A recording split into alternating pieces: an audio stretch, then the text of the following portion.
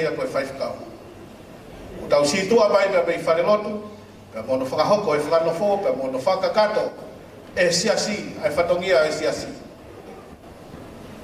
Ko tau wā mai ki he houani, o kia ia e whatongia mauinga e whonua, ai tawa ke whakakato kia ke pueri, kai hoko atu ane whanonga, i he uia e otua ko whai kia teia kau maa hono whamiri.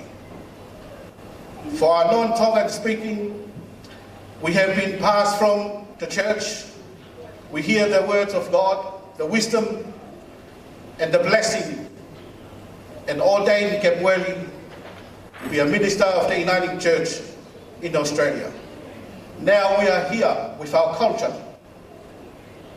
The kapa ceremony is to connect Kepu to our culture so he can take with him on his journey in ministry that is about to begin.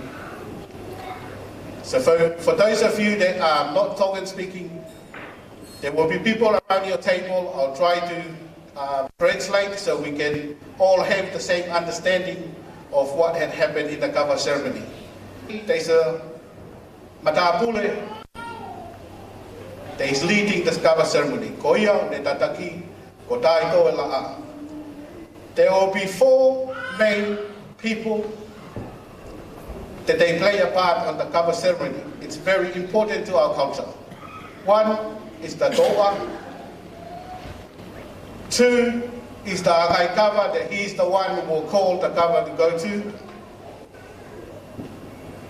3 and 4, there's 2 people from side of the family that will tell a story of appreciation of the family from both sides, from Kepu's father's side and Kepu's mother's side.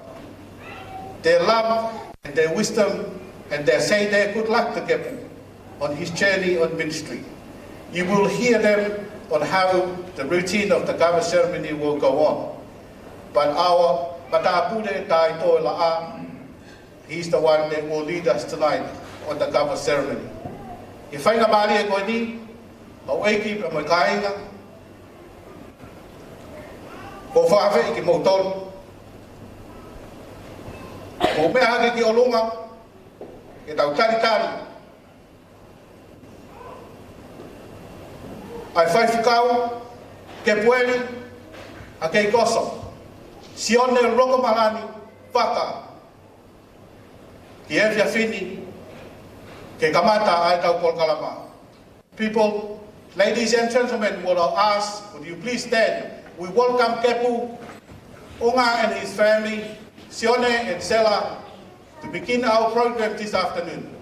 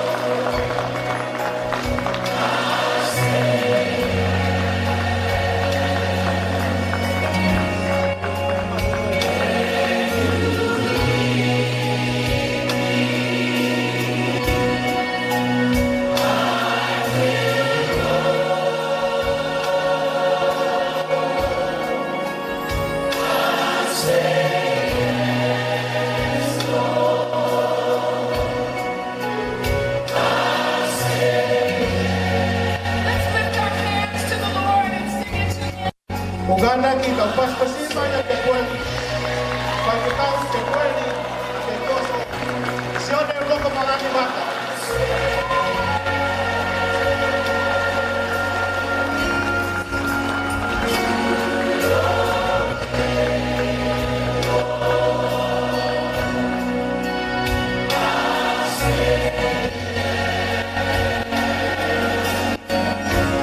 Uganda kome ahimo.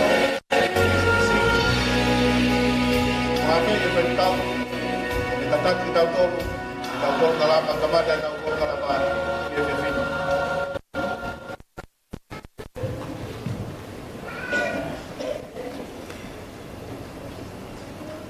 Tapia fio hai tua tai ha mai. kwa fio I ho tau lotolotonga. Tāke whānau e whakamaupuna ho wiki.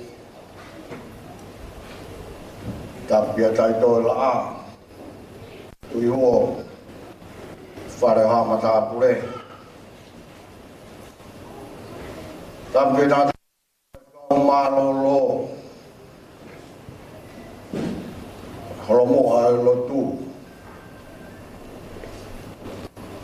Tāpia Fine whaif kau, e ta tak whalau maari tau tolu e a koe.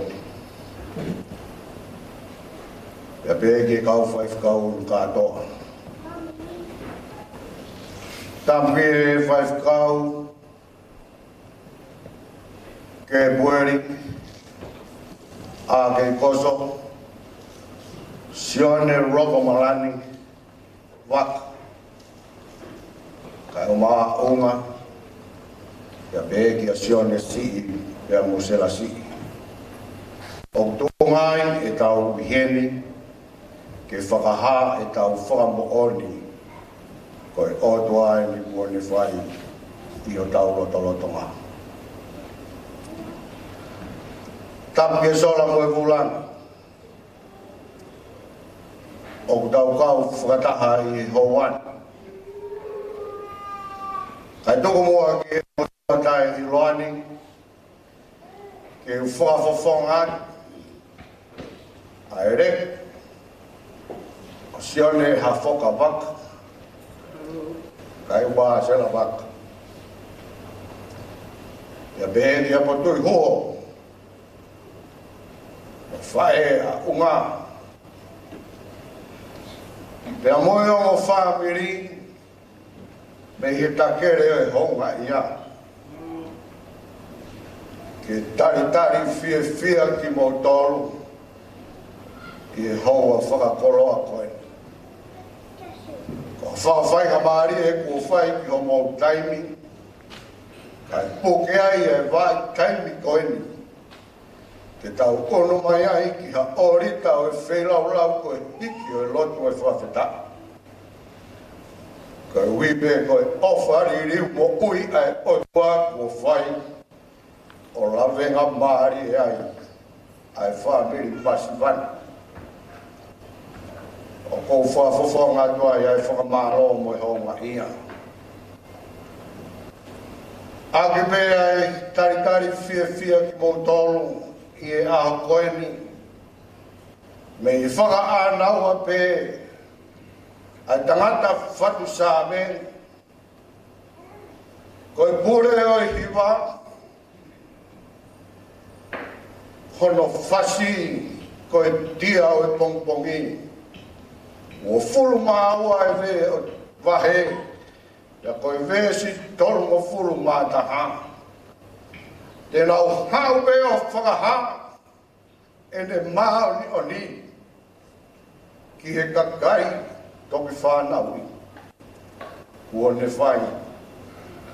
Tau ange peke tau mau ha kātoanga fia, mo ha kātoanga o talai e mao ni o ni whakahotua.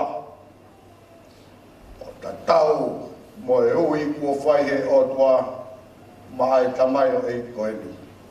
Ke whakaha e ne mao ni o ni, hapoto vetele iai. Ke tau mau ha fia, Wa kātoa ngā kuretai e mao ni o ni whakaotua I huawha tamai pēr moe alo moe la maari mao ni o ni. Pēke tau hiwa pē ki hiwa koeni vēs pē taha. Kau moe tau fia he ahoni. Hiki ai e tau lotu moe tau fuawhetai. Koe toi tapu, koe ka pasa ia ki e tau wholau. Koe toi tapu, koe ka pasa ia o e tau wholau. Koe ia e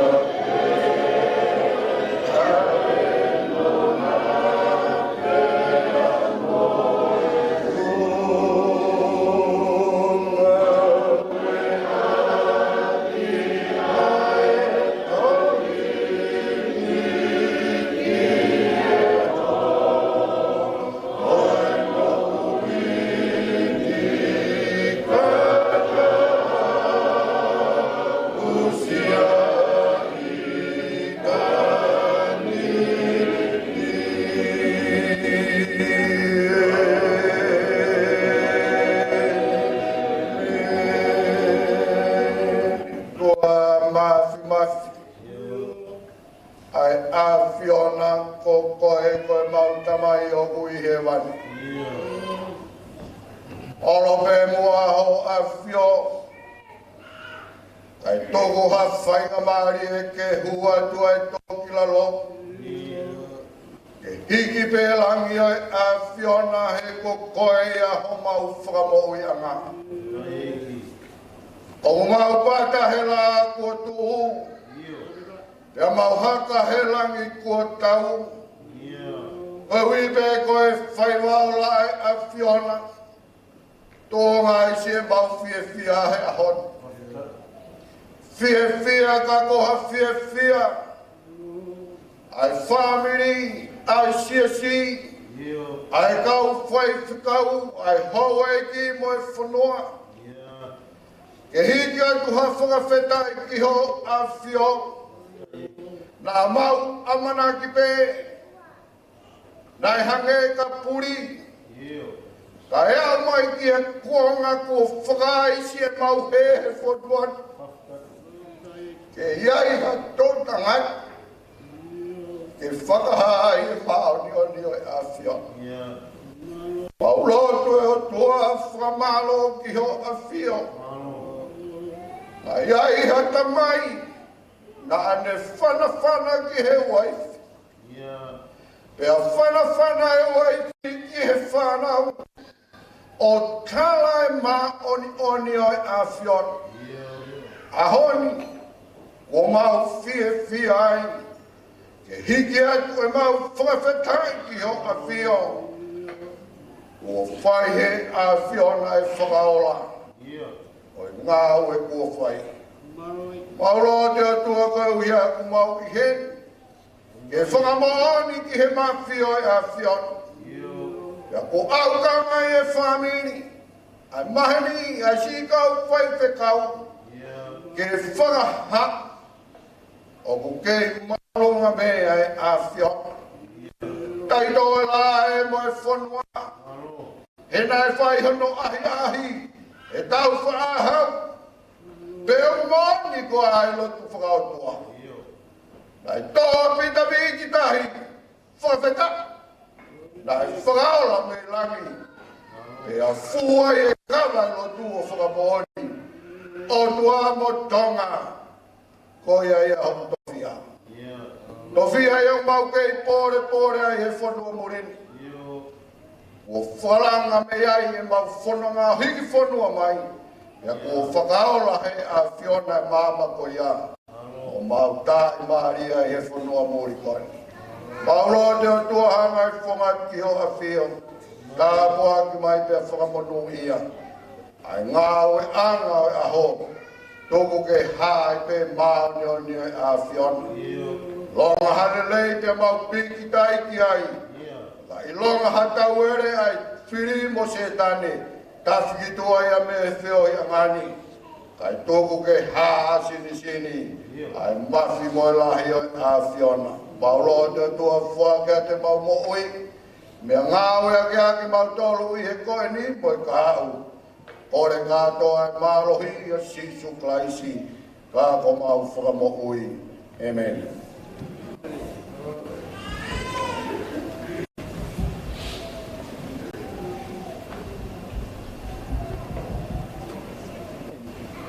Pamalo ke whakau, tau hoko atu e taikini ki he o kalama i kawa, tau whakau ngongo katoa ki he matapu e whatakia e tai toi la.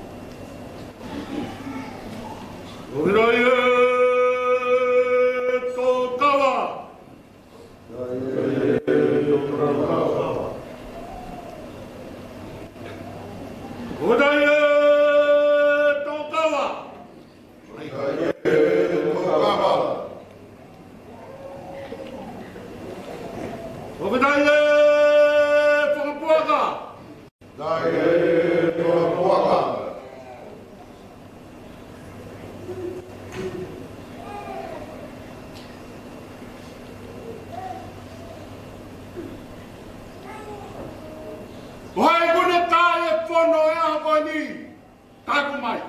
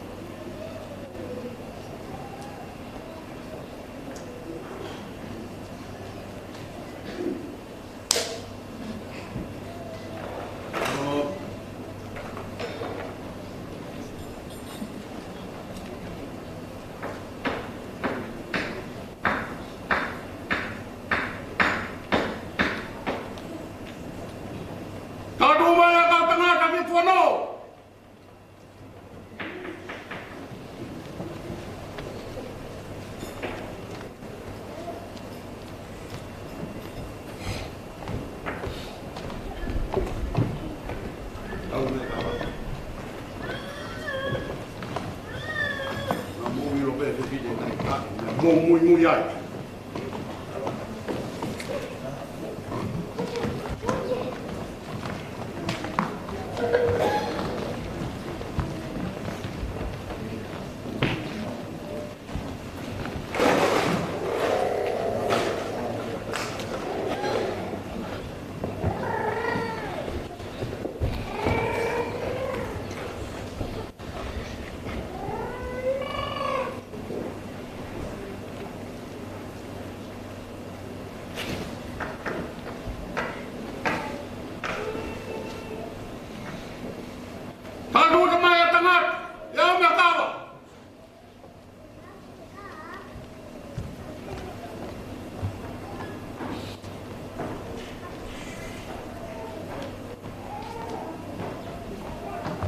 Huwag mai.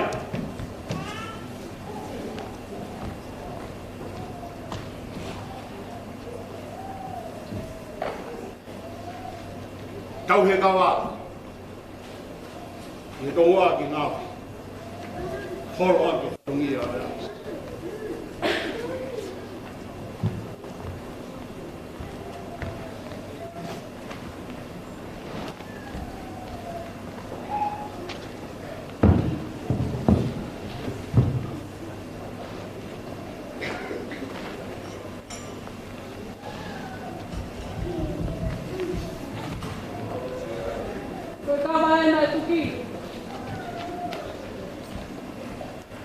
What?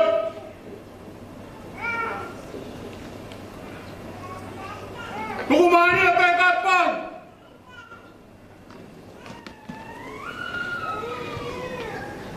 Bang!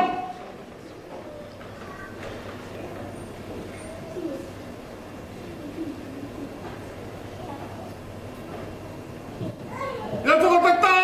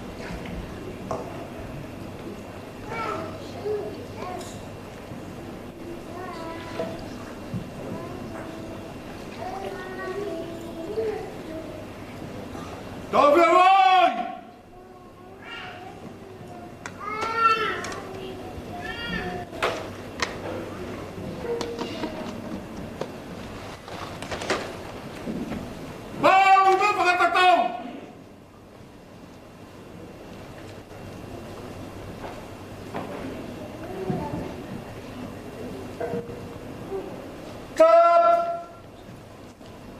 Whakatap! Mea toi tap! Tapu pe moe puni waru! Ola to tatau! Ko e skaina a ufatu pe mahiki ake!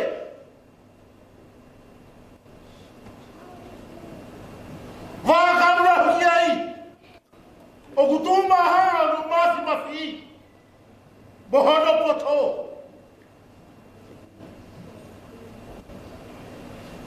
Ai atua e tau kakapā! Ai atua e kinkilua! Ai atua e maani o nia me whau! Pia reo e le tau kakapā!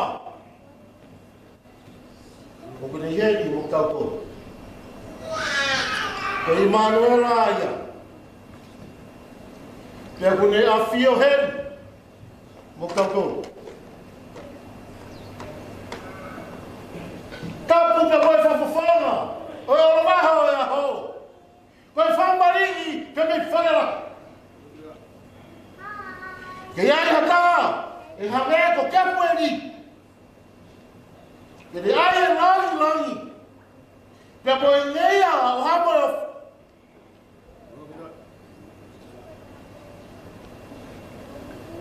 mo ala ako o mafunua. E kuini a tonga.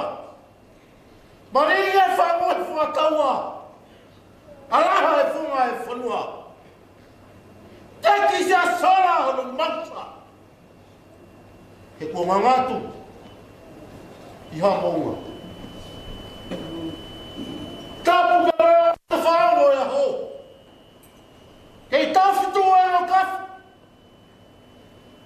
O whaikia e whanau e whanua.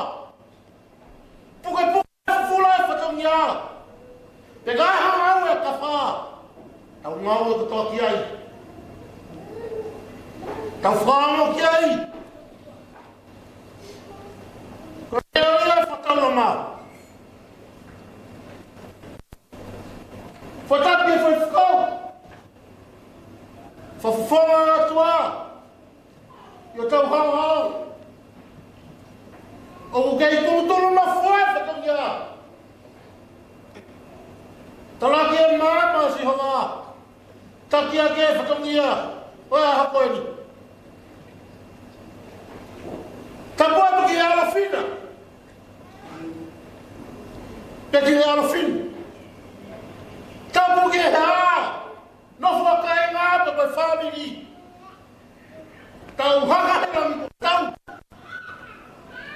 Pia hoko tau au sia. Ngā he tūnga whare. Ngā he poturi ki a kutai whemau mautaki ki ai. E a tau na whō. Tapu mai tau a eiki. Ngā maraka wala whi. Langa me a ho. He waka whi. Whakatu whai. Si whai lau lau. Ku whai e hon. E uhonga. Ki e whanua. Hono whaunga. Hono karenga mo hono maolari. Tukuma ke hufangai. Whawhawhangai a te whanua. E whamalo.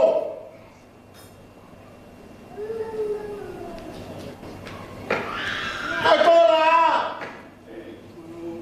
Talolo mai whatangian. Pe mau whangata ia. Ko whangata ia ka ko whangata ia. Nā pehe pe ai hamoke. Ko uai pai. Pe nā whawhiwhi. Hānai.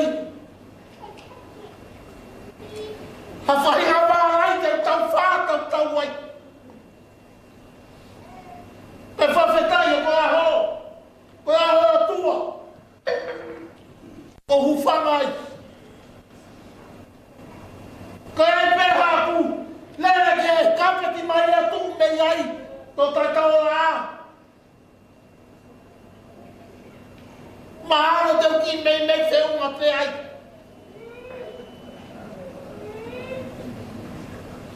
Tomo o purau. O maracola. Ko o fe file e mo problema. Pego que faz tala la kula. Ka ko iari ke hapai e whana tama. Ia le whatantala whanua. Ua kai ngako. Whai ki whamotu. I he taimi a koe. Ko e taimi, ko taitola a. Ko kei puari waka. Nesi ua kai ngako. Tuku mai a eua. Tuku mai a hapai. Toki mauia ki hamaro. Oa ia. A uia. Lolo halai manu. Ako to ane safe. O kuiane putu iwo. O kuiane family. Whanau whamapuna fotu. Ke whakiriki e tama. Na ko o i whiapia. Tāhana ta tau. Ka pai ke uhinga whaki tai tōra a. Ke mo whakakau ki whahinga ngako ko kala noa ki ai. I kai. O kuhinga ia he ko whamatu. Ko e whaitu ia nai mawai le lei ko topi. Ka tau ka pehe. Ko ala pera ki whamatu ko e rea pehe kuke whewhe. Peko tari. Lata wai. Ie mai ko kai. Pega fai haka toa e toa. O fua motu ta whalae. O mahino. Ko e saika hae. Ko e whakafofa ta hae. Ko e piti finue. Pega ke ngata ai. Ta toa a. Lele ko ta pena mau fua motu. Ko e uhinga e rea. Ko e fua motu. Ko e nia. Ko e fua e. Fua pekene le kaha. Pea ku tau lame ai. Ia hon. Ka pau te tau ki afekti hifo. Ke whai a whamaro pe manahai. Ka pu hai te wheka pe mo korofare. Ka tōra a, te lama pe. Hau hau pakara i ngoe. O ami ko toka i ala ko. Na iai e fu. Lose ai. Pea koe tupu anga ia ni toa koe ni. Toka koe ni, toka peia pe mei. Liku. Pea kolosi ki tofu. Pea kuia toka koe ia ko toka i halako. Pea kulo toka ia mau whanga kui.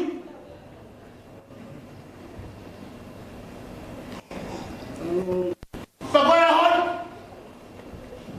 O si kāre au mau. Nau whatama ki ala mohuanga. Tai na whaipa.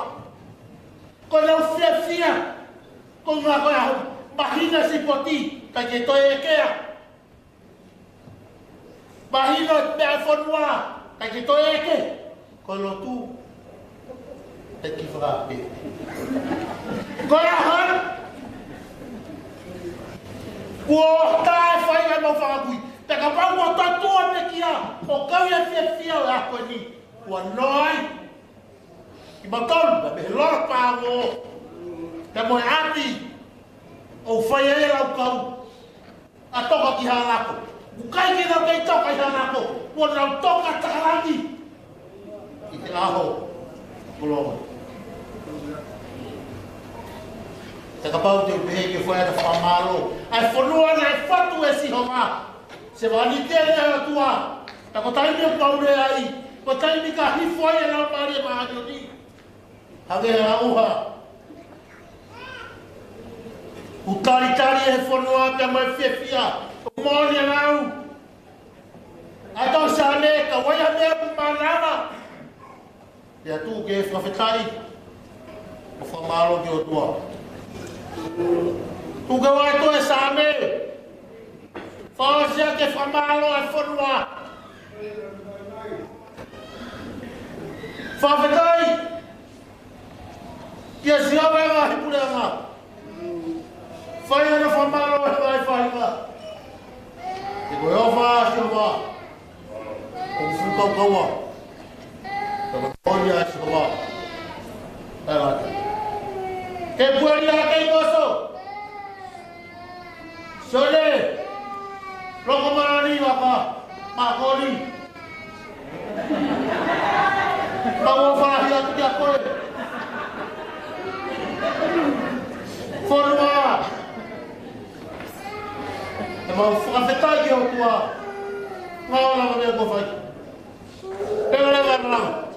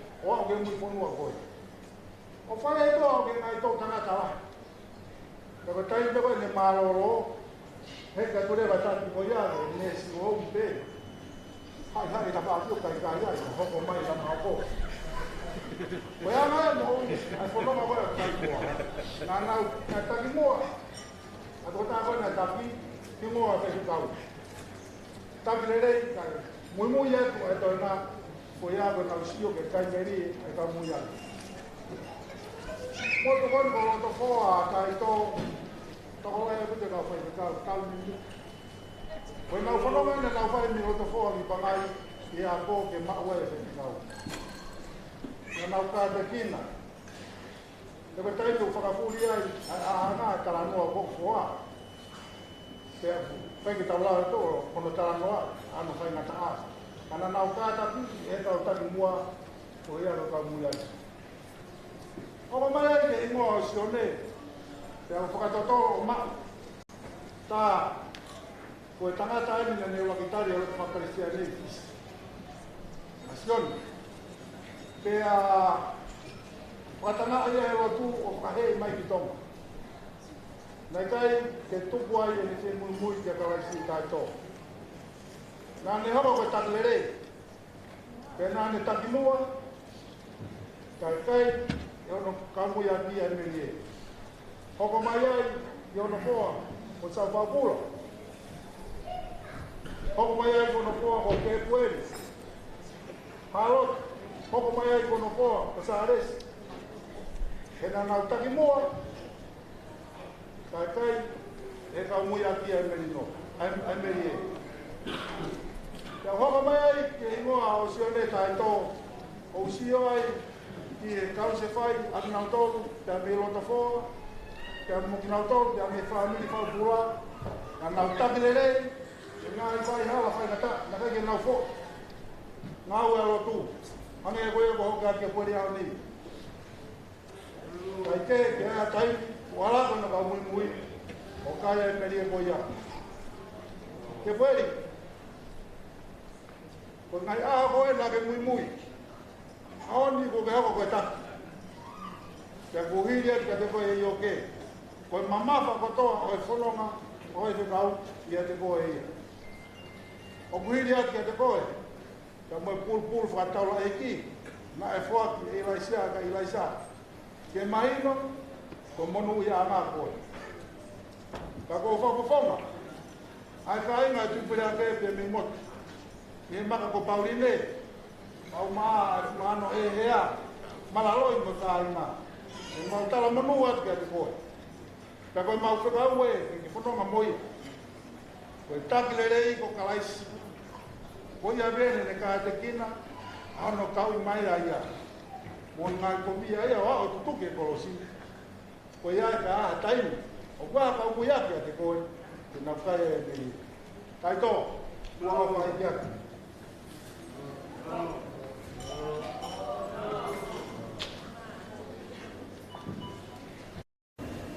Kua maa e kawani. Ona whakatau.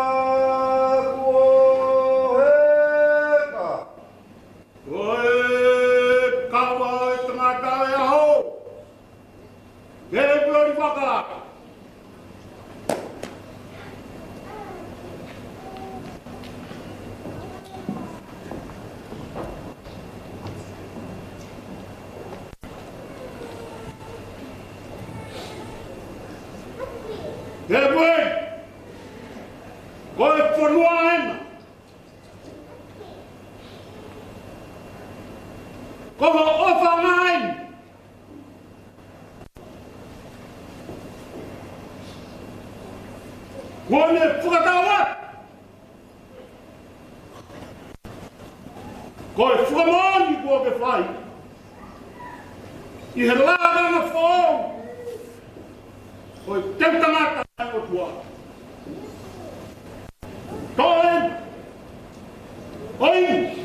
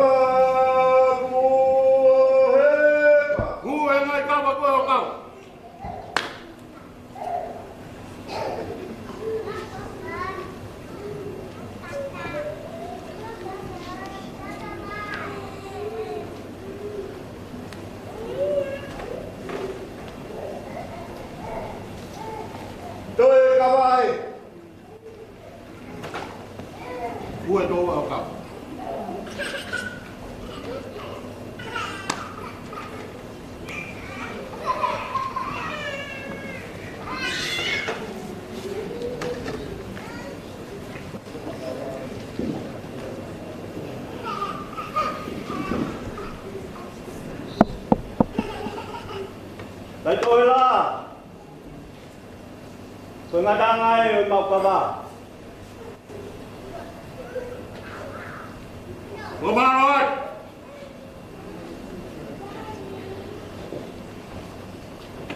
Họ mong nó phơi mai cái phơi lan lan con mau in rồi là và đã buat qualify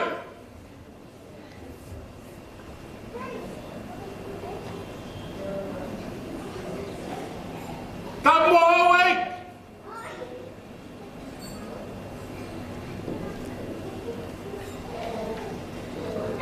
Pada buatmu, ha farunga oi follow.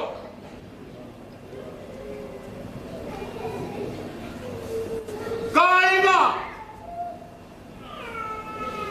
dia mau tahun ketua, gua tahu lalu punya.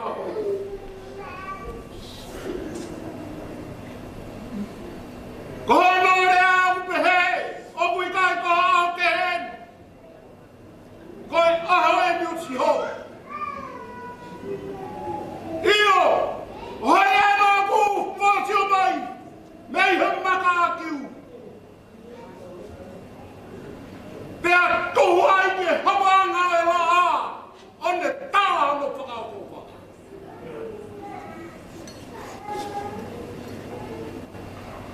Tani ko au pea me he wāhe hea.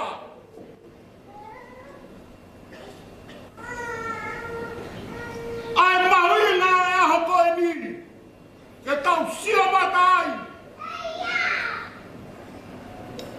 He ngāu e ai eki. Sauke! Hōnoi kai whakawho. Pea hāmasan. Ai whemane ni te oilani.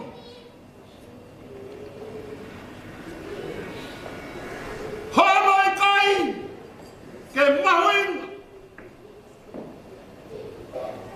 Ai kano ai mahinga e ko.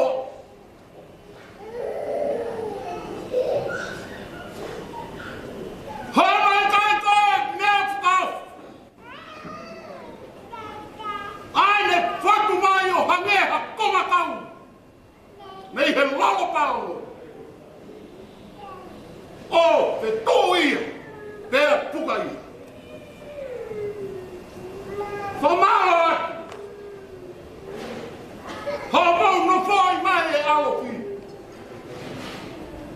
Ko hana tāna pehen. Nai ai pēr ki whanua nai tūi o seni. I kai ka maua tuana maksiwa. Hallelujah. Kua monu ia. Whakata. He nā palo ki sai o pehe. Ori me e ua. Ure anga masias. Maro hino. Ai whanua. Ke mweni. Tuku keu whola atu e mape koe ni nai kamata. Ki sai o. Nai ahi a me ho whakui. Ai tai sau te no tu mot.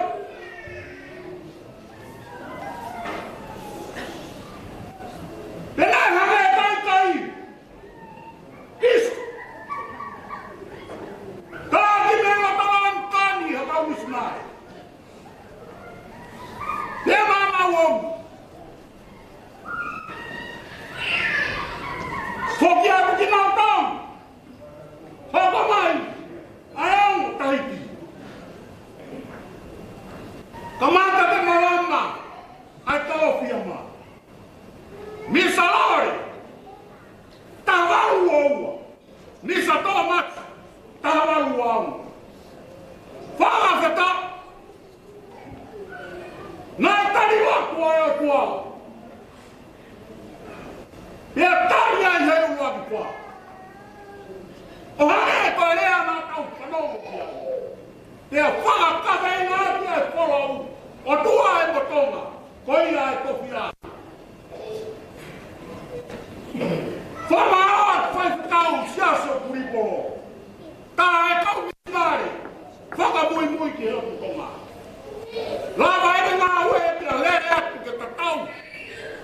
ia tupau hono wha.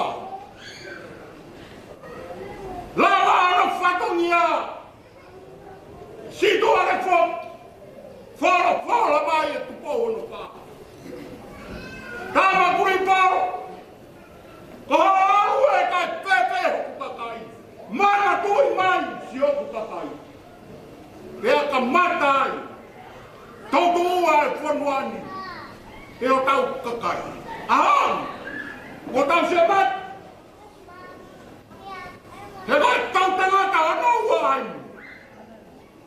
Ke mana ia whala. Nā nau o angia. Whamaro ai.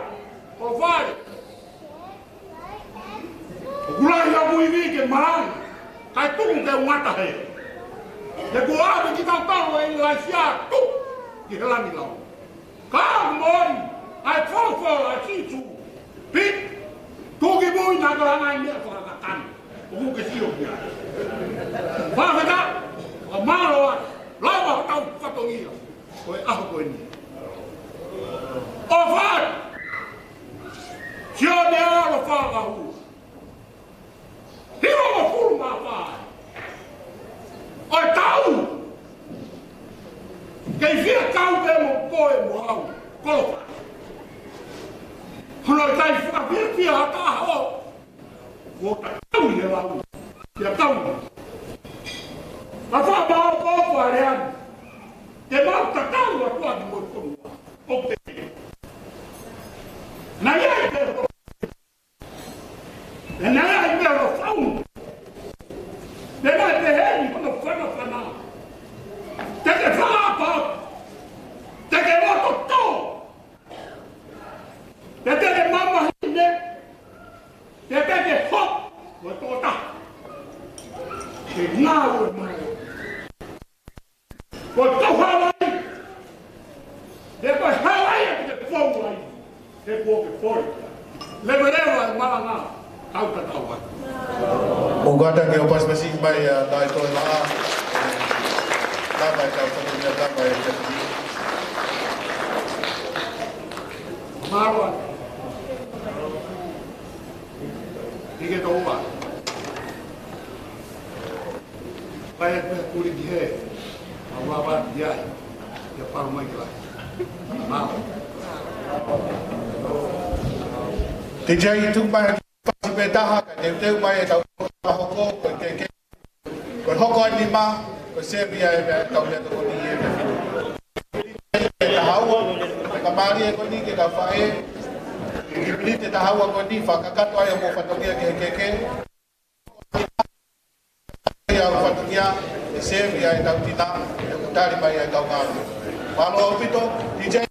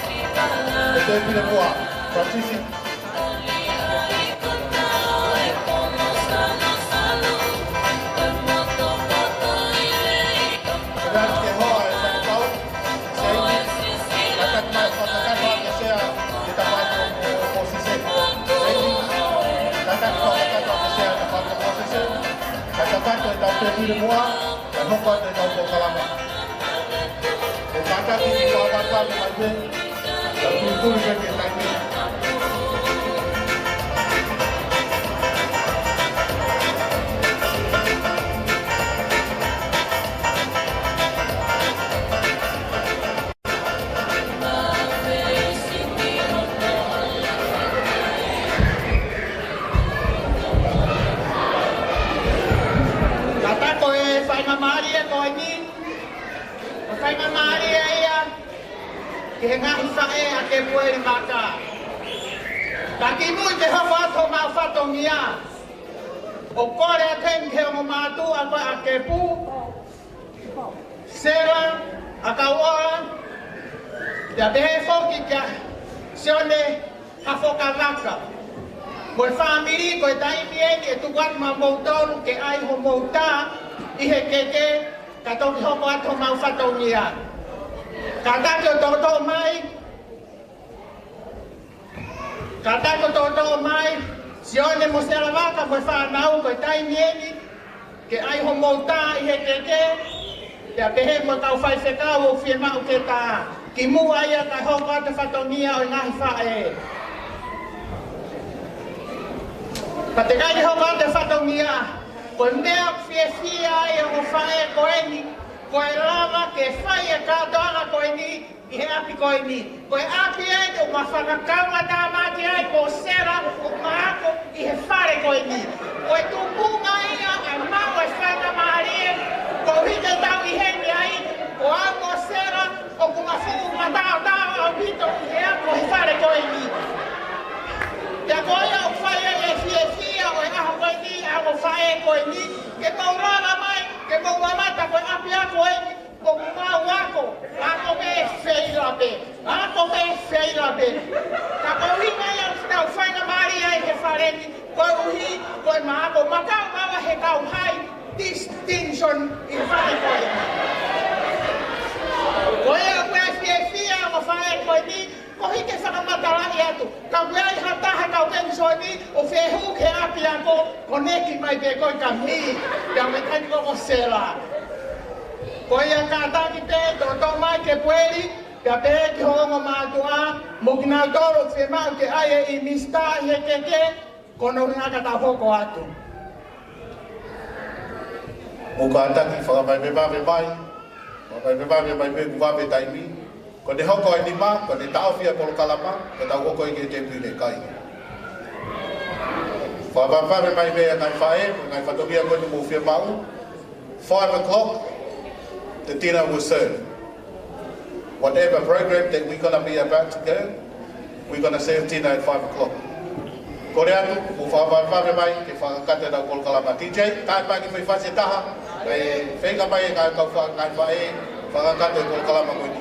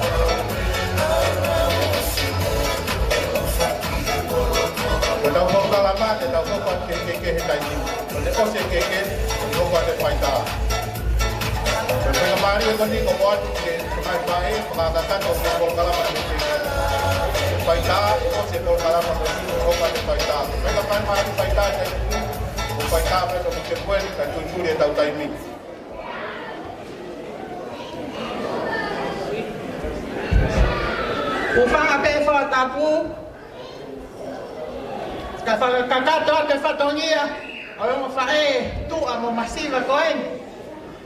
Ti mui ke whae whatongia, o kouloto peke o atu haki pui pui tua. O whae ko au, o whae kon kosela. Kosela, kone kui, kon motua, o nafe tawai a kauola, kau tau te hina koe, a kauola koe, me otu motu lalo, koe malere mai mosela me iai. Te hanga tangata koe ni o whai mai ne hiki, whanua whau, ke whai one, o takai whara ai, ke kau paparangi, ke ano he ai. Takai whara ai, ke kau Germany today o ahu koe. Te koe anga whoke takai whara, ko sine mātua whewhine, o pō takai whara, ko motua ne makui hau e takai whara, ke ano he ai. Te pūri a me ane he o tu motu laro, tā ko ako eni, kono moko puna eni ko ke koe waka.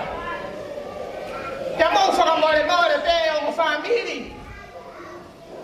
Ka mau, he kai ke mau ha mau mea, me he ngahi whae koe ni. Ko mea ko o atu ai homa pui pui tua. Ko homa ngata anga, whai mai ai e tuk wholau, hiki mai ai whae koe ni, whai kum whanua whou ki Australian. Te hau ai e tangata me hostea o takai whara mai. Ki au, o mau ai tahine kon ko sera ko whae ia ke mueri maka. Mu wha mole pe, e homo pea, si one ia ki a nafe talai. Takai whara nafe ki he. Ano hea, ka takai whara maso ne maka ia, ki tahine kon ko sera. Isa e ngalo a whe, o mu tangata. Ko tupu anga ia mana whae. So ne maka. Kaya e hawhatongia, ka e whekunga he ahu kwa ni. Mo hanga wha more ian ko mea mo atua e mapui pui tua. Ko hi ko takai whara, ko mea pe ulo ia ki maua. Whamanora te ke familia i ki o sione. Ka tuku pe mua ke whae mau whakamuna, he koe whakamotu pe. Mo ani pe rea kou taka, e o tuha pai. Ha whewa tawa ki kotu, ko mau maari e whakamotu.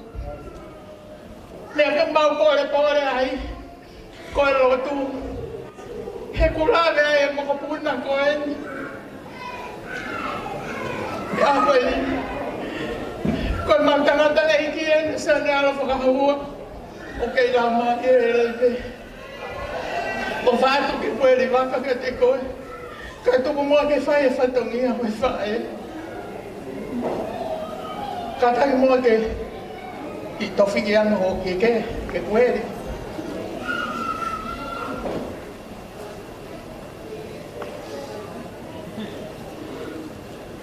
Ka taki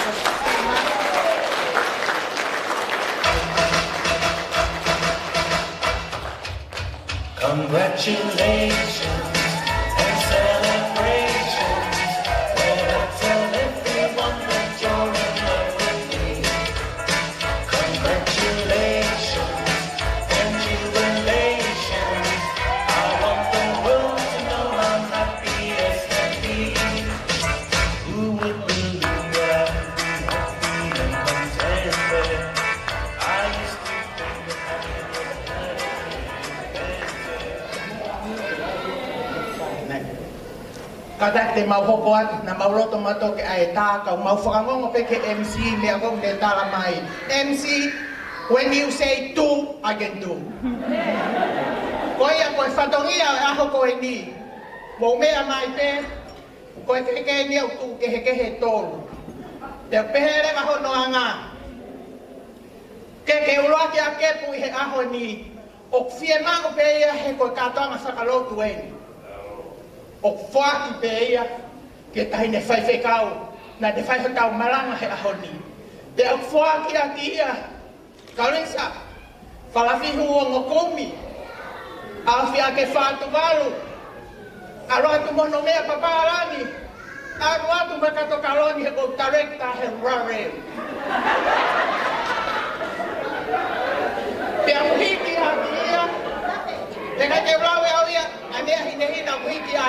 Na ke toi anu e ki na fua lula ya. O fena o meia. Oi. O fena o meia te tata ko mea hina ke tata no la hi he fua e ki na.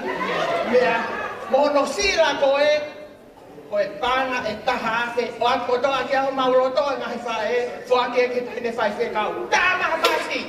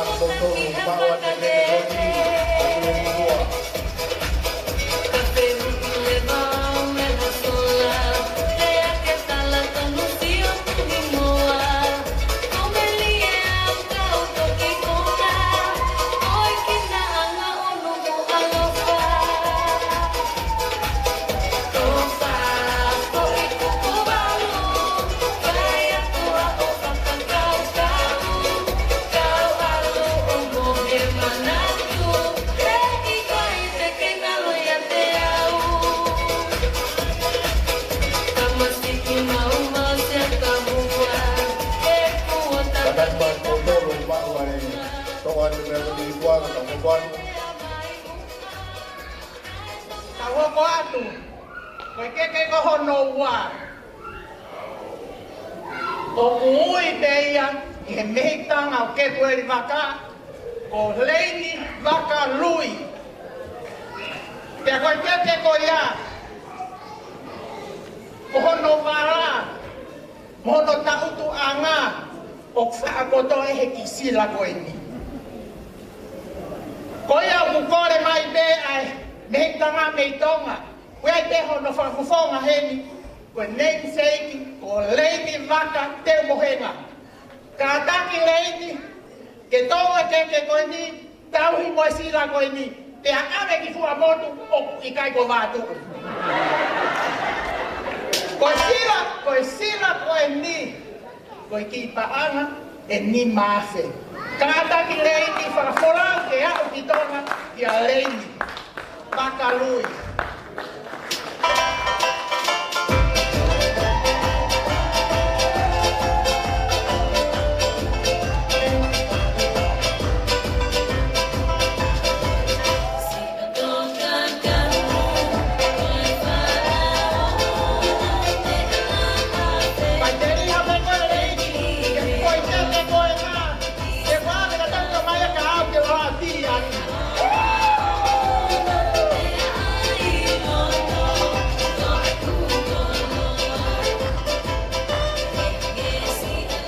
Koe keke whakaosi I rewa, koe keke ia, a koe, mo au, tu au whaatu. Mukana ka paspasi mai a whae, ka mono ngai whatokia I e whiawhiti. Te tau tuituri a toi pei te polo kalama, o kore ki e whaifkau, a Moses tauwha, te kātaki mai o whai ai lotu, tāpaki e tau mea tokoti, ka tau hoko a toi pei ki e sevi e tau tina I e whiawhiti.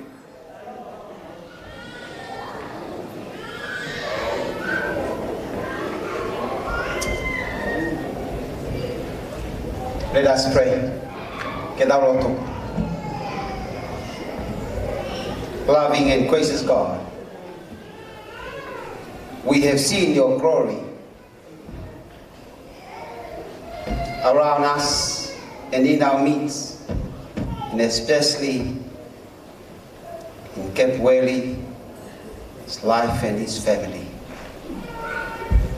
Tua mauhanga ke a Fiona, mau whawhitai o mau mātā o langilangi, ho mau hao ngahi a honi. Ngā oe ko ke whai, ho tamai o eki mo e tari ko au, hoko ko sevaniti, whai whatongi ai a Fiona. Si ke pueri, ko mau ngatea mo ki family, mau whawhitai atu e o tua. Whamalo atu ko ngahi, koloa fola ko dobe, wa fo mai, Hai ni fai kau kamai ngahi malanga maloto ya hon. Ki ai ho mau mari. Mo fa feta ia ke avion. Toa e mau hanga ke de koe. Ko feta ia ke fonua ba mo sesi. Ka toa nga koe ni. Hoko mai ke whakakato. Mea toko ni koe ni. Mau hanga ke hea Fiona whai tāpu kina mai. Tāpu kina mai mea toko ni amnak ke mau inasi ai. Ilo ai aho eiki. Ilo ai whahu. Hani 5 kau ka mas kau 5 kau. Mau kato heni. Ko doge mau ivia. Fakakato aki aho fina ngalo. Ke lang ia ibe. Au mua ai fatahani. Ya sisu Christ como forma oi. Amen. Whamalong whewkau he whai e tau motu. Our dinner will be served. The front table will be served, and the rest will be buffet. Ko ianga e te anga e te whanonga e tau buffet, te tau alo whakate pile pe, mo alo ki mui e ta whakato matau, o ta kai mai ai e ta whakato he pa. Ko kore atu ki e tau mui pe kia, DJ ta mai pe tau whasi, whaika maari e ko ni, around your table o mo te pile, po tala noa atu mo ka kai kona i o mo ngahi te pile. Fuoloa o mo whepuri ngaki, o ko dano atuai te tau whenga pe i he hawe hoa ke sevi e tau tina i he whiawhini. Te tau kamata me he te pide whikaula ki mo whikaua i he whahai ko ni tu te pide e ua e alu i whetain me taha. So table number 1 and number 2, would you please take the honor and take your food, serve your food from the buffet please.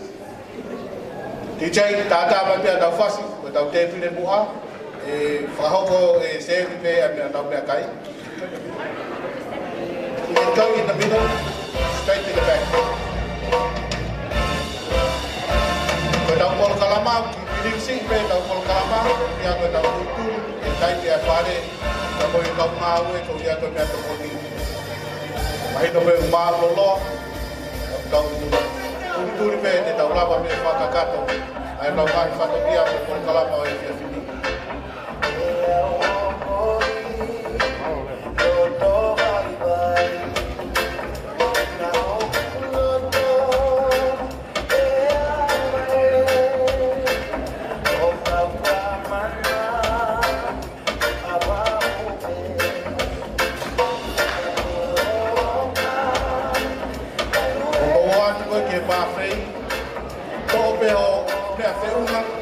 Foki mai, o se pakitoi foki atu.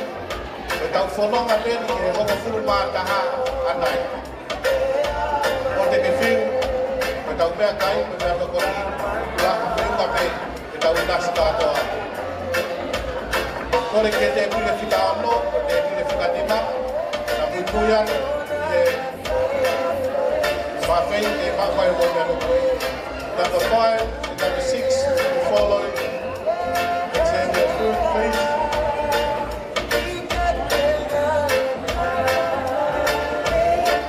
Koe whaika maari e koe ni, ki aia e polo kalama, koe polo kalama whaita.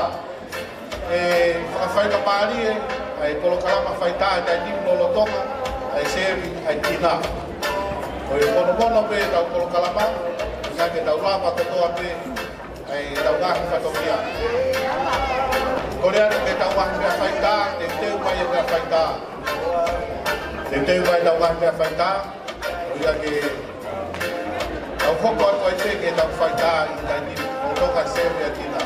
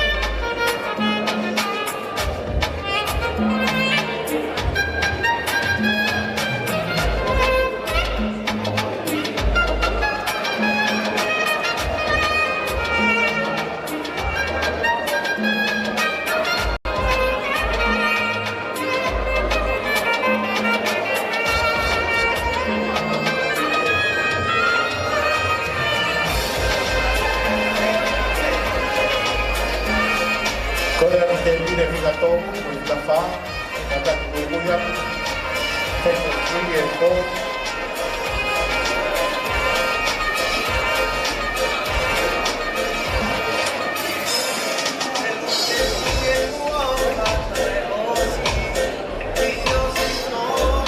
Ka taki ko kore atu ka te kōtongu, e ka mui mui pe mua ke hukuni ai whare. O wa te whai atu ta kai hono, o tuku mea te pire, ke serve ai tina. O ka taki o malumi ko ai tau toko i tau whare. Te ka nau tu ko Milano, kore atu te ngai mātua o whanau, o tuke atu te tau whanau.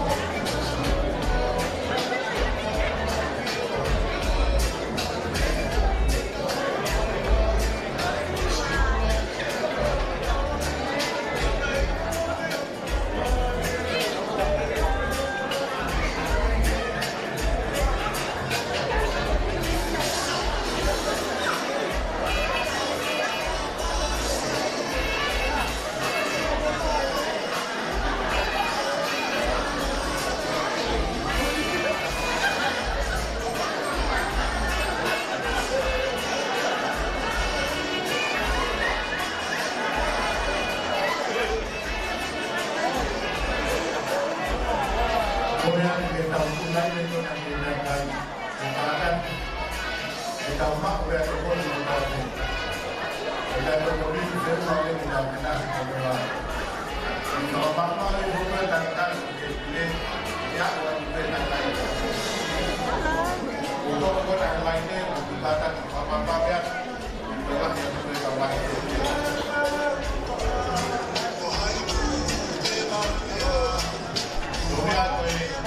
Tapi ada lain ni, orang ada yang sendiri dalam kita buat dia pengalaman untuk macam kita kita untuk berkopi.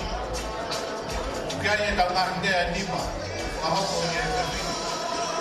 Boleh awak ni, boleh ayam berfami tamai macam. Boleh awak ni, boleh ayam berfami tamai yang kedua sebab Korea yang paling mahal yang ini, orang ramai mengumumkan komodi.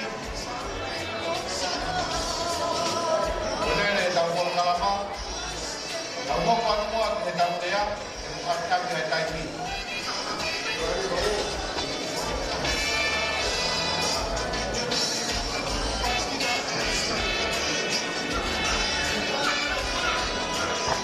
Kaya tahu dia ini pun. Boleh kita bagi, boleh ayam family tamai yang temporary, family tamai yang semula. Boleh orang luar, boleh ayam family tamai yang selah.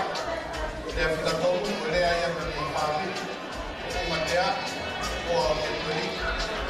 Boleh orang faham, boleh ayam family pakai asyik. Kita boleh Farsi, boleh ayam family pakai Sela, boleh ada motor, aku buat sebagai idea ini. Kalau kita ada ini, kita buat, kadang kita pilih tahu uang, kita bantu tahu, kita bantu uang, buku yang kita baca, kita baca ini. Boleh kita tahu dia, kadang tahu sampai. Tapi apa ini jadi apa bikin? Apa tadi saya jawab dia? According to our program this evening, we have 5 speech. Now ask the next 5 minutes. Those of you that are participate on the speech, make your way up to the front where I am, so we can continue on. Pertama, kita Hai kata yang tinggi hati yang manusia. Sama dia, hai kata yang tinggi, ini tahu dia.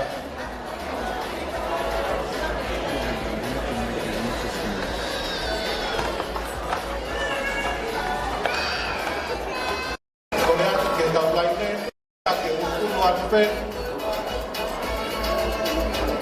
Oh, ada kota ano yang lainnya. Untuk unuan tu, kita membuat orang yang terkoni, kita lah yang tuai tahu kain ah, tempat orang terkoni yang di sini.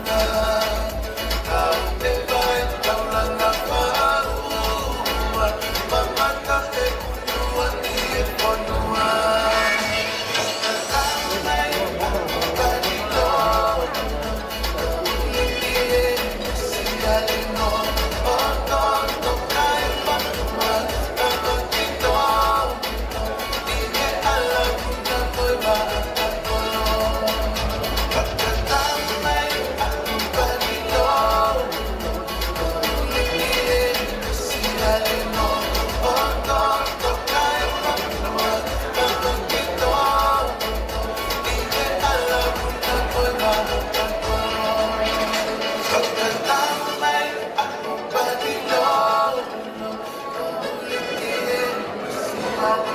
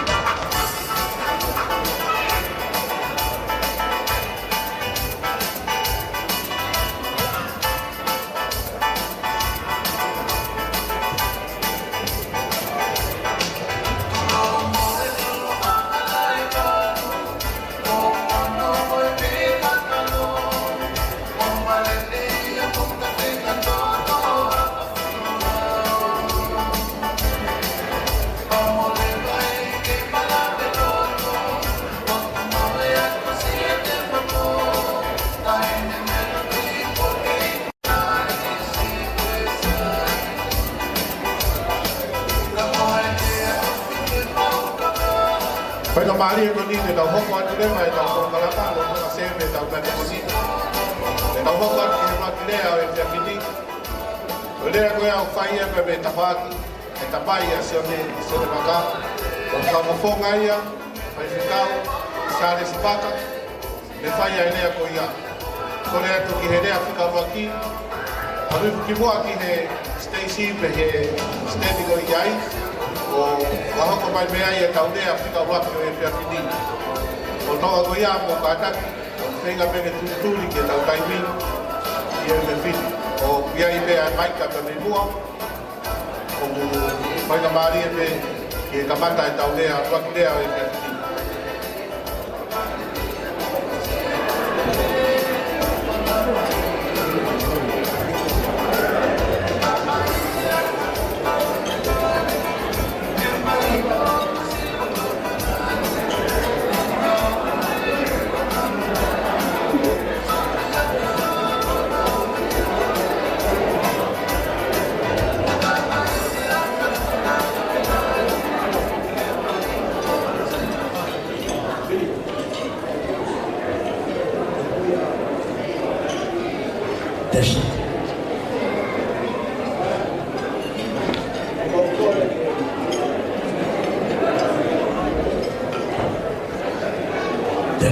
O kokore ke hufanga i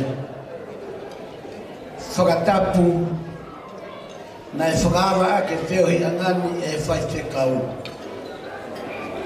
E kai ki toi whakatapu ko hi he o kou lawepe o ku api ai taimi. O whakatatau ki he set polkalama hangi e koi aku o whakahoko mai pe a me e MC. Ko e o kau en he lea whaingataa ke tu o whakaawa ai lea ko e lea ai family tamai. He koe katoanga kotoa pe e whakaawa ia he tamai. Kai ke? O ko manatu au ki he ki hapa fila. Ne e mea mai e ki Palestiniya awa tota amna kawea. Te whanau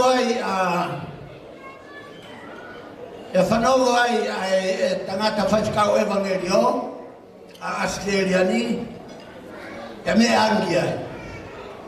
Pake ne mea angi ki ai pia kuo kai ke mau e polo kalama.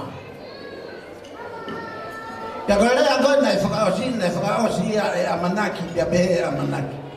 Mou ka ataki pe. He ku tau i he whanua mori. Pia neo ngau kia i ho tau ulu o e whamili. Ka ku tau mea o pure ulu, o pure kia. Ka behe he kia ia ke ua hanga ki he. He kai hanga ia kia.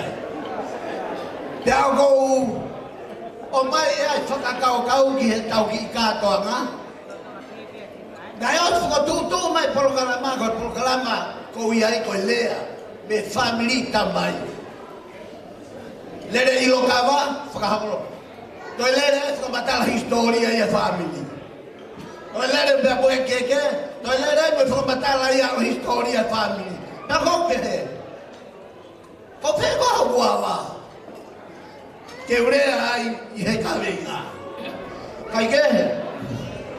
Ko tu ke whakawhanga a sione ha whoka waka.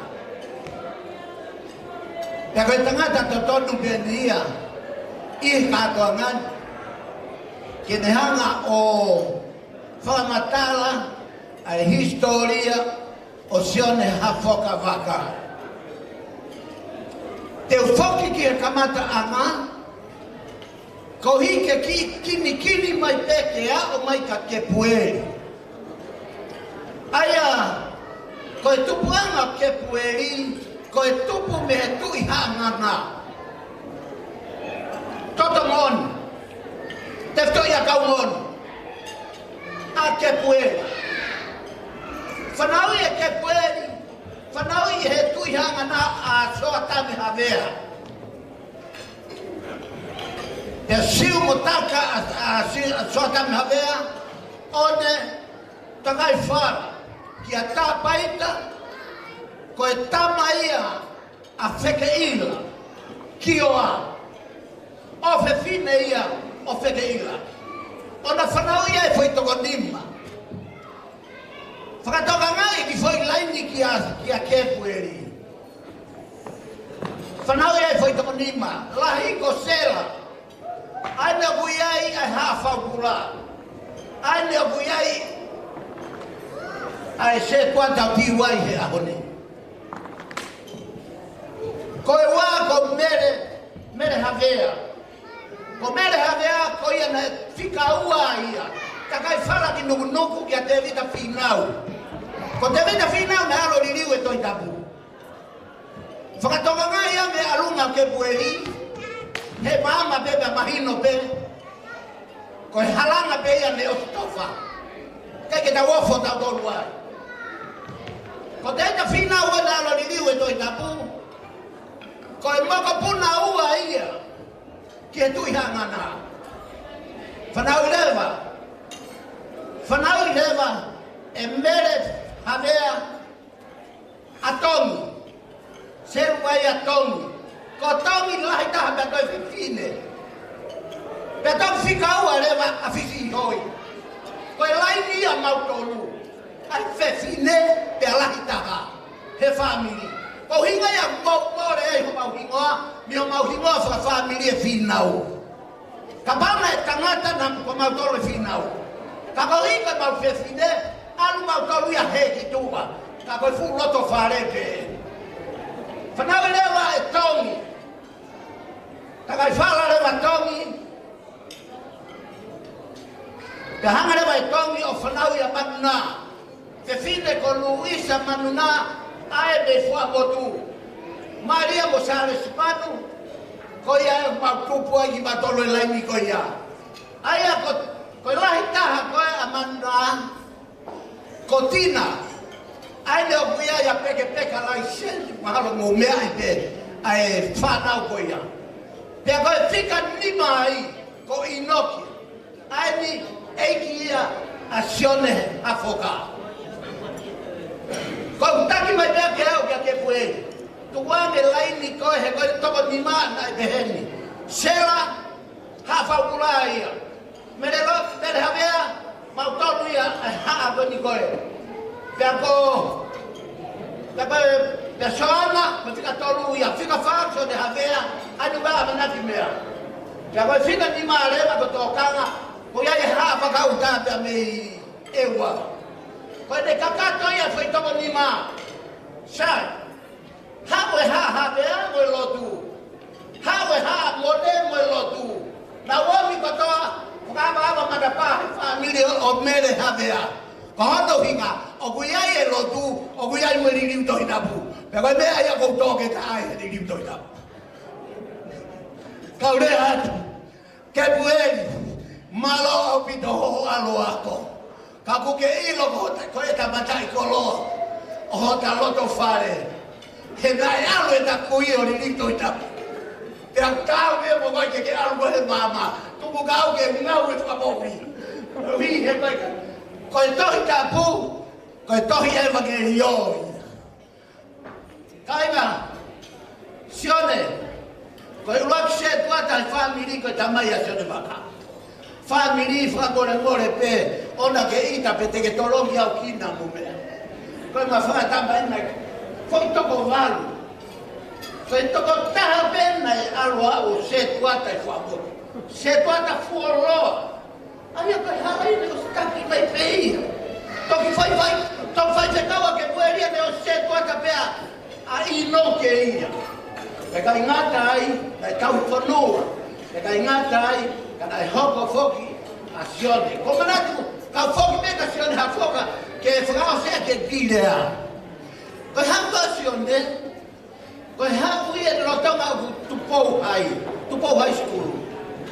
Te ko ia whaki nai kau he kau aru holo koe, pesa koe mai pasio, ave holo kau whalau e lewa.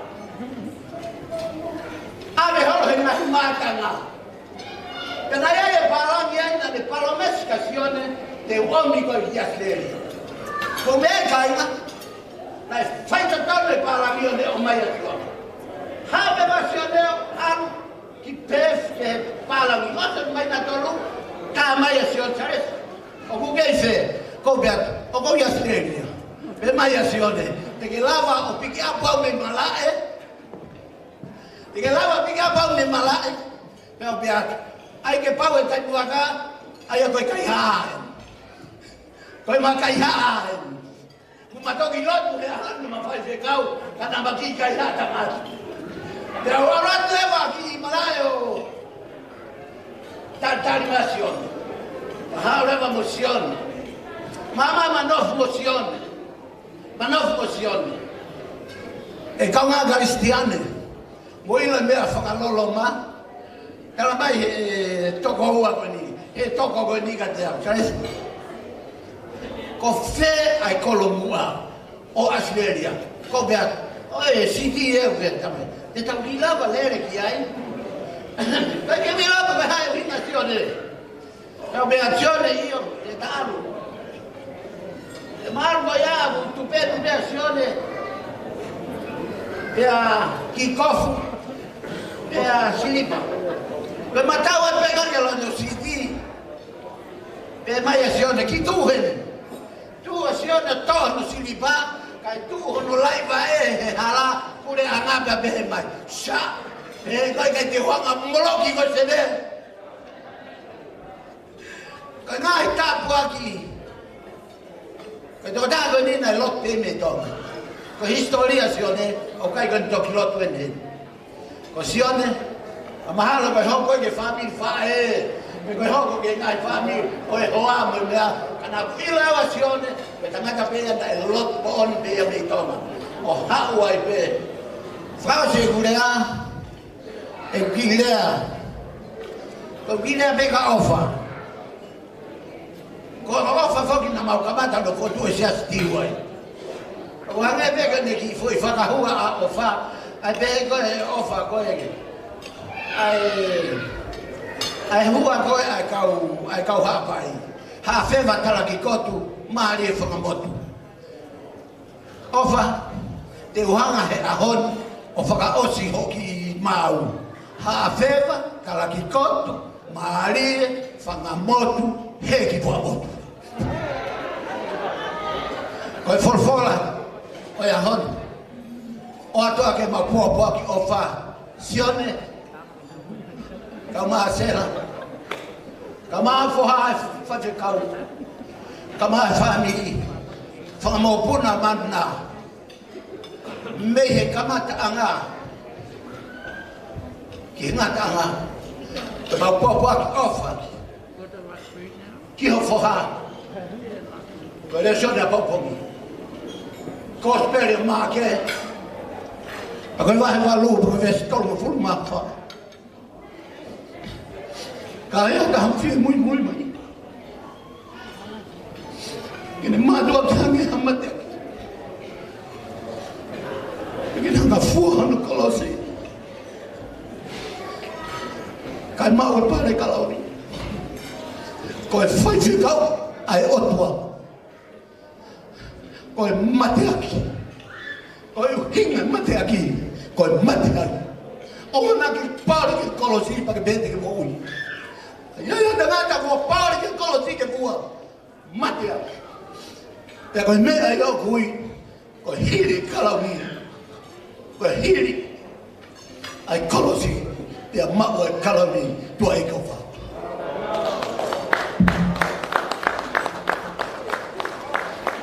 Whamalo ke whaiwhikau Sares Waka, mo lea whafonga pa me whamiri tabai a Sione Waka, ai lea uaki o e whiawhini. TJ, tuk mai tau whasi, tau teu wai pe ke hoko mai po tau lea whikaua, ko lea ia pa me whamiri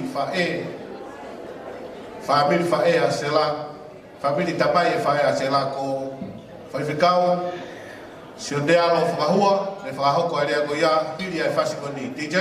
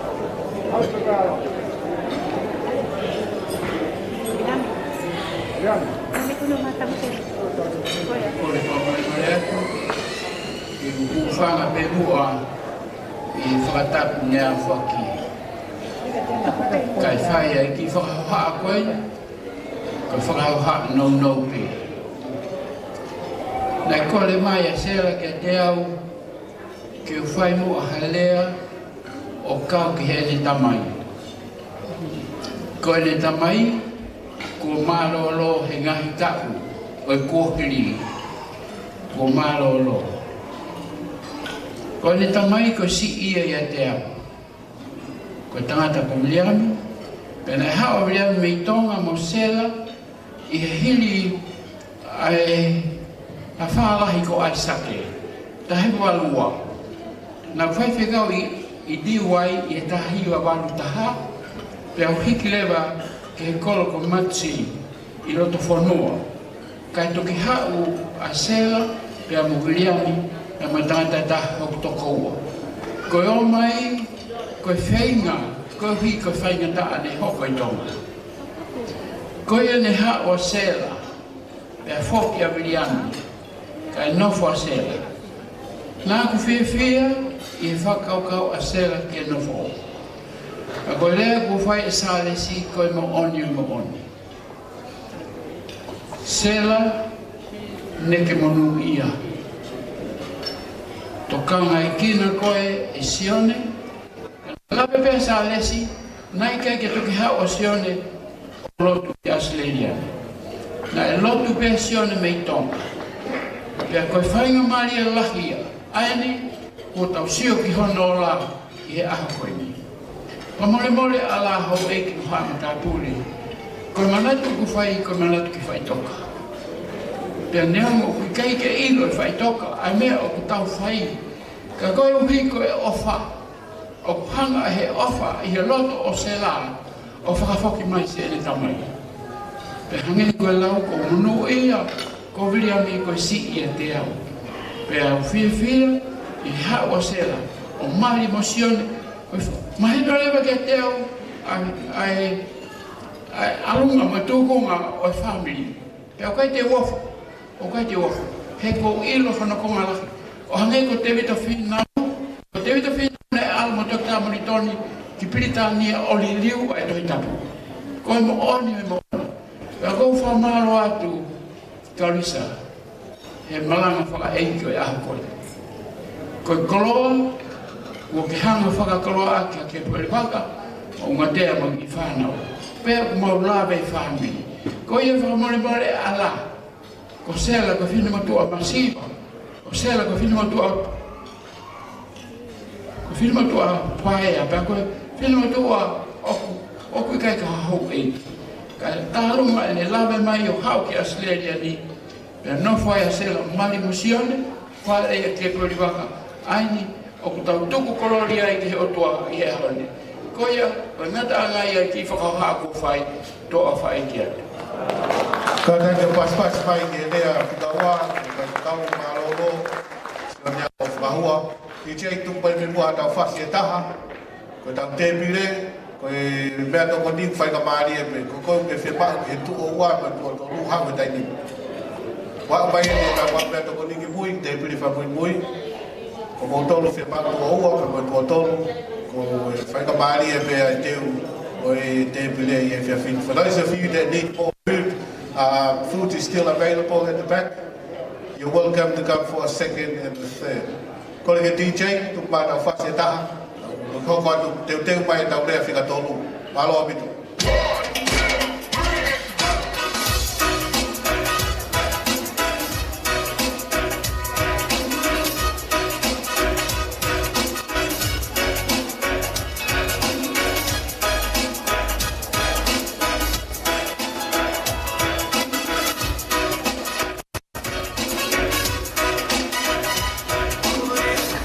DJ Press Guy.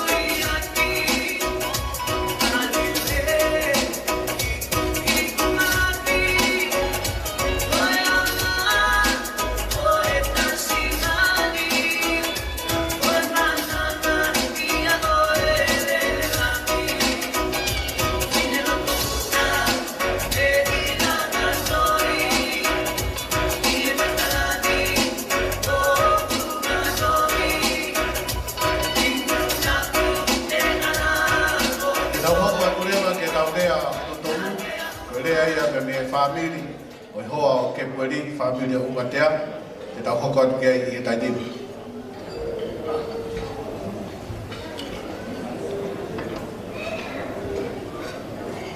Tulo,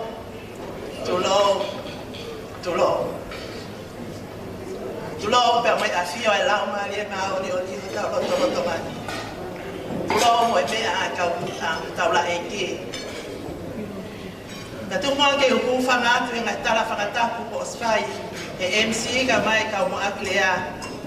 Kau tu mua ke u whangafofonga ai whamiri o Umatea mako ni baka i he hoa koe ni. Nā whaiwhai ko e kea a hoku alunga pa ko kore whakamole mole atu. Kua pule ai tō vitiria o i kai lava mai ai at nau tō tonu. Nai tō tonu ki nau whai ai lea koe ni. Ta moni pēa e tala e tau lea tōnga. Kua kite noa ke hea a tonga na fie wholaua ka kite noa ai a eua. Kau whakahopa te mua au. Kau hingo hako si unipa fifita. Lahi e kwhae ka si asione ka ana a Umatea. My mom is older than Umatea's father, Sione Barotu. And it's not me who's supposed to represent the family, but due to COVID, I count my blessing. Koe ngahi lea e kua whai. Pea no whai o whakakaukau pe koe haha aku te whai. Koe tuu koe whakafofonga hoku ki te hina. Pea tupe mua ke atu pe. A ki whakakaukau koe nina a aonga pe i hao whangani. Koe kukawe ngā o pehe mai. Whatu tama ki manawa. Ka mata pe ai whatu tama ai whae ke ene tama. I he mahino ki ai ko iai e fua i hono manawa. O kune nofo pe o kuno kuna aho mo e pō. Ka ai halelei o whakaamu ki ai. Hoko ia ko ha fo i whiunu. Whai aki ene whatu ki he ene tama. Ka lotu o kune kole ki he eiki ke pehe mai si ene tama. Koe kamata ia ene whatu ai mo ui ene tama ki hono manawa. Mahina e hiva ene whatu ai mo ui ene tama kai oua kone hoko mai ki mamani. Hoko atu hono lala ngā. Taimia e toki kauai ai tamai, kauai ai whai whekau, kauai ai whai kau whailautohi whakasāpate, kauai ai se tuata, siasi moi ātakai, kai pehe foki he whamiri hono kotoa. Ai oko atu hangahi whiunu, ke whakamau ake ai hala whakamau whatu a ine tama. Ke hoko atu hono lalanga ai mo ui a ke pueri waka. Hange koe nai ai apostolo ki Filipai. Koe ngahi whiunu maho inga taha pe eni, nai whai ake. A ngahi whiunu hono tanumake mo ui a ke pueri. Ilonga ai ngahi mea o ku mooni, ilonga ai ngahi mea o ku tau, ilonga ai ngahi mea o ku totonu, ilonga ngahi mea o ku maa, ilonga ngahi mea o ku whakaofo-ofa, ilonga ngahi mea o ku ongo lelei, iyo ka iaiha urunganga lelei, pia ka aiha mea o ku whakamalo ia, koe ngahi mea ia ke mautokanga ki ai. Koe ngahi whiunu ia, kua utui, na mo lalanga aki ai mo ui a ke pueri. A honi, kua fofola ho omo ngā we Sione Mosela. Kua fofola i ngā aue ai whamiri. Kua fofola ai ngā aue ai kāinga. Fofola i ngā aue ai siasi. Iyo kua fofola i tau ngā aue. Tau tataha ilo pe e ne fo i whiunu. Na i whakatuu pe na i whewhe. Ko hā sino ai sino i lalanga na tau whai. Mo oni e lea papata pe ka na i lalanga. He koe aho o i kuna, Koe aho ia o e maalari. He kua fofola e whala, kai whai e tālanga ai ngahi kupu whekau aki. He na e whatu, pia whohua ai, o whai hono palapala i he kariloa, na koe wholofola ai eiki. Ahoni, sione sela mo ke pueri, koe maulea, whawhetai ngā ue. Luwa atu e mau ngā ue ke polata aki ai ngā ue ai eiki ke pueri.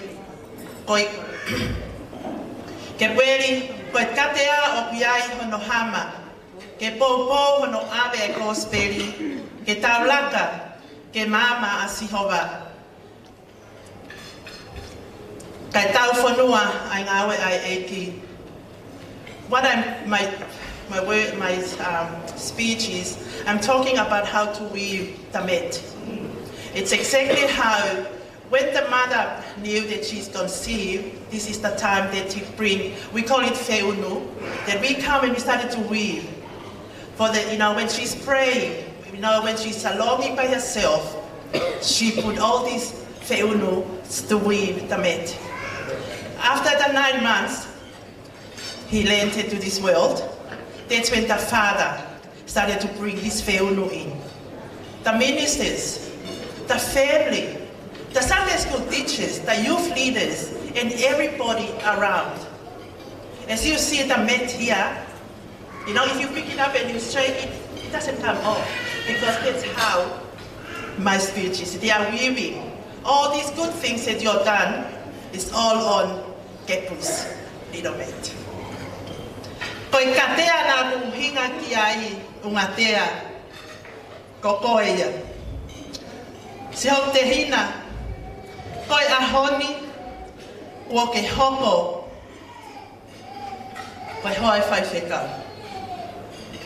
Koe ahoni ungatea he kai ke toi loto ke sioku ke laka ke mua mua ia ke pueri.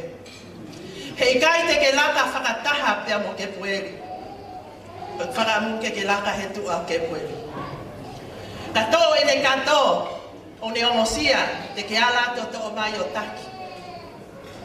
Ka ka mo whanonga ato kune mokosia ke to atu hono ko te o whakakofu aki. Paka iai ha mo whanonga kua hongoi e ke pueri kua ne mongosia.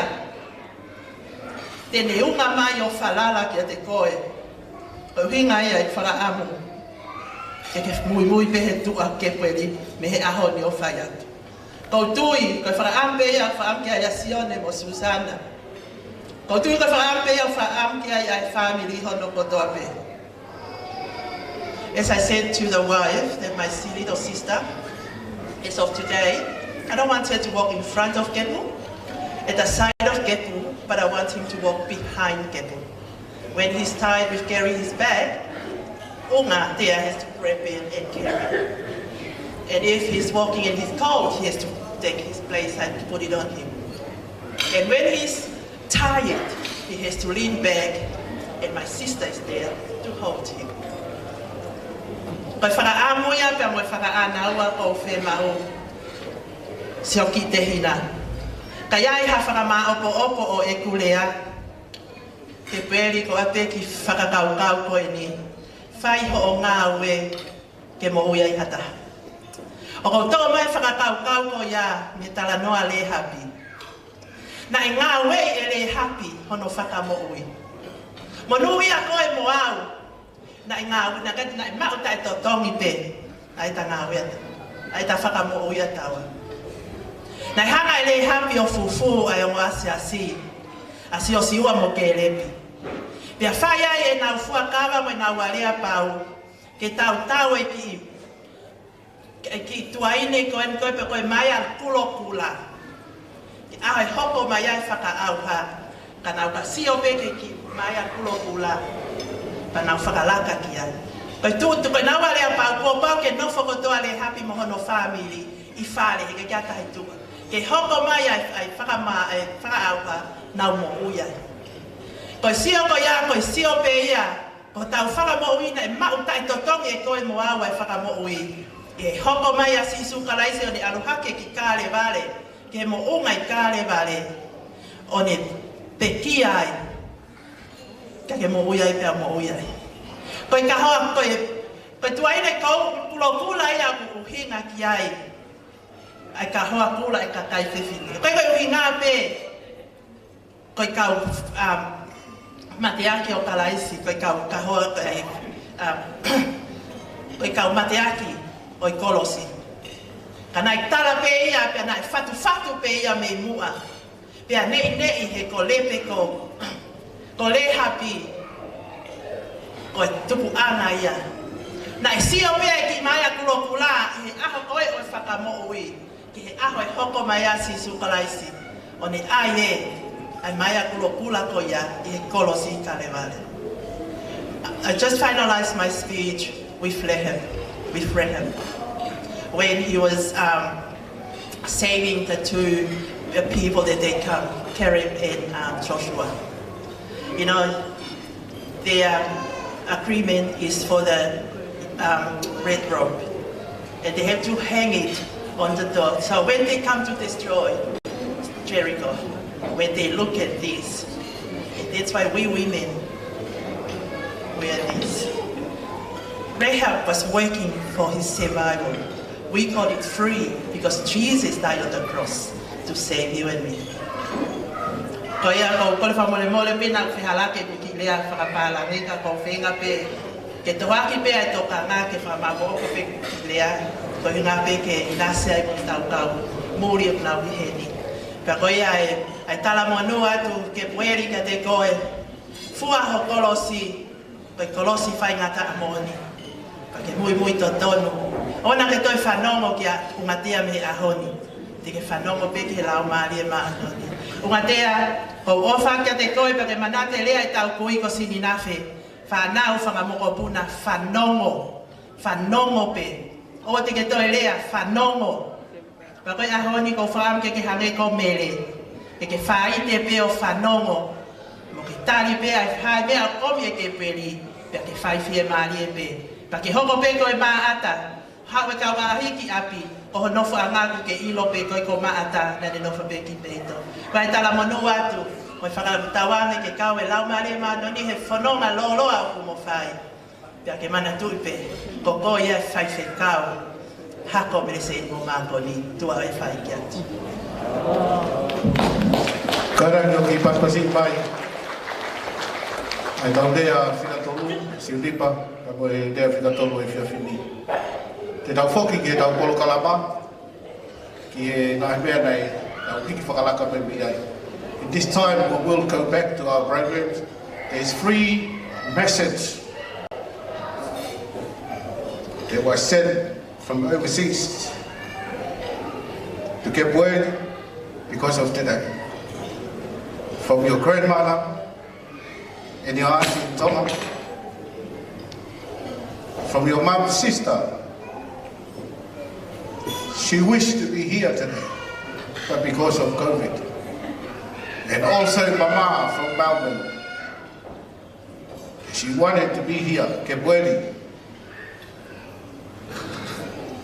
But because of COVID, they weren't making to be here. At this time, I'll ask the technician, and also at the front table, would you please turn around and face the screen? Let's watch the free message they sent from these three important people at Kebweli's life, so we can share with the rest of us today.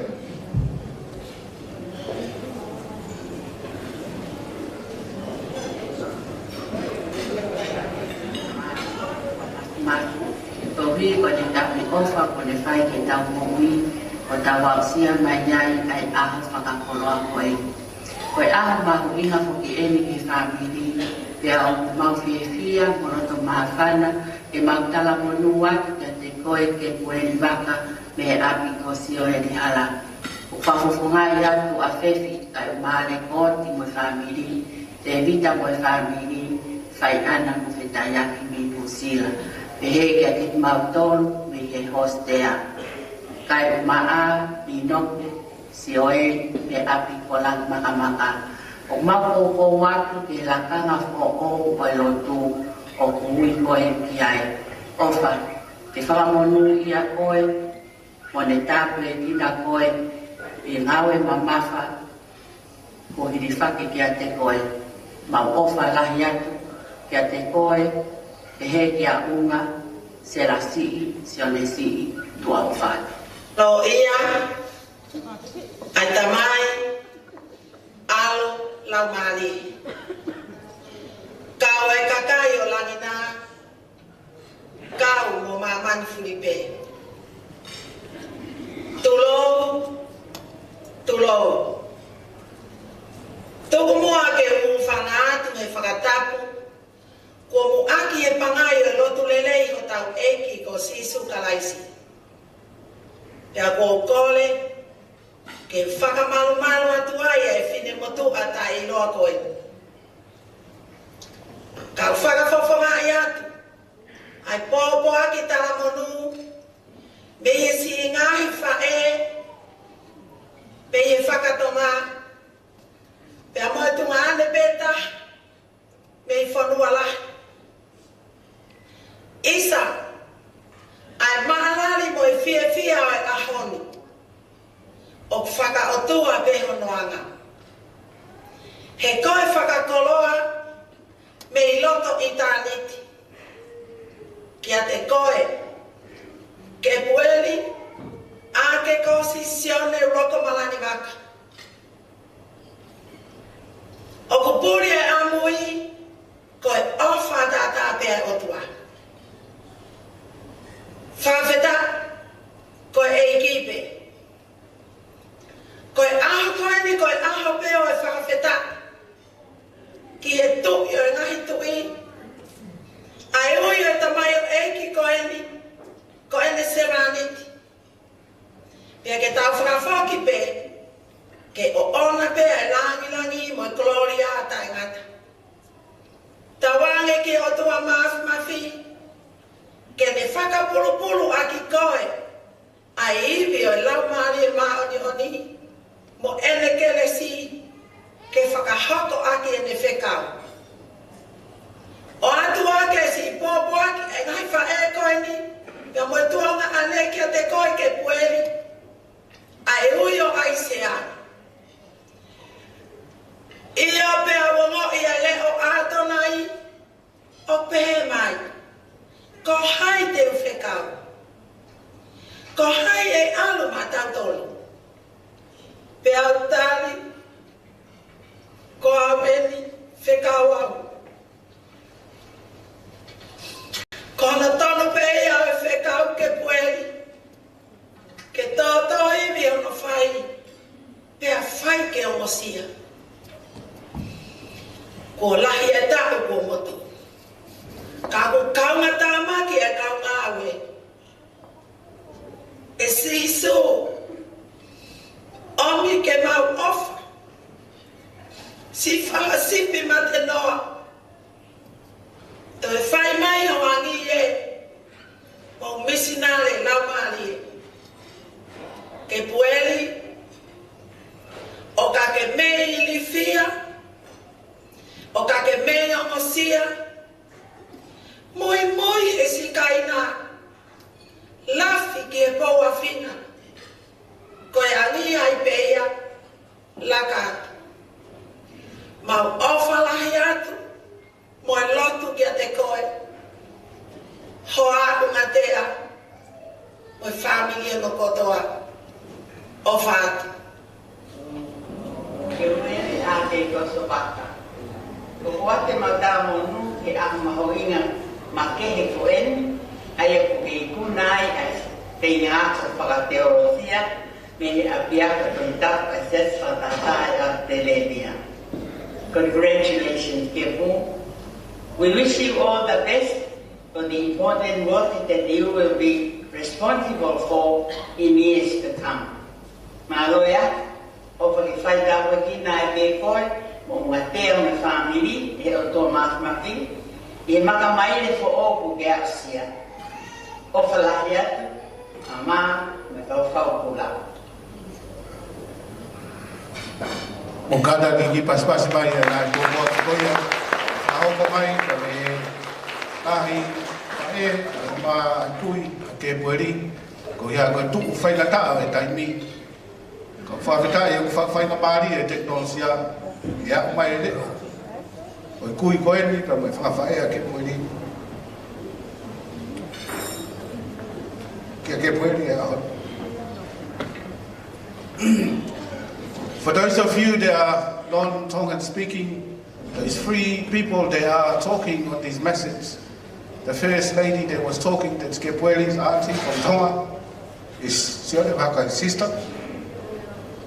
This lady, and the old lady, that's Sione's mother, Fefi, live from Tonga. They're sending their love and their best wishes for Kepu for these very important days of today. As we all say, due to COVID, I'm sure you will see a lot of our people here from Tonga. But they're praying for Kepueli and Mungatea and their best wishes for their journey in ministry. Also, the second lady was Sela's sister from United States. Same thing, they send all their love and best wishes to Kepu. And the last one is Kepu. It's Mama, it's Salesi Faupula, his mother. In the family, we always call her Mama. She was part of Kepueli's growing up. She and Kepu growing up in Sesukwipol and going to St. David and now in ministry. She also sent her best wishes for Kepu. Ungatea, Sione and Sela for the journey they will be about to begin straight after this. Well, we'll continue our program for today. There will be photos taken that we missed because of the time. Due to the time of that we have with our friend here, some of them may need to be leave. I will ask that will be the next 10 minutes. We'll take those photos, and if you have other commitment, you're more than welcome to leave. But you gotta come and say hi to me before you go. I whainga maari ko ni te tau hoko atuai ki he whainga maari o e whaita, nunga he taimi o tau osi e mau mea toko ni, o kore kia Kepueli, pa mo whafofonga e whahu, kia aspau, mo kātaki mai ki muani, ki lalo, ke tau whahoko atuai pēa e hui whatongia ko ni, ko e teike e whaita, pa hoko hoko mai ai, te whakarea atu pe, DJ, tā mai pēa ki whasi, ka mo teu mai ki tau whaita, hire tau whaita, tau hoko at ke tau morea e ua o toi. Kei toi lahi me tau taiwi, koe walu, ke walu tō noa tau osi ka mei hene. A pau te tau mui mame pe, e kou tui e whawhainga maari e pe. This time we'll take photos. I'll ask Kepu to come to the podium and Asipau will take the first photos. The second photos will be the family, Kepu's family, Sione and Sela and the family. Would you please help me to move up to the front so we can take those photos, so we can continue with our programs. Koe waka e whai e Kepueli pa mo aspau. Hoko mai kia e family o Kepueli.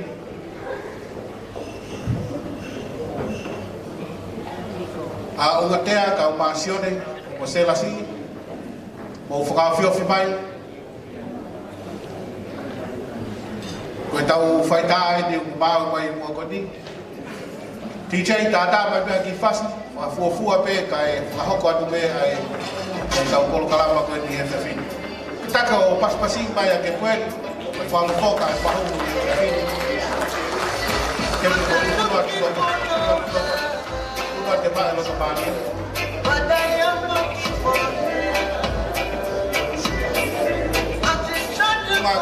Sione and Casella, out of my girl that I can continue to be good. So listen to me, she's got to have it all.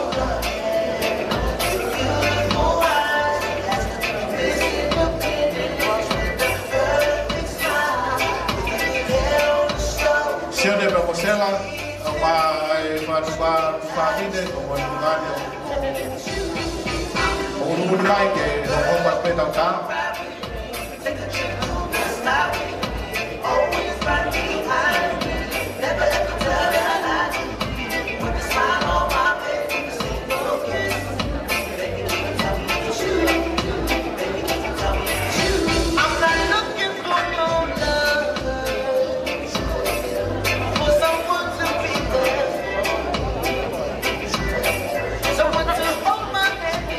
Tua, William Kawalitia, or Fabakai, but also like that, but the Kataki, the Hokwan, the friend Baba Lafi.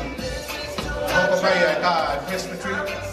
After these photos, I'll ask the Presbytery members, we'll take a photo with Kepu this time. Kepu's colleagues from college will be next. After the Presbytery.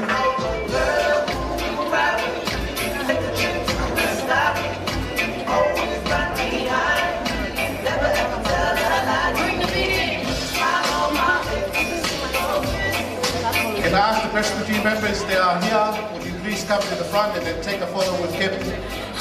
All Presbytery members are here.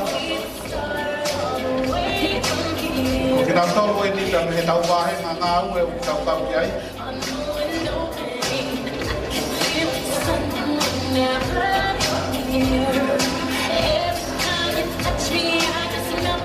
Saya kata, Papa Maria atau Kepueri, kaya Hokwan ni, aku ni by Presbytery.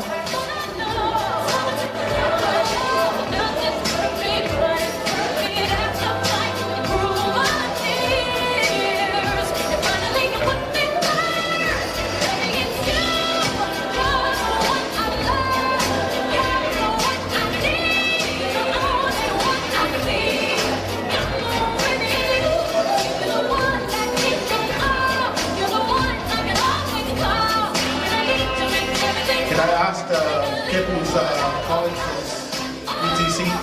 Take a photo of Kepu now.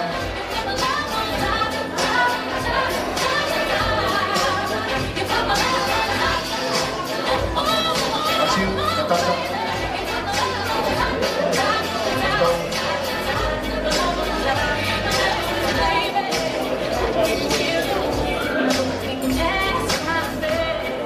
Here's nothing but goodie.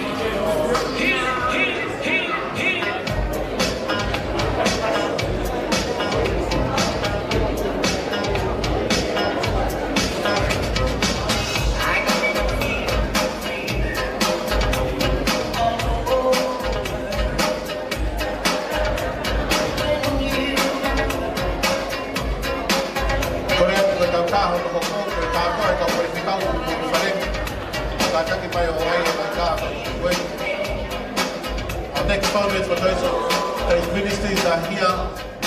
Will you please take a photo with Kepueri?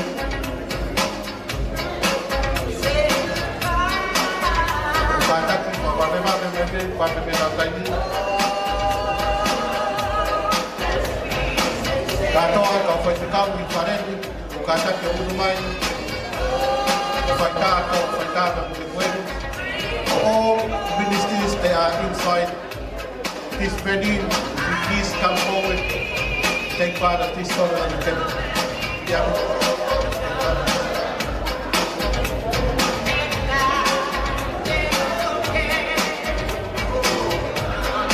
Malo, perfect amani ko niya tuwan niya yung family.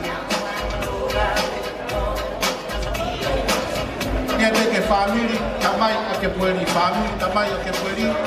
Perfect amani en like ta ka hape. Amo ko ko ba be kam kan.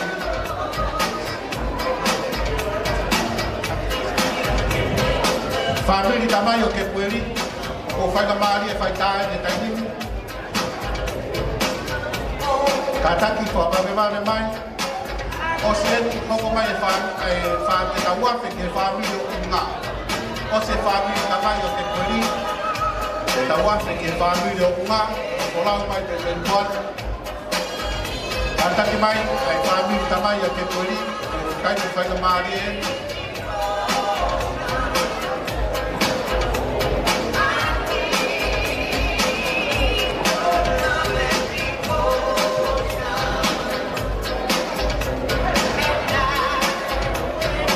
Katoa family tamai ke pueri, fai na marien, ke fai tai, fai kau.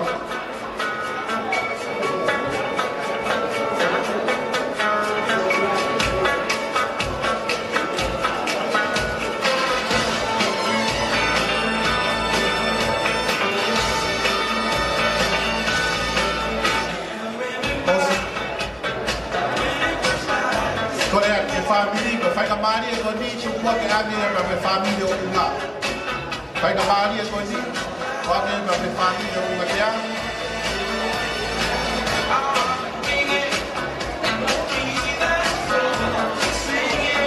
Wa ke pa ke mai pe.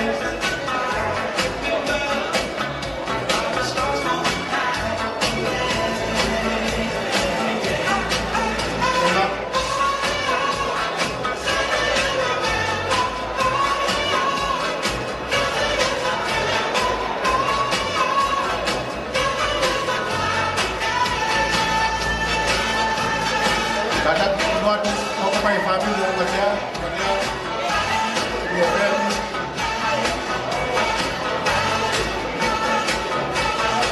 Bukan Bapak Tuhan, Bapak Ibu, Bapak Tuhan.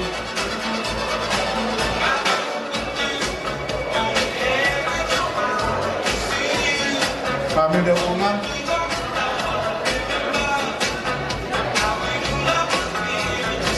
Kau betul lagi.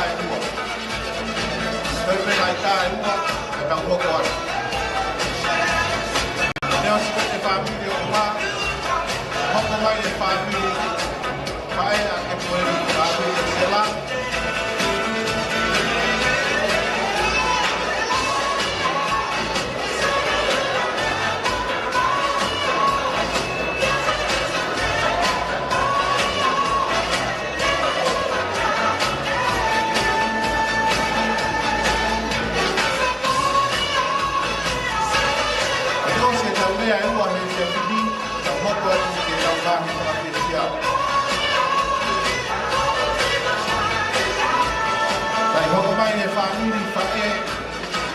Family pakai kuali. Kata dia ini pakai kuali saja. Saya kemarin kata ini kawahan di Pantai.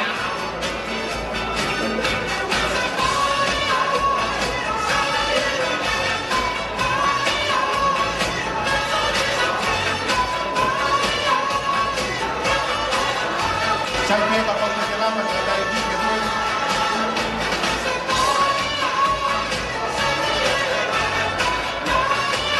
Kata kepada kami saya, saya kembali dari saya bermanfaat.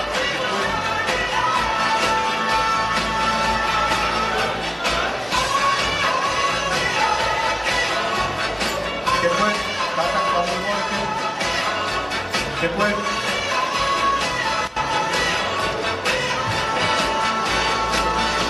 Después, kata kamu boleh nak tahu dunia yang lain.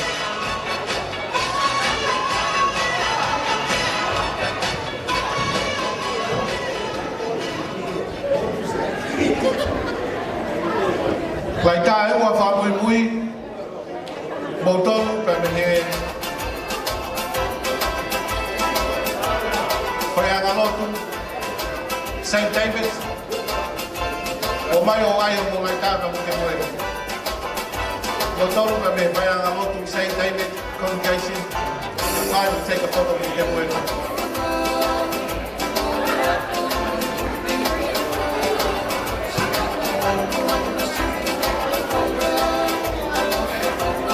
Siêu đi, một tiền đi một phơi ba đi hết cái anh hắn ta và một tiền quên, cái ăn quên nha tiền quên thì cái tiền cô mấy ngày cao lắm. These are the members of the sister group of Saint David United Church. They were kept in Roma. Ada di bawah di Madrid.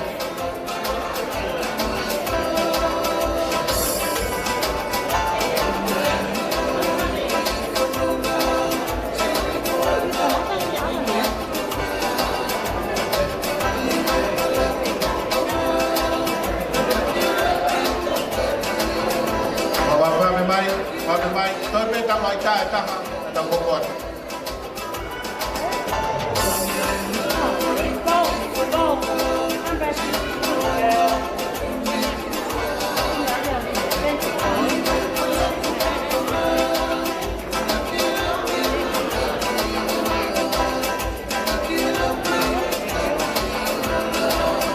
Lại ta vào mùi mùi có đèn, cái phải ngắm được của session people.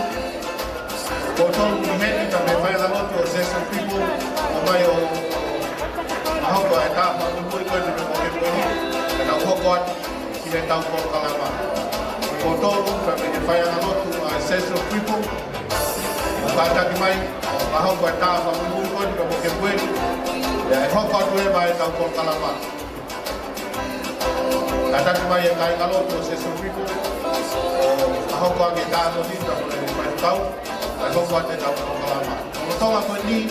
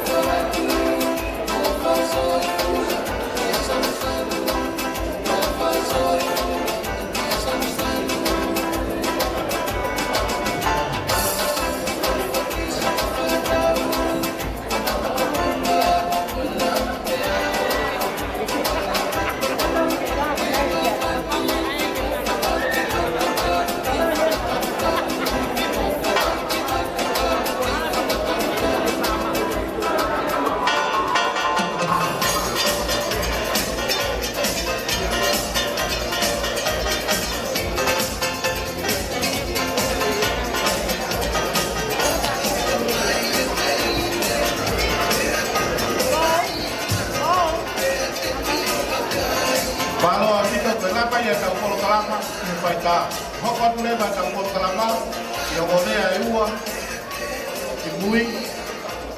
Hoko atu tau polo kalama i o ngonea e ua. Tātaki e nea hono hoko, a whioku pai ki muani. Ko nolotonga ko ni o set up ai t-shirt ka me mui. Whonga ka tau mea e t-shirt i he koe ni he koea. Koe tau ne pine mua, se e mi te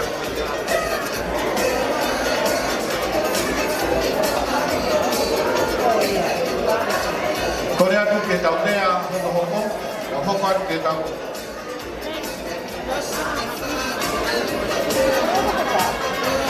Nea pe me family fa e, si o ne, kua hoko, kua hoka ia, e asa eri watu.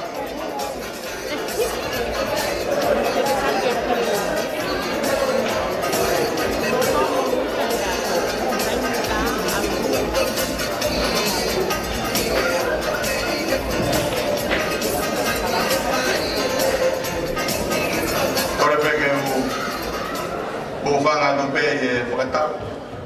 Nei ka mata ke tau ngā au e whiat koe ni. Ka tā mō mōku e whainga maari e koe ni ke talango fua pe ke polo kalama. Nei tōtō nia mai mōku. Nei talamai e whatongia koe ni ke urea whakofonga e. Ai wha e asione waka. Kau whai ke riha pe pe ko hai te uwhiriki ai. E whai mai ne whakamatanga ko whanonga toa ko ose kakaia na ai ki whanga whaki ai e ne hanga whakamoko ai. Kai ke ko rau ko hoku ko loa ko rau ko whainga maari e whiaf koe ni ke ukau ai e lau ke pueri mo lau he kau e malari aho mahuinga koe ni. O ko whawhitai ke otua e taki hala whanonga u whai ma ki tau tolu o tau au sia mai ai whiawha ka whiawhia koe ni i he au sia e ke pueri ai misi ka ko whakaola ia e ahoni o taki whanonga ia ai o tua o ko whiawhia lahi i he whiawha koe ni ki o talango pualan ki MC e mini peua e tau rea aku ko e whiawha koe ni o ku tau whiawhia wa taa pia moe o mātua a ke pueri i whiawha koe ni i teke langi e hokosia ke pueri ko e whaifukau hoko o Sasiki Uniting o Australia ni o tau whawhitai ko toa piai i he pore o whai ke pueri ke ni hoko ko muiaki o kalaisi ke koe muiaki o kalaisi ke pueri ko e fōu he hala ne fōu a kalaisi hala tau he mate pe mo hui ka ia kalaisi Fawai. Koe pore ia e tau mo ui, pa te tau ngoi, i o tau loto, ai mea kotoa pe o pinangalo mai kia e kotua ma ki tau tolu. O koe whai ngā ongo ia ki tau tolu ke poe. Koe tau whai tu uni hala, o tau ngoi ki tau tolu pe ki pinangalo mai kia e kotua. Ange e veko ne wholofolo ki a Hosea, al Hosea kumi ma me fide whea wake o mani moia. O pa ke toe aha uhinga ia, ko uhinga pe ki tau ngoi ta tau. Koe o ngoi au whea ma u ke poe ke o ngoi. Ka ia ha taimi o ku whakaukau a unga ke ki i lireo mahato whakalaka. Koe palo pare maa ia ku pau ke ki hoko ia. O ngā tea, o kwai pere ini pe ke ngata, ko ke pueri pe kwai peka. O ko ia ko powaki ma ke pueri. Pe mo meni ti pe o whakalaka ia ke pueri. Koe whakao whai ai ngā. Lahe tao ia, koe ngā ue koe. Koe ngā ue whai ngā taa. Pau ke whetpaki koe noi whai ngā taa lahe ke pueri. Au tala mai pe paula ki Whiripai. Whae wahi, awe kotoa me e. Awe kotoa me e ki ai, koe me ai a ana. Si o koe ki e ki, tue pio whai kutonu. Ato e bopua ki tala monu ke te koe, mea te au pa me he ke toi ngai whamiri. Watawangi ke whakaibia ko he otua, o atu haloto kulaka. Ngā koe hala whanonga ke whiri, Pere fogo, lolotonga e tau whanonga me taimi te e tani. A te o whalai ka te motoro kono katoa pe whao whatu.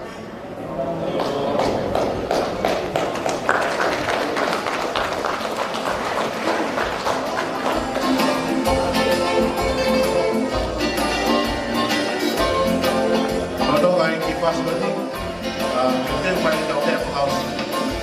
Te whausi, te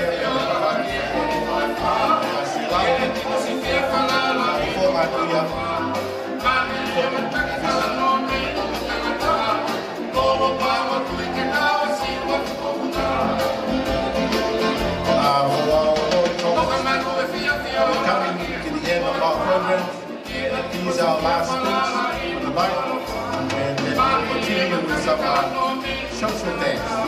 So you can dance our common dance. These are the more than welcome to be here. Your head at the commitment. We'll give you the permission if you wanted to leave.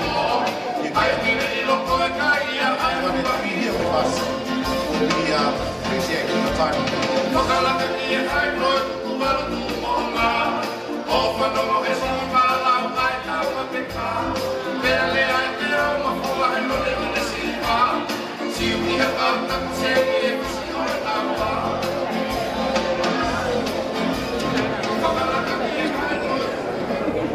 Halopelea e whanaho iki. Tā mua mo mutua tai loa mo eni ke whakato e whatongia. Tupe mua ke o tāla mo kāpō i e tawhatapu ka mātā ke malari ngā koeni. O lawe e pe kua pia pe tai mi. Tuku mua ke whakaponoa e koloa ko tuku mai moku. Ke o whakato atu e rea, ai tawhaki ko ia e whae re. Kainga, o ko whatau mau pe asione ta mosela. Whahoa ne whai whekau e sāre se nai. Ka pau te ulawe ki ai. Mōne lau a whimutua me he mot mamao. Tuku me ke ulawe ki ai. He koho me a koe mea.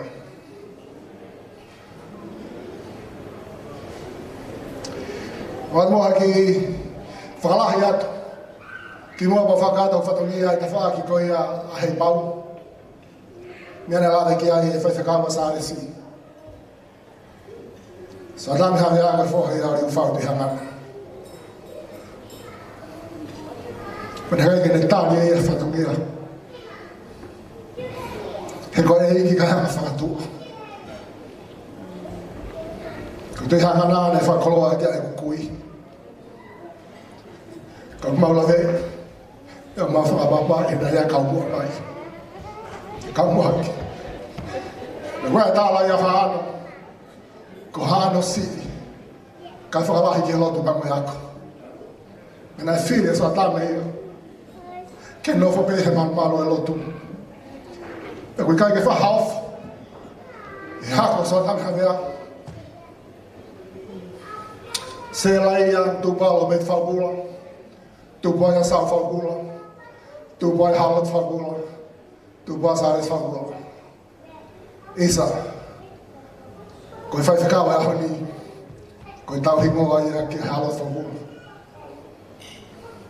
Hogoia meres mani consolo. Me lave gasar si. Quando tá mais a Tommy. Fanau a Tommy. Manuna. Kof. Fisi hoi. Kof ai na mari mone ya David Mone. Ko tama ya Alfred Mone. Na ne hoko Palestina si asu si ram tau na toka. Ko hava ko ni ko hava fiskal. Eu quero que fa hau foi. Moni beho tau tala, fa te kao se o le fa hua. Kana e kai ane afi, hei kai hahau. Ka kuhea ka whatangia ana e, o ngona he talange se la, ke ulele mai o whakakato ai whatangia, rea i he tawhaake ane whine i kia hei pau. Ko whamaloi ai hongai he koloko ia. O whatau mau pe au a Viriam, ya mo hei pau. Lea na whai e tahine tare kita o e bingo i tiwai arasi o le ofa. Ko Viriami ia pia me o tu motu lalo. Ko esi ko tala whai wa. Moni no tau tala kainga ko mea wawaa ko toto. Ka tuku mua ke unofo i laine. Na me ngawhana mai mo oku ke whakato e whiawhkoe ni. Ko kure ai he laine hei pau. E koe aho nia koe aho lahi. Koe aho e whakatete. Koe aho e whonga. Koe aho e kātoanga. Koe ni kua whola ta whaki. Asio ne. Tuku muha ki whakamaari e ki whola atu. A ta whaki hei pau. Ko hei pau. Ko noi ngā ko taina. Siuni pani utau. He i pau. Koe whalalaloto koe whahanaua. Ke toa ni kuia se oi pulu. Ane whakahe he lotu. Moto koe ni ko pau lawe ka historia. Koe lahi o pau koe eka pe ua ua. E taimina e hei. Ai whai whakau koe ni. Na e hoko an no pere o pau. Ko seru e penesa. Kako pau. Koe tu ia o atmosfisi. Na hea se o eri. E na tupa hei pau. I he o mātu. Ko poasi. Ka nau i peko pangi. Me na iai hong hinga tō. Ko siko tākini. Ko poasi. Na e tupu e hama mātua ko saia. Runga koto. Ngu. Ia mo kauwho o wharetona. Ko kauwho o. Ko e ofi whine ia. O ik no pere. Aho me David. O hawata. Ko e whaia kauwho o ko se biuta. Ko e tunga ane o se biuta ko momaloa. Ko e whoha momaloa ko kolopeti. Me lo kolopeti. Kolopeti pulu. E whanau fo ia ko e matāture. Ko e la akulu. Ko e whoha la akulu ko e tuini. E tuini. Ko e whoha e tuini. Ko toki tāhu holo momaloa. Ka me hoko ko e Palestina ki se asu whika na tau taina tonga. E tu whewhine o poasi. Ko e whewhine ko koloma na ne whanau ia maasina. Ko e whae ia ai whai whakau ko te vitala tala kepa. Na ane pekia i he tau kohiri. Ke pueri. Ko e tāla e ta whākia tamai. Ka koe hen ke tāla ta whākia e whae. Ia he tau tāla koe tamaha tu he whae. Ko langi ha hon. Me ko fa to ma ko e. Ka ko tu he fa he ko tala e ho ta fonua. O ku ilonga e ki hatangata. Me ko ha fine. Pe me e ki a fa e. Ka ko koloi ha ko e. Kane tau ai ane afi. Te kai ha hon. Ko fa tangata pe mo to naki na fa ane afi ko koe. Ko ke inu meri ai ha koe.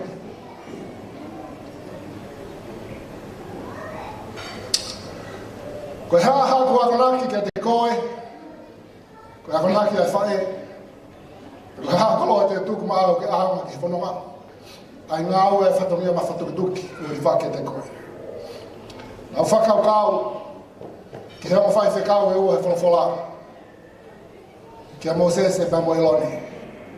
Whai whi kau e nea tua. Ka pau te mou lawe ki tala noa. Ko e wahe tō lua e soto si. Na e toki hanga e he wholofola. O whaka e ai whai kehe kehe o whai whi kau ko niki pueri.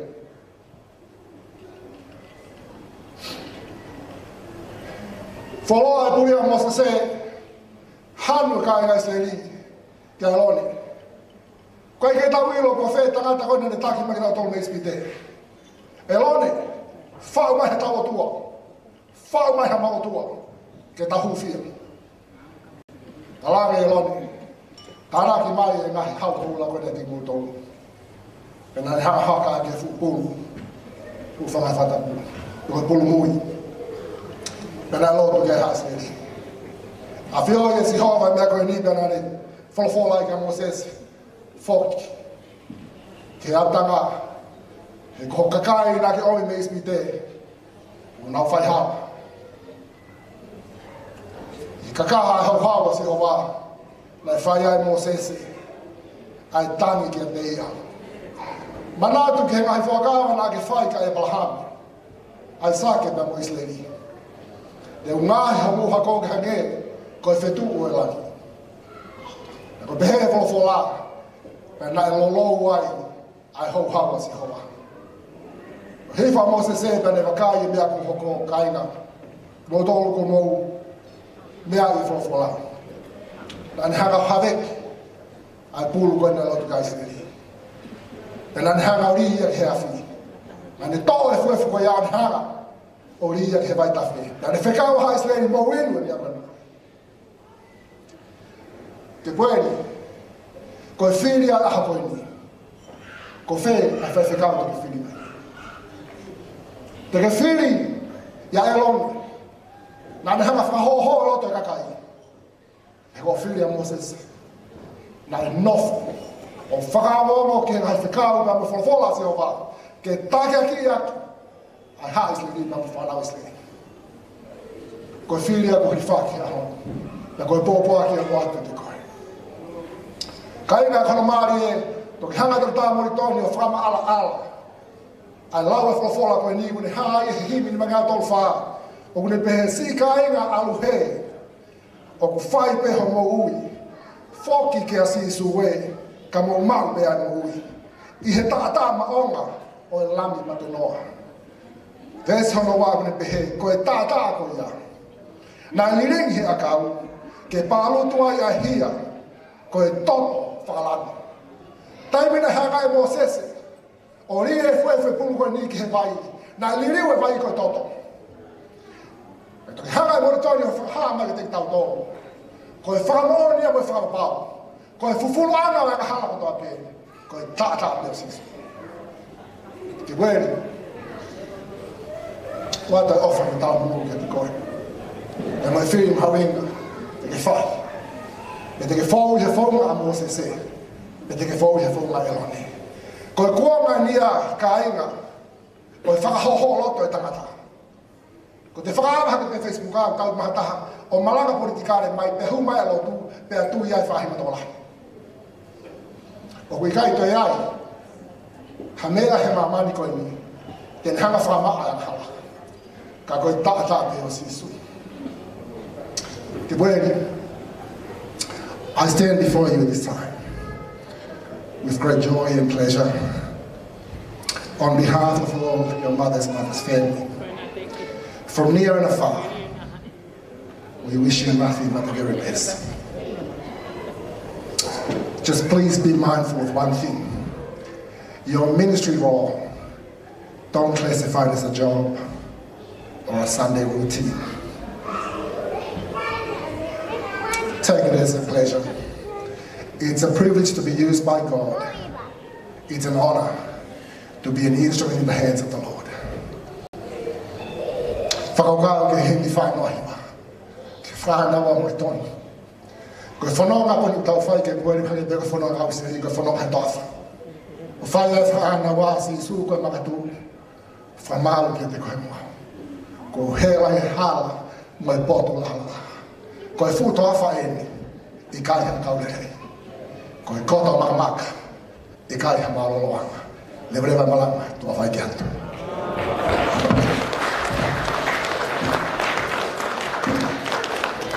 O te ki pas masi mai a foto ka mo e lea paosi a o taurea I e whiawhinu. Koe kaoka mai pia mei he from the kitchen, our dessert is ready.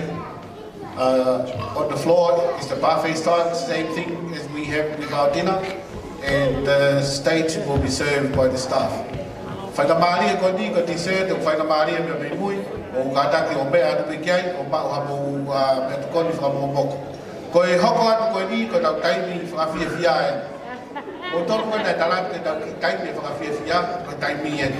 PJ, tu mai whai whase ua, ua kia te whainamaria ko ni, ko tolu ko whia whakaonga I e dance floor ko ni, ka tau hoko atu ki ai.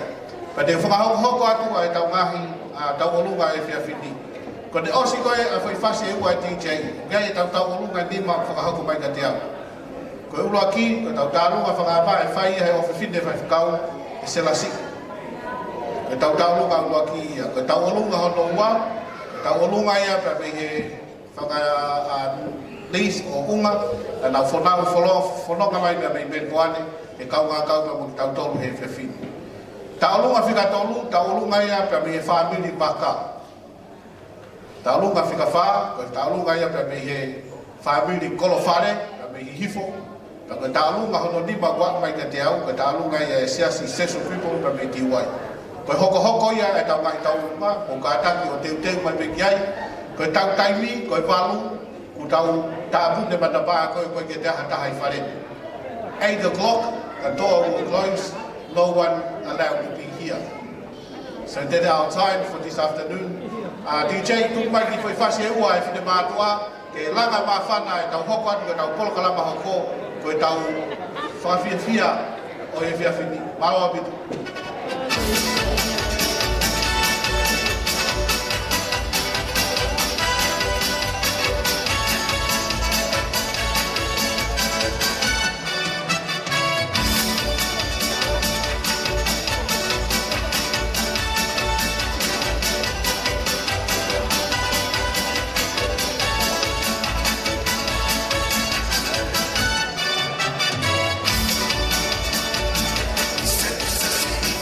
We're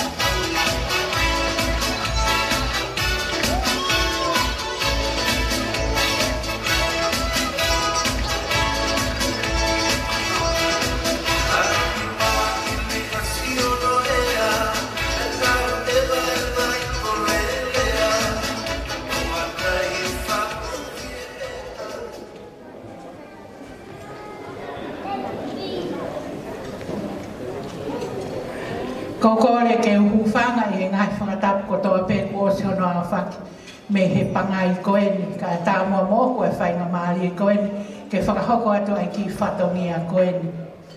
Koe tau olunga o whakahoko he hoani. Koe tau olunga e ai ki tahine ko Sela a Maris Baka. Koe o whewhine pēni o e whai whekau nei toki whakanofo. Talo e mahino e whakanofo e ne tangata e ki, mo e ne kore ke ne whae fie tau o lunga. Ka kune fie maku pe hano fasi pe o ona ke tau o lunga ai. Pe tāngi ne whae ka te au pe ko hai mea whae ko pe alo tala ko whangatonga ane, nau tō la hina. Whao hano fasi pe ai. Pe whakafasi pe au si pana whanga ako ia ke tau o lunga. Pe alu lewa e tama koe ni, o mao se o kutonga ane ko whao hiwa. Whao pe whao hiwa pe ha whakafasi e toroa. Ko whangatonga ane pe ia una heni sene. Ko ia mātang, ko e tau lunga e ki tahine koe ni, e ki kaunanga koe ni. Kore atu, ka taki whakamore, ai whahuloa koe o ke pueri waka. Asipau, tahine asipau whakamore, me a mai o hui e te unga, ai teki e ki tahine koe ni, ka toki whai e ne tau lunga. Pea tō atu mono tūanga, ke atu ke whariki a ki ho peito. Mahalo.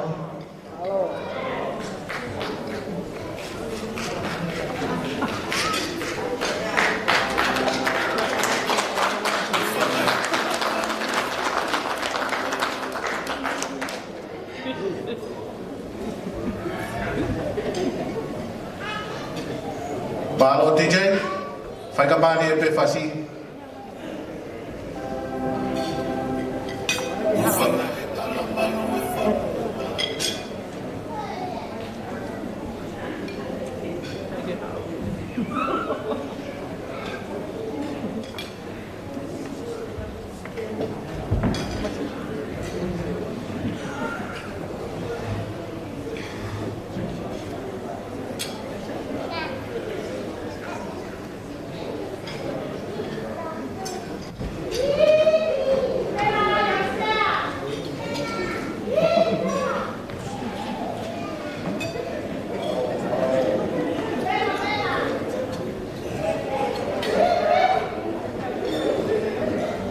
Bugata ke pas-pasiba ye hu ye pare o se la ye me fili o ma fonga e pa hu ko aspa.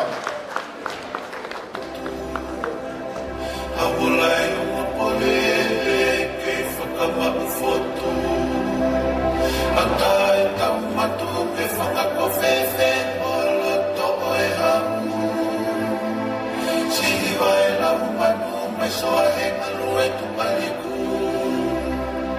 Mafua he nangi lau e te lawe nai ne tapu tapu Mami o me tau e fotu We fai whakau e lana de wha we whasi Nani tau e lunga o se la Atai taumatu me whakako whewhe o loto o e hamu Sihi wae lau manu mai soa he alu e tupaliku Mafua he nangi lau e te lawe nai ne tapu tapu Au au whanau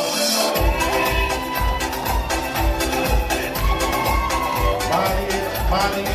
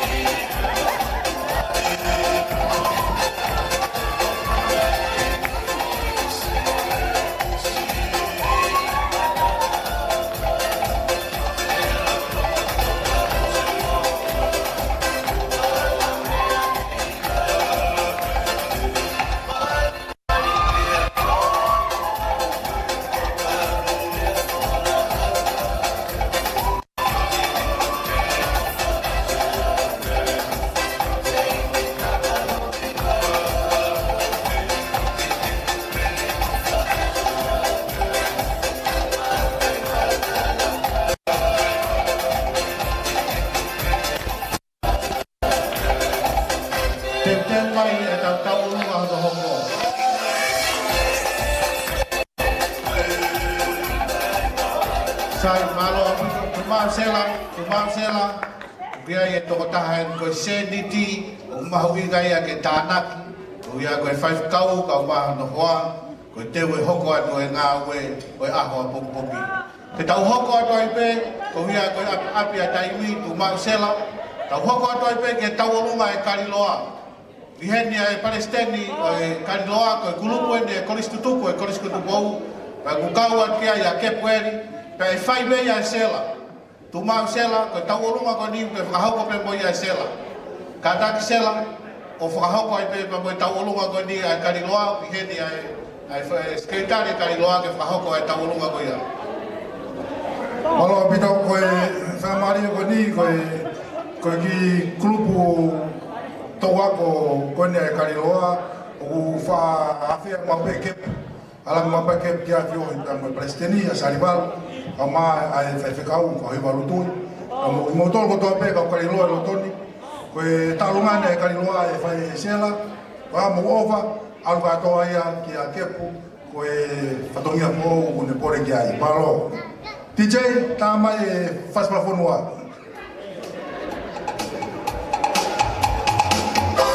E te mai e tawurunga e whakaniso ngāpura me te kwane e kua koni.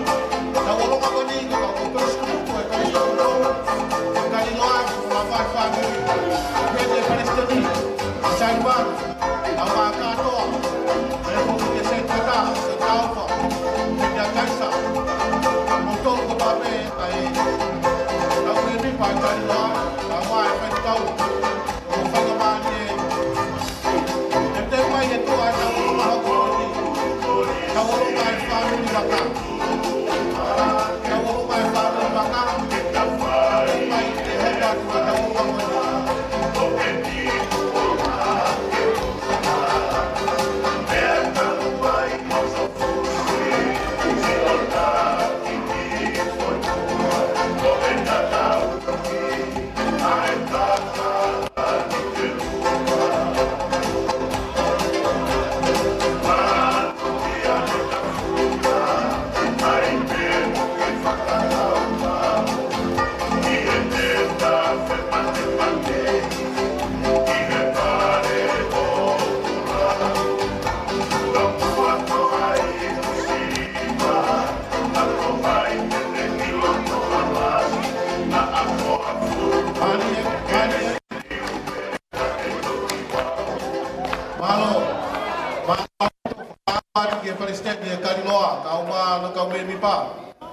Kataki tanaki mai tau seniti, mahui kami ne tau seniti ko hia ko ngau e fai kau pa moe hoa ko ia ko aho pongi.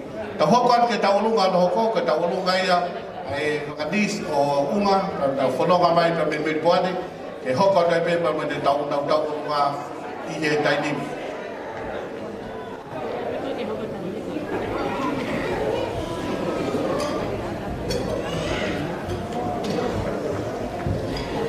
Ka taki kau i katoria mo whatotoko mai.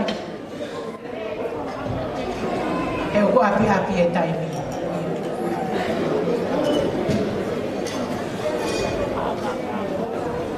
Ko e tālunga o kuhoko, o ngatea, ko e tālunga e meha ongo ke tua ngā ane. Mea Ilaisa, pea mo i Sileli, pea mo ho whangatao ke te, me i Vicatoria. Mo e nau ofa ki a te koe ka maa hohoa i he makamaile ko mo wausia i he hoa koe ni. Mo e aho maho inga koe ni. Pea o mai ake e nau tala monu ki a te ki moua i he aho koe ni. Unga tea, o kukai koe na tatau mai ko hinga kona whatongia ki a te koe moho hoa moho ki whanau i kai. Kuna whakarea mai pe, te nare paheke pe mei Vicatoria tari mai ki haoangi. Ka koe mea pe o kuna mau he hoa koe ni, tuku mua ke o atuia ma moua ke kamata aki ho mo whatongia i he siasi fo o ku moi ai. O ku mahino ka ki naua, e toki wahe kakato ke pueri o sa mahina e toro. Ko ia ai o kuna o atu pe ai wahe a ke pueri me he ahoni ke mai na tōru ko ia. Wha more more, ko e kore atu ko o mai e po puaki tala monu ko ia, me he lahi taha ko manusiu pe a mo lauleti, ai sake mo finau mo e whanga mo puna, pe a mo isileri me meri po ane. Ka tak wha more more, kore atu pe o a mua te ke ita, whai whekau nai toki whakano fō, wha more more o me hake. Hui e pare o e whangakita mai ki koe ni. He koe hui anga pe a ho mari. Kai toki whae nau tau urunga. Mahalo.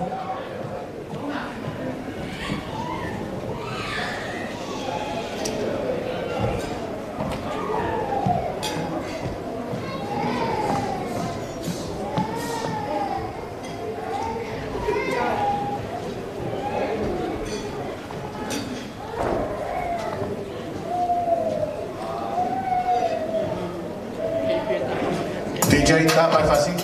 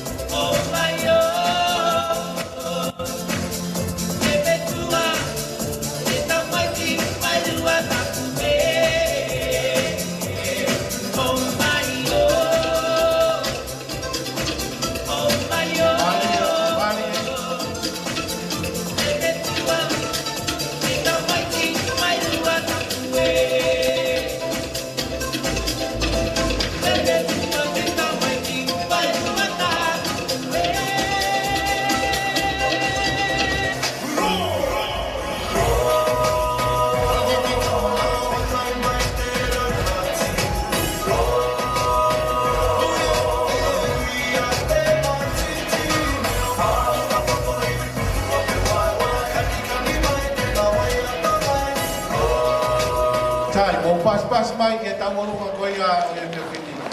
Tau hoko atu e tau olunga, koe tau olunga koe ni hoko mai, koe tau olunga ia, ka mi e whamiri maka, whamiri tamai ia ke pueri, koe tau olunga koe ni hoko mai e mi ai. Ka taki, ka wame wawe mai, o tuai mai pe ku hoko atu e tau kolo kalama. Te teu mai tuai whamiri maka, ai tau olunga whamiri kolo whare. O sia hoko mai ai e siasi kui polo, ka mi tiwai, au taki mai pa moe tau olunga, mo tau te hina, o isa ka o maa teki, ka pehe whauki ke tau olunga, ka pehe ta whaaki moi moi. Ko e ngahi tau olunga ia kua umai ki a te au i he whiawhiti, i he tau polo kalama. Ko e tau wau ki he toi nima ki he walu, ko e ne full stop ia e tau olunga. Ko e hoko ai walu, ko ne tāpune mana pā, tau i he kā whaka o whakaukau atu ai hala ki api. Ko rea pike tau olunga, ai whamiri waka, ko ai tau olunga ai whamiri waka, hoko mai ia he tainimi. DJ, tuku mai pēha ki whai whasi, kau kutuai e hoko mai e tau olunga ko ni, hoko mai e tau olunga ano hoko. O ka taki, whawe mai pēha ku whawe tau taimi. tau olunga ini.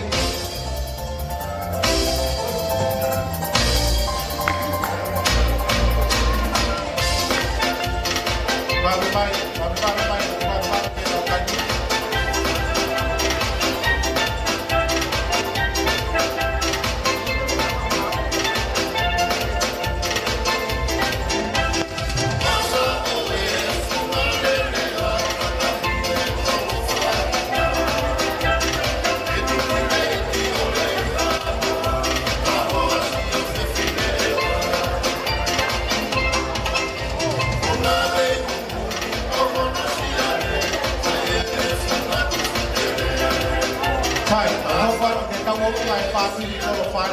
Tawalunga yang makai yang tay ini, aku kan kita tawalunga goya.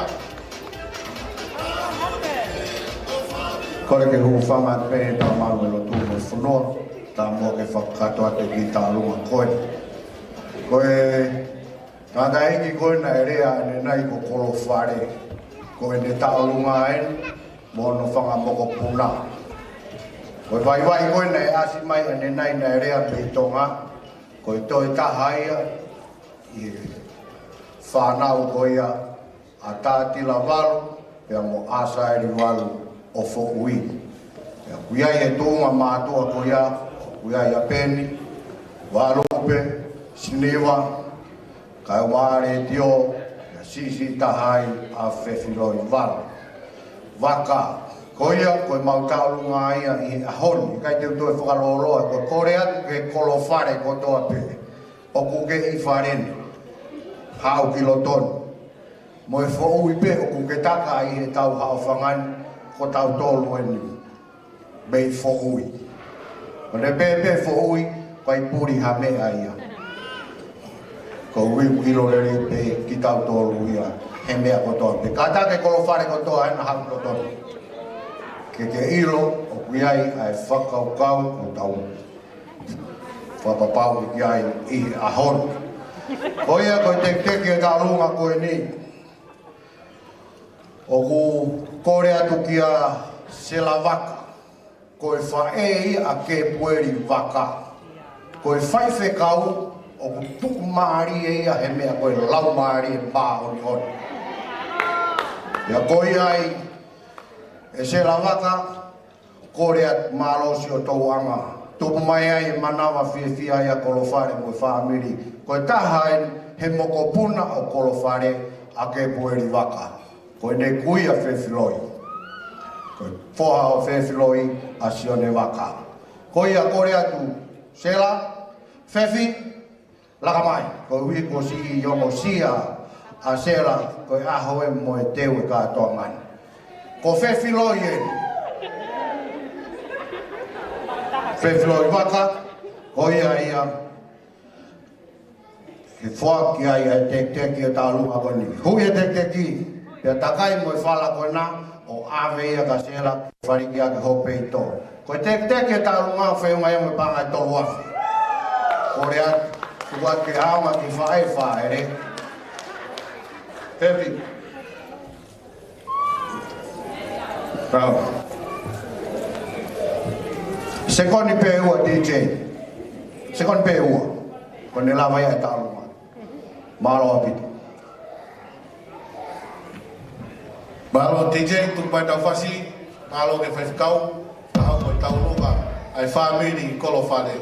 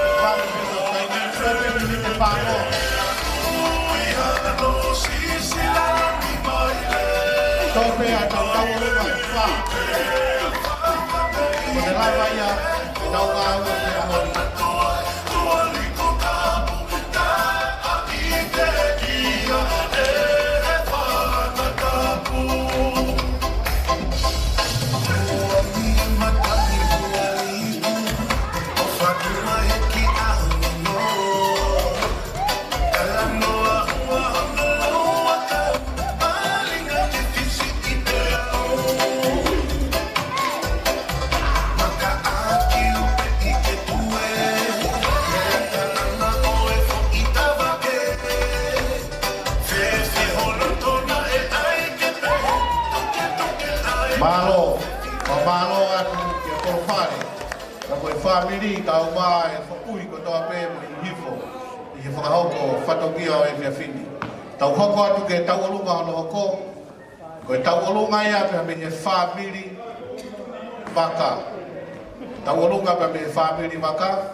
Ko re atu ki he kokoe ke whakahoko e tau olunga ko ia ka ataki unu mai. Wawe pe e tau taiti. Te mai tua e tawalunga ko ni, tawalunga e siasi kripolo. Whai ngalotu sesu kripol, ko mautolo mui mai he tua e tawalunga ko ni. Hoko mai e tawalunga isa pe moteki, a hoko mai e tawalunga e moi. Ko e kakato ia, a e tawangaki tawalunga ki he whiawhini.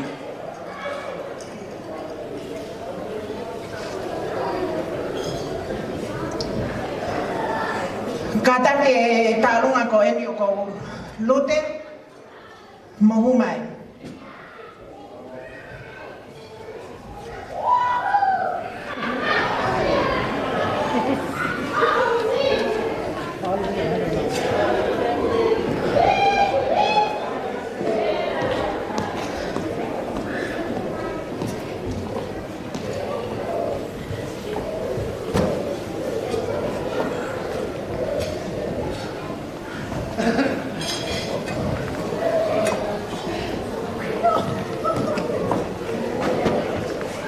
Enough.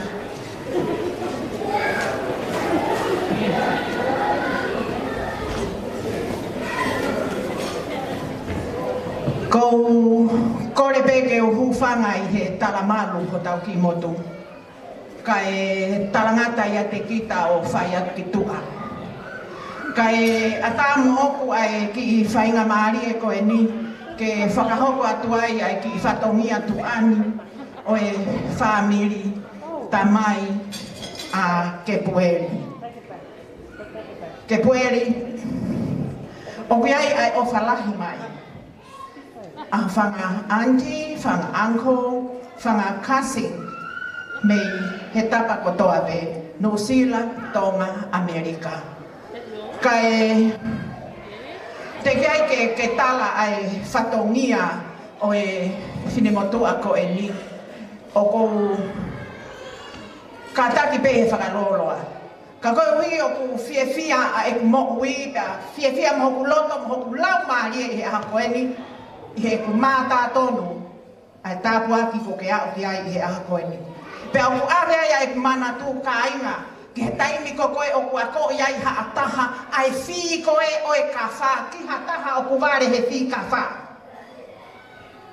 O kai ke whi aki peha pulu noa ia, o ku iai pe whahinga pulu ia o ku whai ake whi o e ka wha. Pe koe whatongia lewa te whakanou e tala noa o historia. Koe whatongia o e whai ako whi ka wha ko e nehanga wahei ake ki konga whi e. Whi e. Whi e. Ke pueri na e whatu koe mei manawa e ho whae he. Mahina hiva. Whanau i mai koe ki mamani. Te moere a ho whae. Hono toka ngai koe. Fie no fo mau kepu. Fie tokanga ke helotu kepu. Fie fai e ako ke moni kepu. Te kei ke au ia ke he whakaosi. Ke kei fipe. Fie! Fie! Fie! Heka tamai. Kepu. Ko whakaamu ke hoko ko hawhai whekau. Fie! Iau o ke hoko ki api ako. Mo e whai ako, mo e kau whai fai se kau. Fie. Tare si su ke mowi. Fie. Ke pueri ahoni. Family baka. O maurea whakata hatu. Pea moe whai ako e fi ka wha. Ko ene poto pehe fi. Pea pea tu rewa e whari ako. Fia. Fia. Ahoni. Mautu atu. Ke atua e mautala monu ki a koe ke pueri. Fia. Ia hai. Fia he ko si sukalaisi. He ka nei kai ke huai mai hono tata. Ke tau fia ai. Ha o mea e foirea koia. Koe fia. Fie. Ahoni. Fia ke pueri. Fia unga. Si o peka sisu. O te motoi si o maua ka mama pea mo te ki pea. Tukuia. Pau o te ke toi si o ka o whaanga. Whanongo hange ko ngahirea na toke o si. Whanongo si o peka sisu. Kai tonu. Aho tari ui ki he aho koe. O ko kore atu heni ki a ke pueri. Pea pehe ki a unga tea baka. Mo kata whamore. Ka mo mea mai mua, ke whai atu e ki whana niwi. Ai whahu e a koeni. Pea pehe ki whai whekau. Ongo whai whekau. Pea mo e whanga anti. Whamore ka mo mea mai.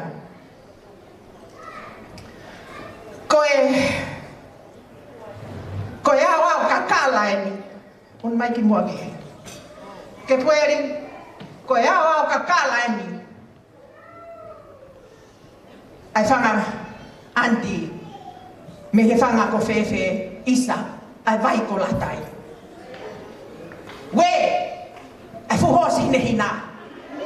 Na ngalo ai tau anga seti. Nai whai e tori huni. Mo e tori pua fisi. Hei lala. Ai whanga anti ke whakalau noa mai aki. Ko ha whakalangi, ke tokoni atu ki a koe. Taimi ko ke whakawave ke rero ahi. Ko ki meo sisi, mo ka hoa rere. Leo ko nau whakakato mai. Ai ula nuko toa. Ko se unga anga ia whai whekau. Tahine unga tea, kata whamore more. Ko teki o ta alunga, oi aha koe ni. Te mo ki veve kone o tuku. He te mo foki. Ke sei tua ko ui ki mo tolu ki ai eiki. Ke pulu atu si o whanau. Mo kumi hanau ki kapai. Ki tola peta. Koe ki toi ua tola peta. Whamore more. Mea mai. Ke pueri. Kai ata e whangaia. To ange te teki. Whakakahoa ke pueri.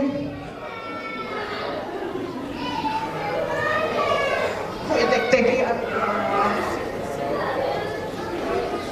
unga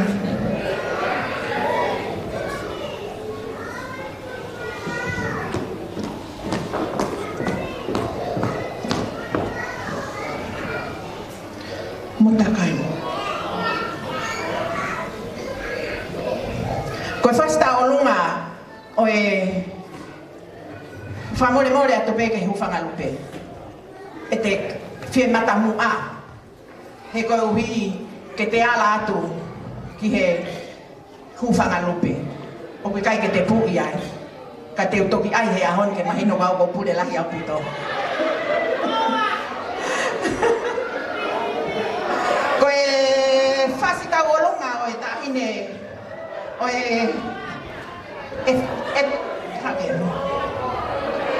e tori kakala pe. Mehi uka kala ko ni na whakare atua ni nai. Pea koe tu la whare. Hau pe ene e ki he potorere hono haka i ko koe whasi a fuamotu. Ke se o ki ai a fo ui mo kai mi ko toa o fuamotu ia. Nevereva e malanga kata tau atu. Malo, tau mai whasi. Tau hoko atu ke tau olunga ko ia.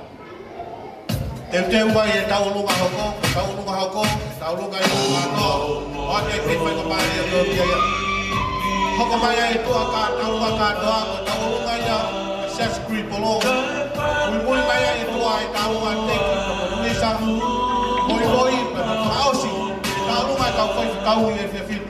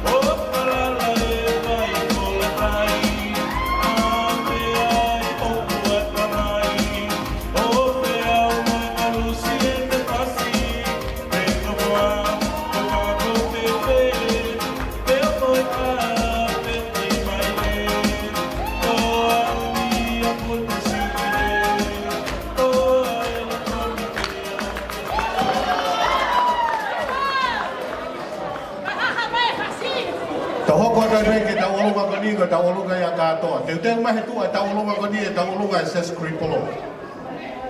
Katoa.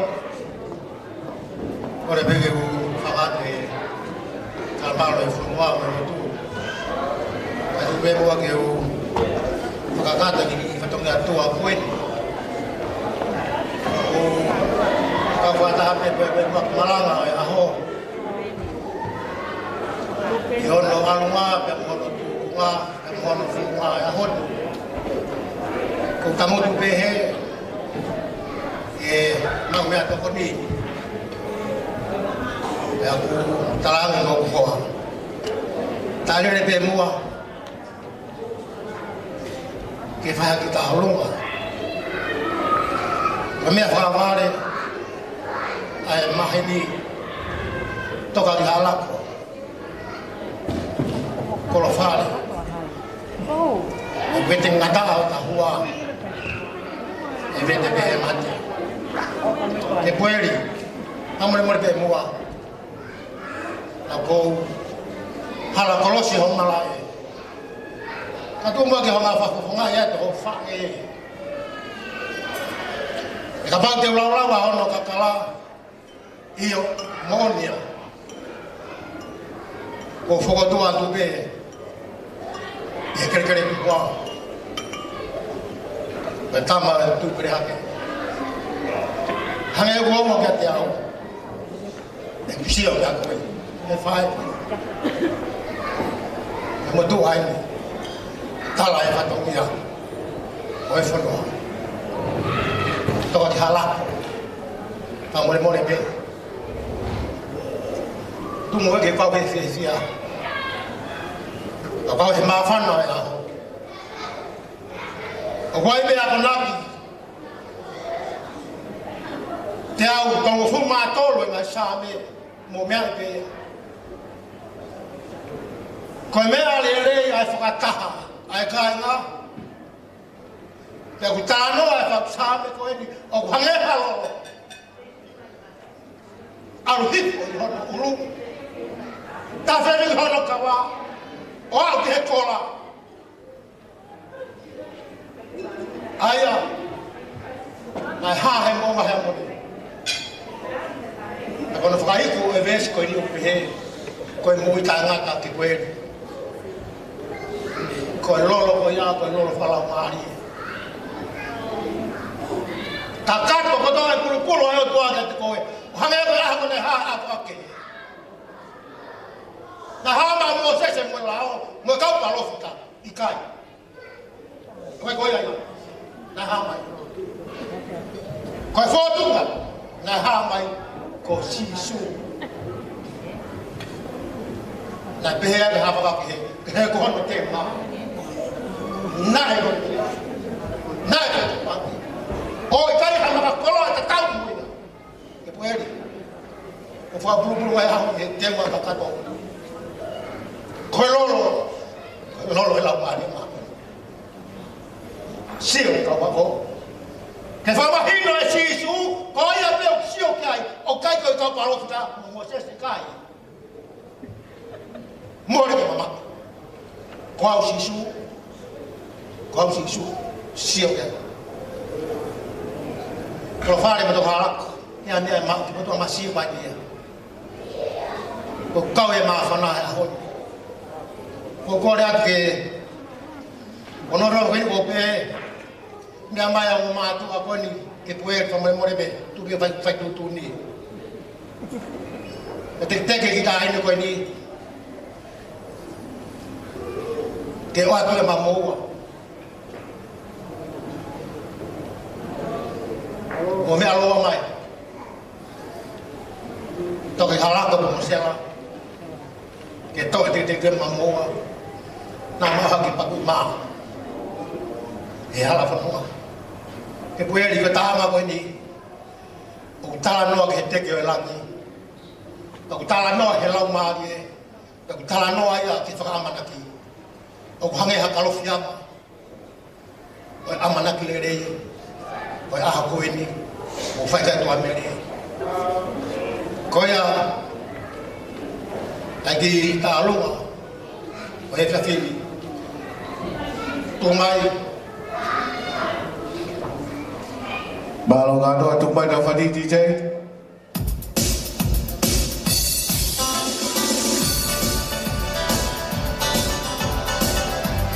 Whaika maare ko ausi ke na me kina wāta me tui. Ke me heni. Ka maasi a e ka mawe. Malo. Me te mai e taurunga ngai Steffi Grimo. Todo se winite tombo a tai ni. Ba ka ki ko ba ka be mai. Ta turi kai ke tai ni. Ta longa a se ki ko ba pe. Mai. Ta wa pa. Ko tai ai. Ta longa a pisa. Ko te ki pai. Ko mai e ta longa a moi pe. Ta longa ta moi ka. Ta au mai.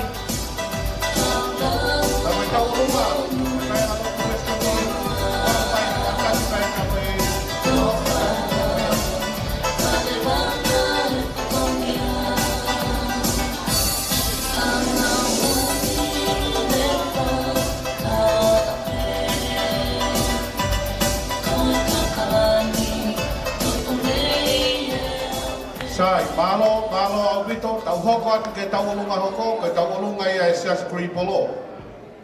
Kore atu ke tau olunga ko ia, mo unun mai, o whapepe e tau taimi. Tau olunga e seas kuripolo. Kau kutuai mai, e hoko atu ka e tau polo kalama ke tau olunga hoko. Io o ake ki whainga maari e koni, pa mai whae e koni, wai ki mea uwhi tokang ki ai.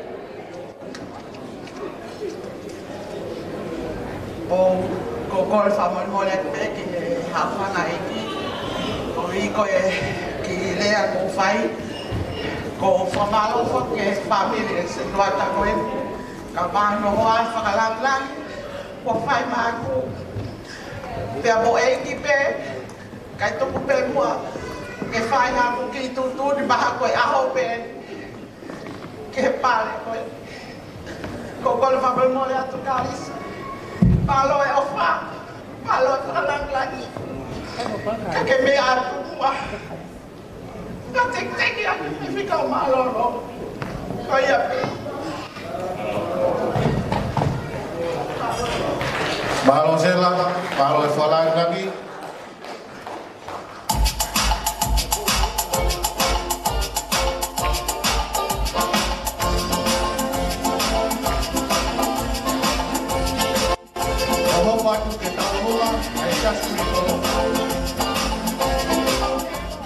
DJ, sio mai pe, e koe ki talangata aga te au he whiawhi.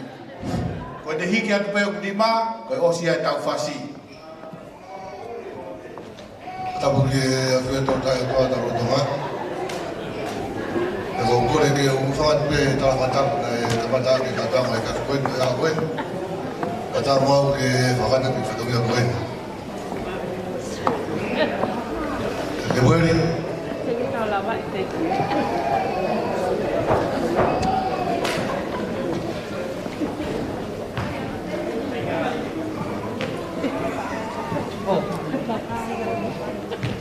O hene leo o whewhikau, o resa suri, e a whewhikau se tira tau masi. Ka mai danga si asi. Ke ka maa maalare aho.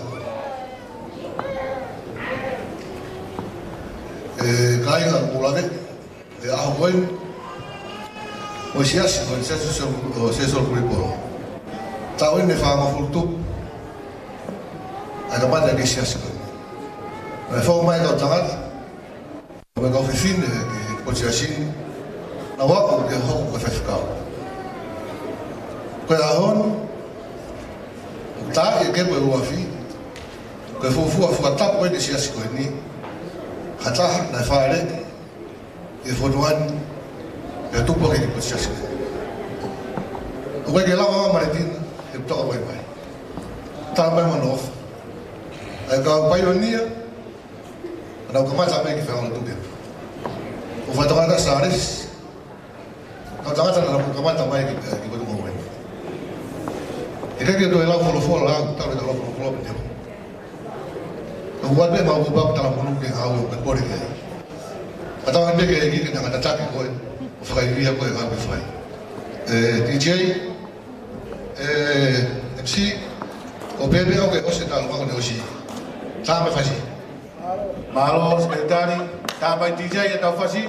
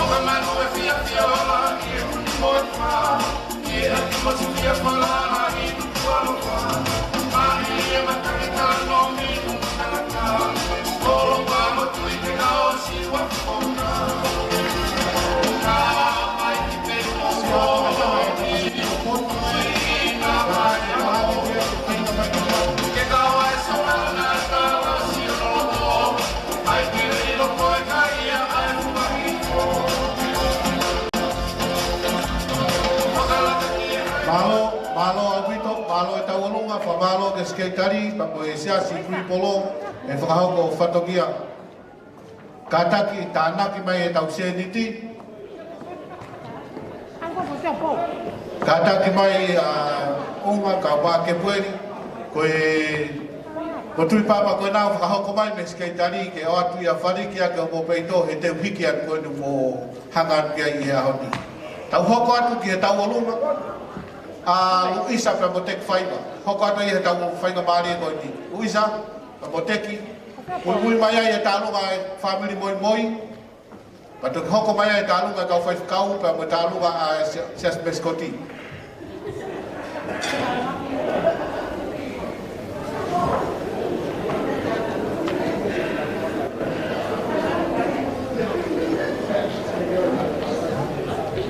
Malo, kalpe ke ufanga na whatapu ka whahoka te ki tālunga mawhana koe ni. Nai malele me pe aoni masio pe ku tolai pe family o sione. Kai si whaawa pe family o sela koe ok mautu he hoa ni ke popo ke family o sela.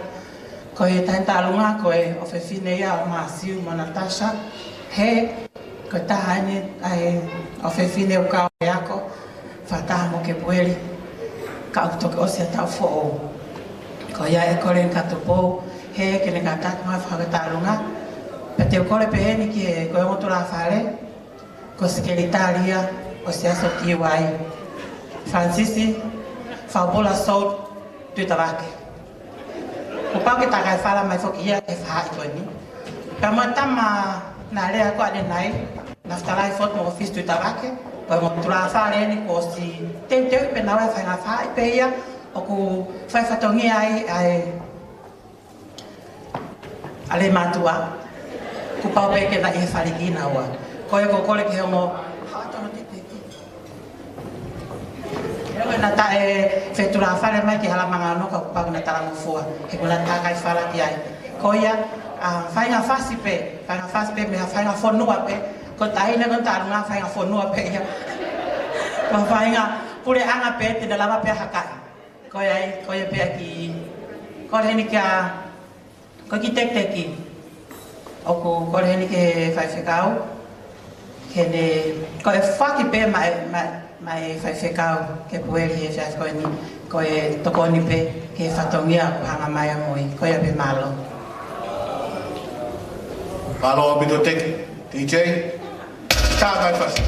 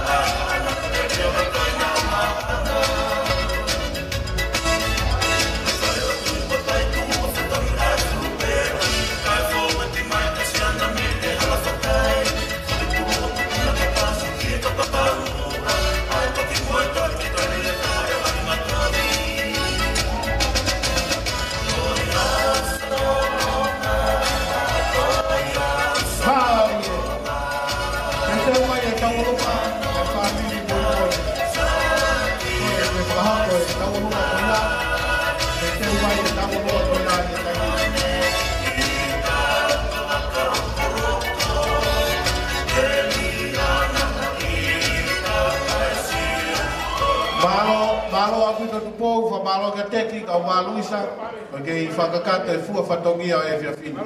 Tau hoko atu ke tau olunga, e family moi moi, e wange whainga maari ko ia ki whae ko ni ke whakahoko atu e tau olunga ko ni. Mui mai heni e tau olunga e Sias Meskoti. Hoko mai mai tau olunga, whakahoko mai mai tau olunga e Siasi o Satevita, St. David, mui mai e tua Sias Meskoti. Kahiria, to whakaosi mai he kau whaifekau, na moi tau olunga whakaosi, ko tau olunga tāpuni ia, o whakahoko ia, e whakawhae a ke pueri, pa mono tonga ane, pa moi whanau, i e whiawhini. Toi pe tau olunga e tōru. O whangai whatapu ka ia tāte, whakahoko ate ki tālunga koe ni. Koe ki tālunga koe ni, koe os whakahoko atu ke, anga koe mauturu mau whānuri e sāres waka. Pea ko maua mo Paula, me moi moi, o tuanga wa e, o tamasipai te kau e ahoni. Pea ko kore atu ki heri ki a keku, e kataki o mea hifu. O hui e pare, i ho ma ulu mo Paula. Oi, malo. Malo abito, palo lo wahi. Palo e whalag laki. E tau olunga ko ni, me ko wahi. Kore ke whai kau, kata ke mea mai. DJ, te tau mai mai whasi. Te tau mai he tua ko ni e tau olunga, e sias meskoti. Hoko mai e tau olunga sa te vita. Ka whai kau, e whaosi. DJ, tu mai tau whasi.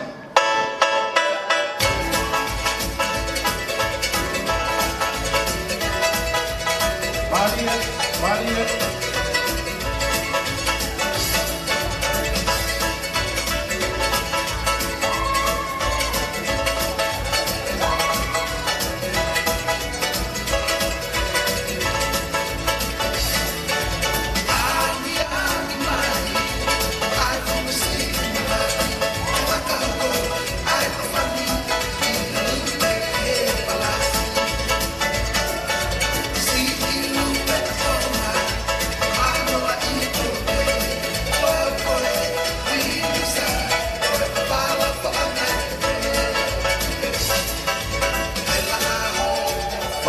Malo kaluar tau paula e ke whalag lang o panat ki whai toka o inga ko tau tu whakawhāngu ni tau hoko atu ke tau olonga a hoko mai tau longa sias meskoti whahoko atu e se kua tā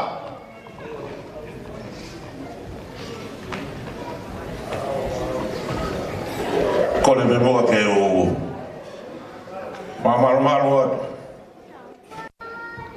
ka e tāpe moa ke whakahoko atua e tala whatongia koe.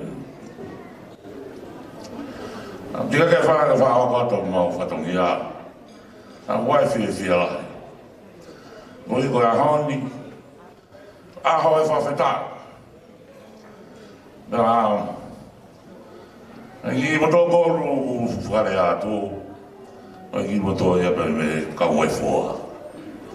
Ngi moto a mawhana whauria. Ko whia hoki ko hiko e ahoni. Te ai whakata whatunga ko hiko e kongo i la mutu whoki edi.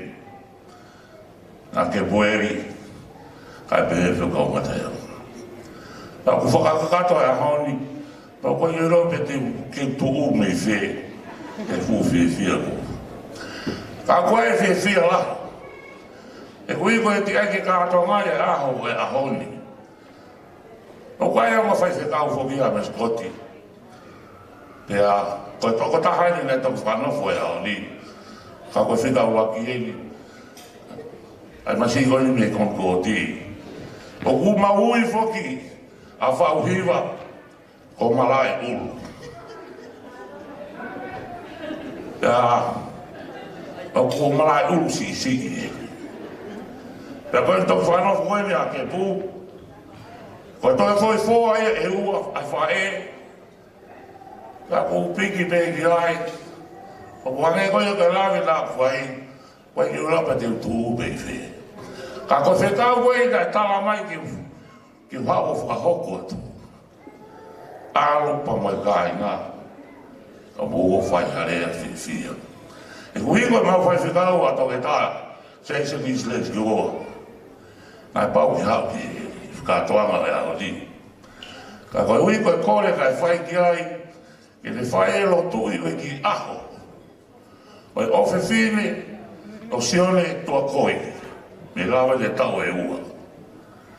Ka koe ko maurere mai ki whahoko, ai kore whamore mole mai. Ke weri. Mamore mole. O mautore me meskotu, kore at kaina meskoti. O mea mai kero tōre. Ka mea mai matai tālunga. O kore atu anga tea. Mea mai. Kai ke lau ke whakakato whatoki ai pukupuka taipi. Mone lea mau eke whawhanga. Tūna pāma hana o wā. Ta whanu nope. O kore atu anga tea mea mai hui e pare ka hiki tālunga. Ka rau hoko atu. No noa taipi. Toa whatu. Malo abito, ka taki mai o whahoko a te whatongia kore koni, ke hui e pare, hoko atu e tau olunga. DJ, tukumai tau whasi.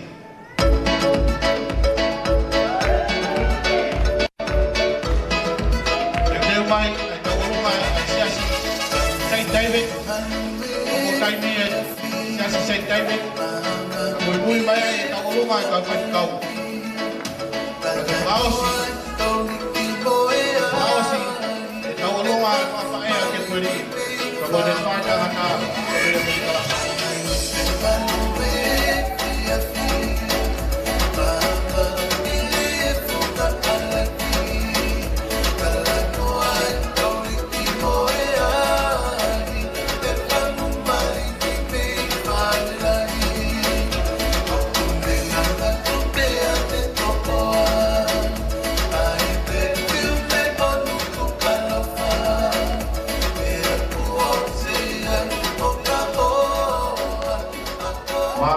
Malo at kasi tua taba mo fai la lotu ses beskoti.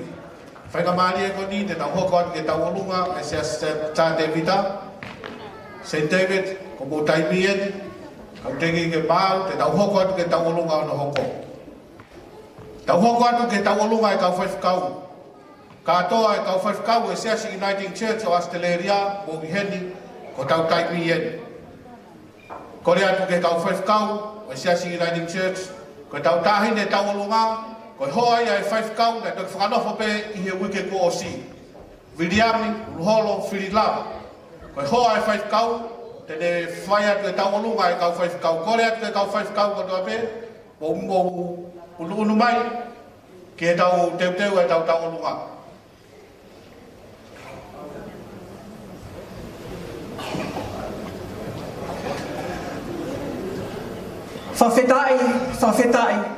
Whawhetai. He koe aho e ni o e whawhetai. Ko kore heni ke uhuwhanga tu he ngahi tala whakatapu hunu katoa pe o e lotu. Ka umai whonua, ka tupe mua ke maukau i he maalari fia o e aha koe ni ai eiki. Greetings to all of you in the name of God, who is Father, Son and Holy Spirit. The next item that is going to be on is going to be for all the Uniting Church ministers. And I thought I'd take this opportunity just to introduce who we are.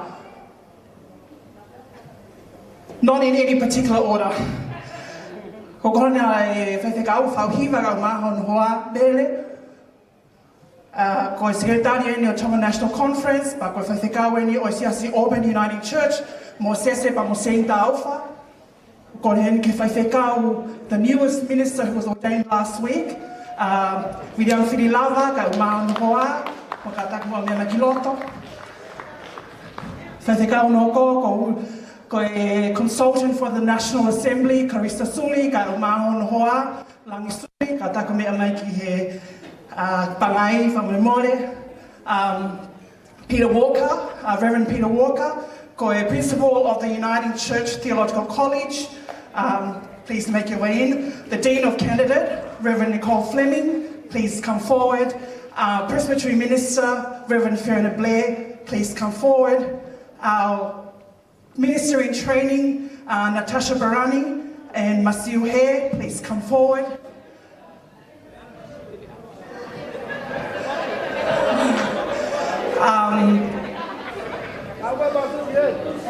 I'd also like to, my name is Whaimata Havea Hiriau. I'd also like to call my wonderful husband, Hakiti Hiriau, please come forward.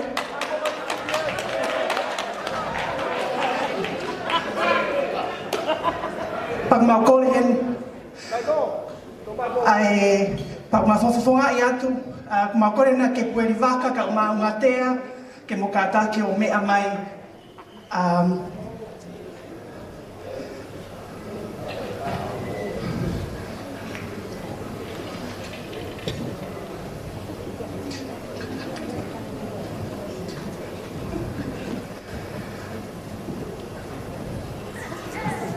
Whaitikau ke Pueri Vaka ka Umaungatea.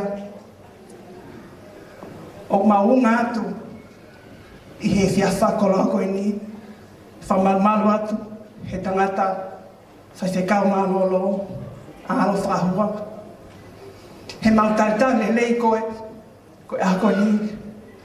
O ke pole ke hoko koe se vanitia eiki. Koe a honi o lahi e ngahi koloa wholofola ia. Ko os whahoko he tahine whaiwhekau, ma koe he ahoni, ka o ngā Ang tala-talai whare, o sa hoko e kau whaiwhekau, pau ngai lea a ongo whamiri, mo i kāinga o whanokotoa pehe a koe ni. Today is simply all of us ministers in our family and also Reverend Alo, on his behalf, we are here to welcome you to the family of ministry in the Uniting Church of Australia and beyond.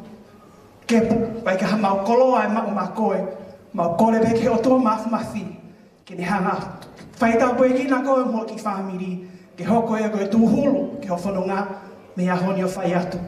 Ko kore heri tupe mua ke u pure he ahoni. I'm going to call the shots on what song we're going to have. Ko kore DJ, lahi ang hei whasi ako whanonga ke he a koe ni. Tai mai mua ai whasi me he lolo. Ke tā wainga moko ai, I hiwa tā koe ni, le velewa maranga kei tā rawat.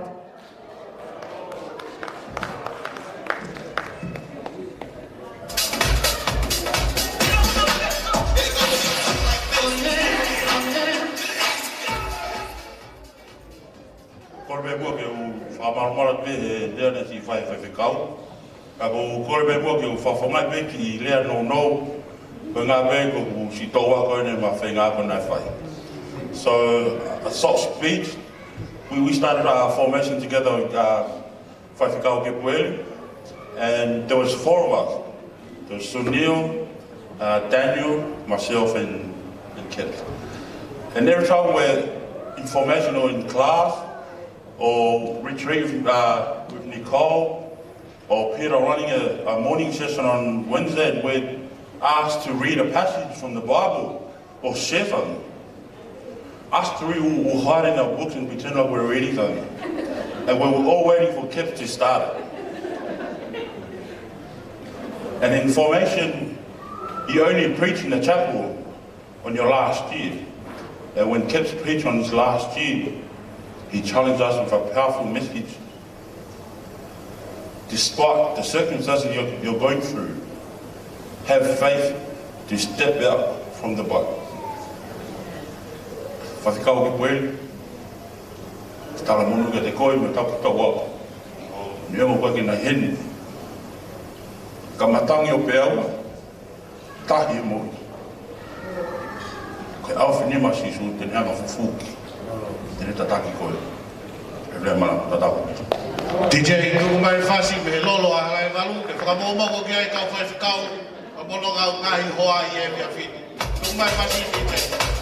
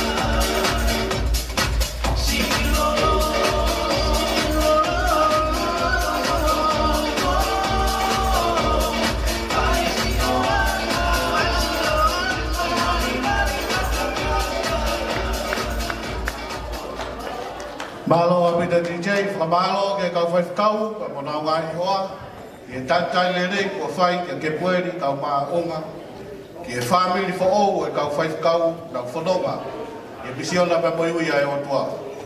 Tau hoko ati ke tau tauolonga hona hoko, ke tauolonga ia, ai seasi St. David. Se whaianga lotu eni, tai lotu whamuimoia ia Kepueli, pa mo unga, pa mana ki whamiri, pa nano hoko me ai ki e ui, Oi ngā ue Whaiwhekau. Hire tauolunga ko ni, ko tauolunga whaosi, ko tauolunga ia e whamiri, whae a Kepueli, moene whae tangata, whahoko mai, ko tauolunga ko ia whaiwhatape, ko tautalunga tāpuni ia. Ange whainga maari e, kia tapa, ko ia me whatongia e whia whini. Ko kore me ke ngā wea ka ngai whakataku po se noa whaki. Ka tā mua mo pa whainga maari e koe. Ke tū pe ke whai a no whawhawhunga i o si kāinga lotu ko ia pe me St. David. Ko te tautu pe pe hange po te ngari matawarea. Whanonga ko ui ngai whainga lotu ke hi. Hange po ngari tue noa ai loto whare. Nai whai ai e te utangata whakaosi o ke pueri. O tui pe ko e taimi whakaosi e neo ki ngā tolu pe mo ke pueri. Ki mua pe te toki hoko atu i e whatongia fo o. Ko ui ki ai e o tua. Ko ia e puatu i mau talamonu ka te koe ke pueri. Ka maa unga tea. Pe mo e whatongia fo o. Pe mo e lakanga fo o po mahanga ki ai ka hau. Whatawanga ki e o tua mafi ke ni whai tāpu ki na si o moroto whare. Ko i ngā ka ngai whatongia ma mawha. O kiri whaki mai ki o mōma. O ko i heni e whiawhini, ka mo e chairperson ko ia mau siasi, o Tina Palmer. E hangepe mo mea i o mau kāinga lotu, o e tōlahi taha ko kau vai vai. Ka wake nau lava mai e whiawhini ko i ngā o COVID-19. Ka rotu mai pepe mo i sea, e whai peha no whawhawhunga i o mau kāinga lotu, ke whakailonga i peki matolu he mape o ku iai e whai ngā lotu ko St. David i Piwai. Ko iai, ka tak pethi e matamua ko kore atu ki o whiwhini o whiwhikau, ke ka daki mai pe mua, o whai aki whakameite whakaosi mai loto whare o St. David Mala. Malo ka si oeli, ka umaa Tina, PJ, maa upe whasi e taulunga koni pe whakahoko mai.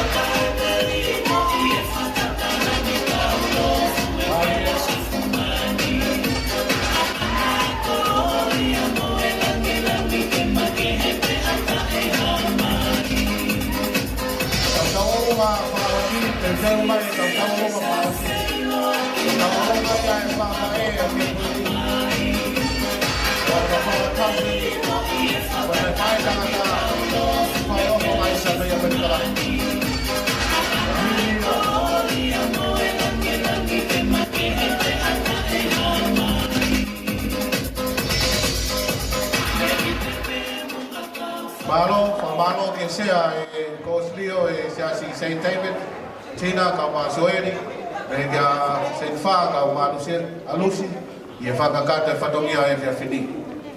Whakamari e koni e tuhangi e koe tauolunga whaosi e ki e whiawhini. Rahiri e whai e ke puere ki lea whamalo, e tak whai e he whai whakau, e ne whai e malanga e ahonia e lotu tuku pia maki tautolo. Whakamari e koni o hangi e papa tauolunga whaosi i e whiawhini.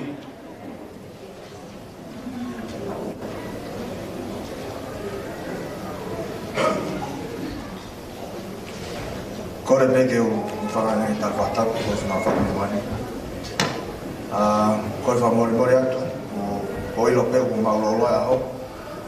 Ka ko pehe peke o tō e whainga maari e koe ni. Ke o talahau whao sai rewa ke whai whikau. O kai lewa ni hawa pongpong. Koe whie pōpō ata mua kep. Just want to say I'm very proud of you. Koe ui maani oni ko whai o tua.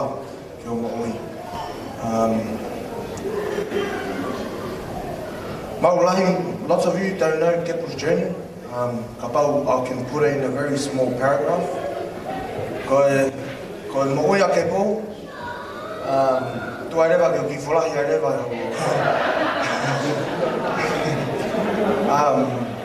Kepu's journey, when I sat in the church there, ko tangu te whaloto haru. Whakio manatu, ki mawhanonga ke lahi o talahu. My memory of Kepu growing up was Nai Whengai Akapulu, Kaisai Iai.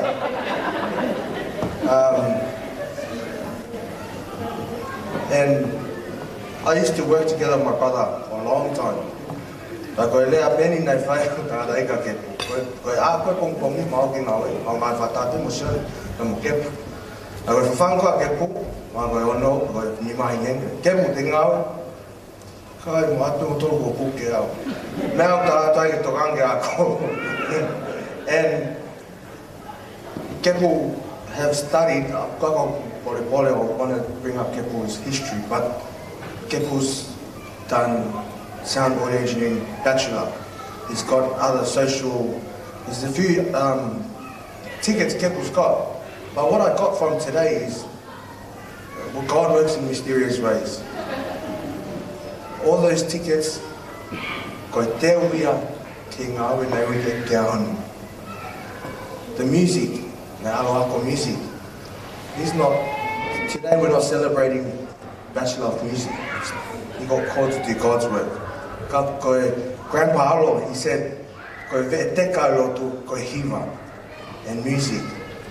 Kepu has been gifted with a very talented person he is. But look, I just wanted to say, because everyone's spoken, I thought I would represent my family and say something before Kepu and Unga, Selassie and Sione, head on to your journey and spread the word of God.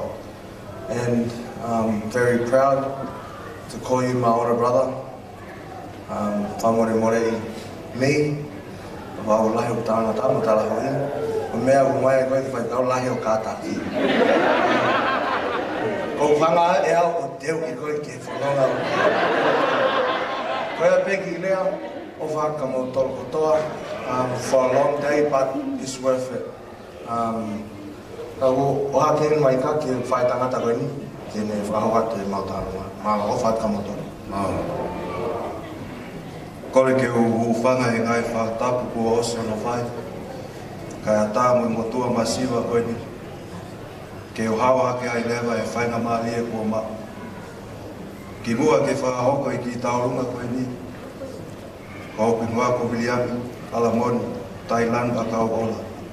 E koe whoalai taha au, e whanau a Sisa, mo Lisa me Utah, Amerika. Koe kuta mai koe tungani i a Sena, whae a Kepu. Whai whekau o whawholau mai ai ofa, e o whanga whae me i tonga, pēgi o whae tangata, e a moi tala monu ki e ui, o whai ki o mo ui, ke tāaki ai mea mau inga tā, o e nofo koen, ka koe wholofola ai o tua. O kua tuu pēri e aoni, ke whakakato, ai whatongia, I kai a mea e mau o kunima, ka koe toto, na e whao e o tua. E leonga mea ka ke ofa, o ku tuku ki mua.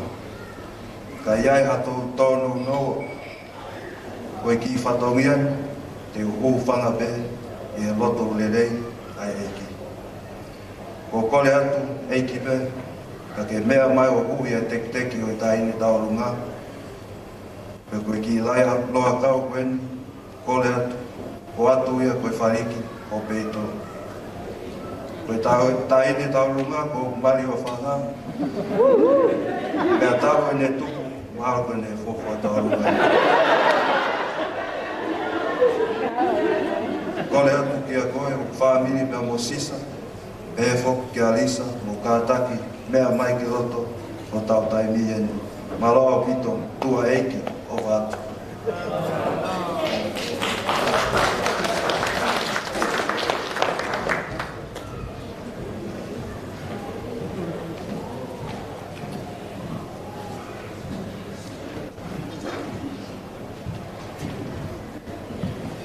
DJ, tuk mai tau whasi.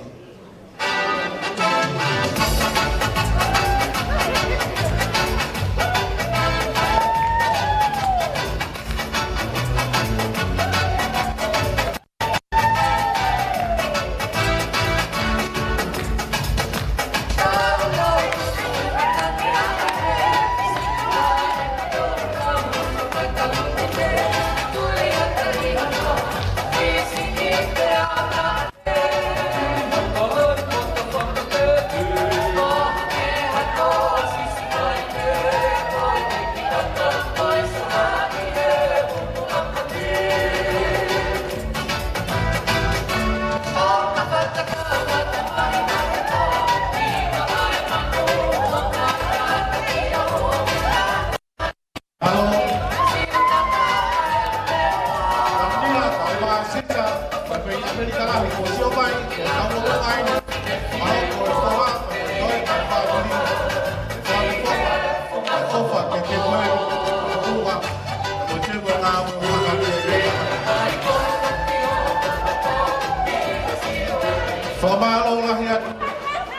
koe ngā lava le rei, ai tau orunga e kia whina. Whamalo atu ke foha, sisa, ka umai toi ngā e whakatoko ua, mo e whakatowhawhine o ke pueri, ke whakufonga, mo e whatongia o e whiaf koe ni. O tonga, e whama opo mai e tau ngāwe i e whiwhini, ta wau mai ke tō mui e tau ngāwe i e whiwhini, a koe ngāt anga ia e whawhiawhia e whiawhini. Hoko te tau polokalama, e whai e ke pueri, e ki idea whamalo, e ka hiri ia, e toki whai, e whai whikau, e whai e malanga e whiawhini. E lotu tuku pe mak tau tolu. E mui ia ko whai ato e whawhawhonga te whamalo koini, pe oangi ai pe, ki hongo whai whikau, e na whakaosi, ai tau ngāwe e whiawhini. E whamalo ki he whamiri o ke pueri, ka au maahunga, e whia mai ngāwe ake motua koini, ke tataki ki tau tolu hi e whiawhini. Whamalo atu e kei manatu ki whai toka. Pāgo ki mau tolu, pe te mau e kea ka hai uhinga kou tukua i he ni. Kou tu i he ni, kou tu unga e whae, pe me i wha ui. Ko whae a sione, ko ki nau tolu, ai kaina eiki i he whamiri e ku whae. Ko uhinga i a kou tu he ni e whiawhini. Ka ko whamalo ki a kepe, ka maunga, i he whakawhainga maarie, o whakawhainga maarie i au i he whiawhini. Whamalo a te mau whainga maarie, pa kou tui, ka wau ki a tau mui e tau ngāwe, tau ikuna, i he tataki ki tau tolu i he eiki. Whia whai e whamalo koini, ki he kaungāu e whareni. To the event managers, Christine and Daniel, and your staff, thank you very much for looking after us and be patient with us. I know there was a delay, but we want to say thank you, extend a thank you to you and your staff for all the well done, the good job that you look after us this afternoon. For all our non-Tongan speakers, they are still here with us. You've been blessed, you'll win. That you made it to the end of this long journey today, from church and coming up to here. I want to extend a thank you to you guys. With Peter, thank you very much for being here. Tau mai whahu, e whoke whawhawhonga. Ai TNC, pia pa Moses e tauwha, ko sketari ai TNC, pa malo atu he mau whainga maari e. Whamole atu kai tō langa, na kua tō whohe tō kutua. Ko e poto a ni mui pe, ko e kamata anga ia ngā ue. O whalahi atu ka te mou tolu, pa koe tala monu, e wawhai tamai, pa moe al, pa koe lau maari e maano ni tua whāna.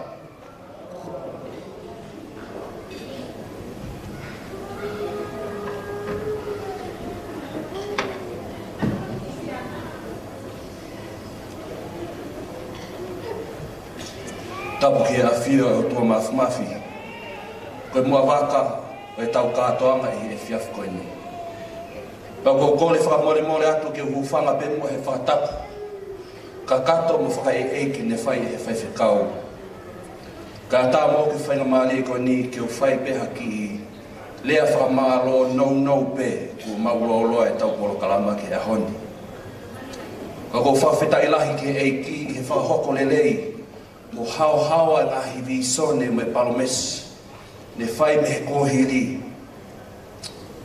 Koe ana i he kamataanga, pea koe ia i PN, tau kātoanga i he ahoni.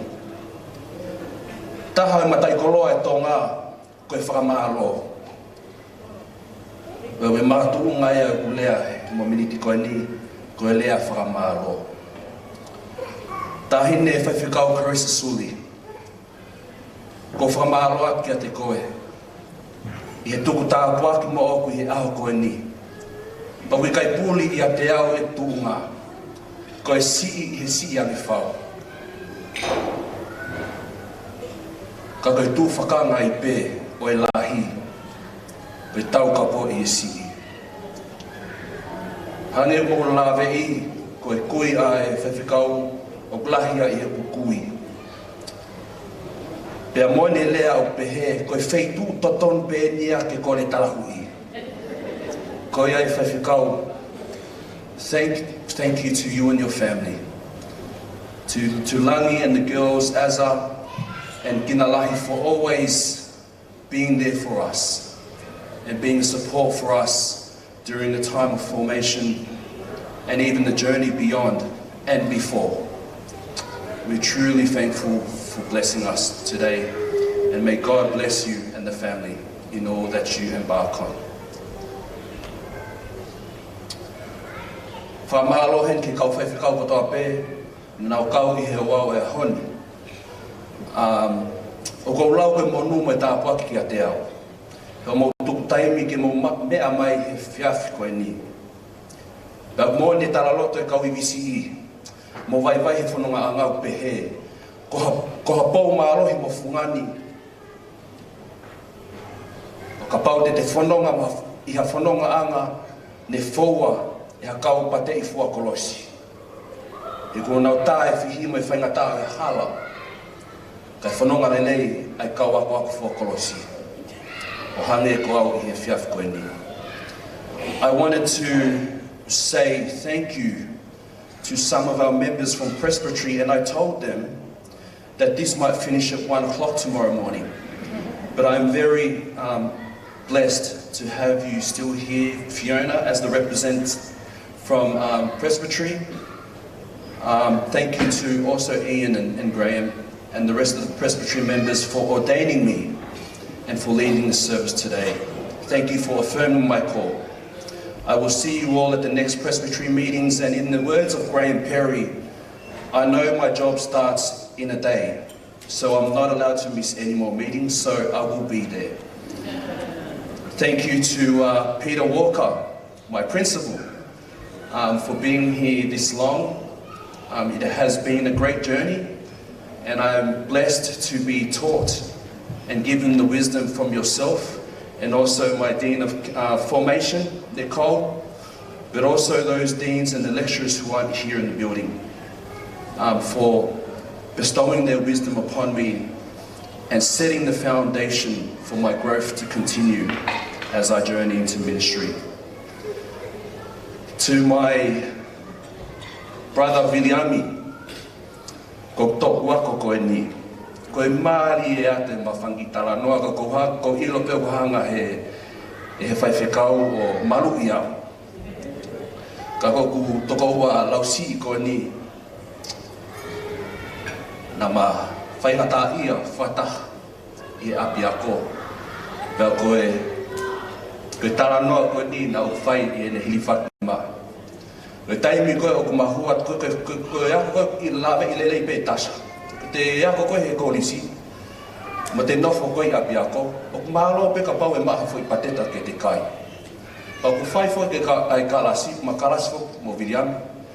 Pa koe taimi koe o kulele ai kalasi, o hou ai e tolu. Lele ako me hiwa pompong ki hiwa pompong. Pa ku mohe a pila me tawhaki koe, o ko mohe a mau he tawhaki koe ni.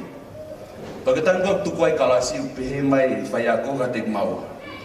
Mo tule mo he pehe ai. Koe tāri e nia e whaiwhikau. Kai peke hai ki he le tisi e. Ia o whalahi at ka te koe tau kete.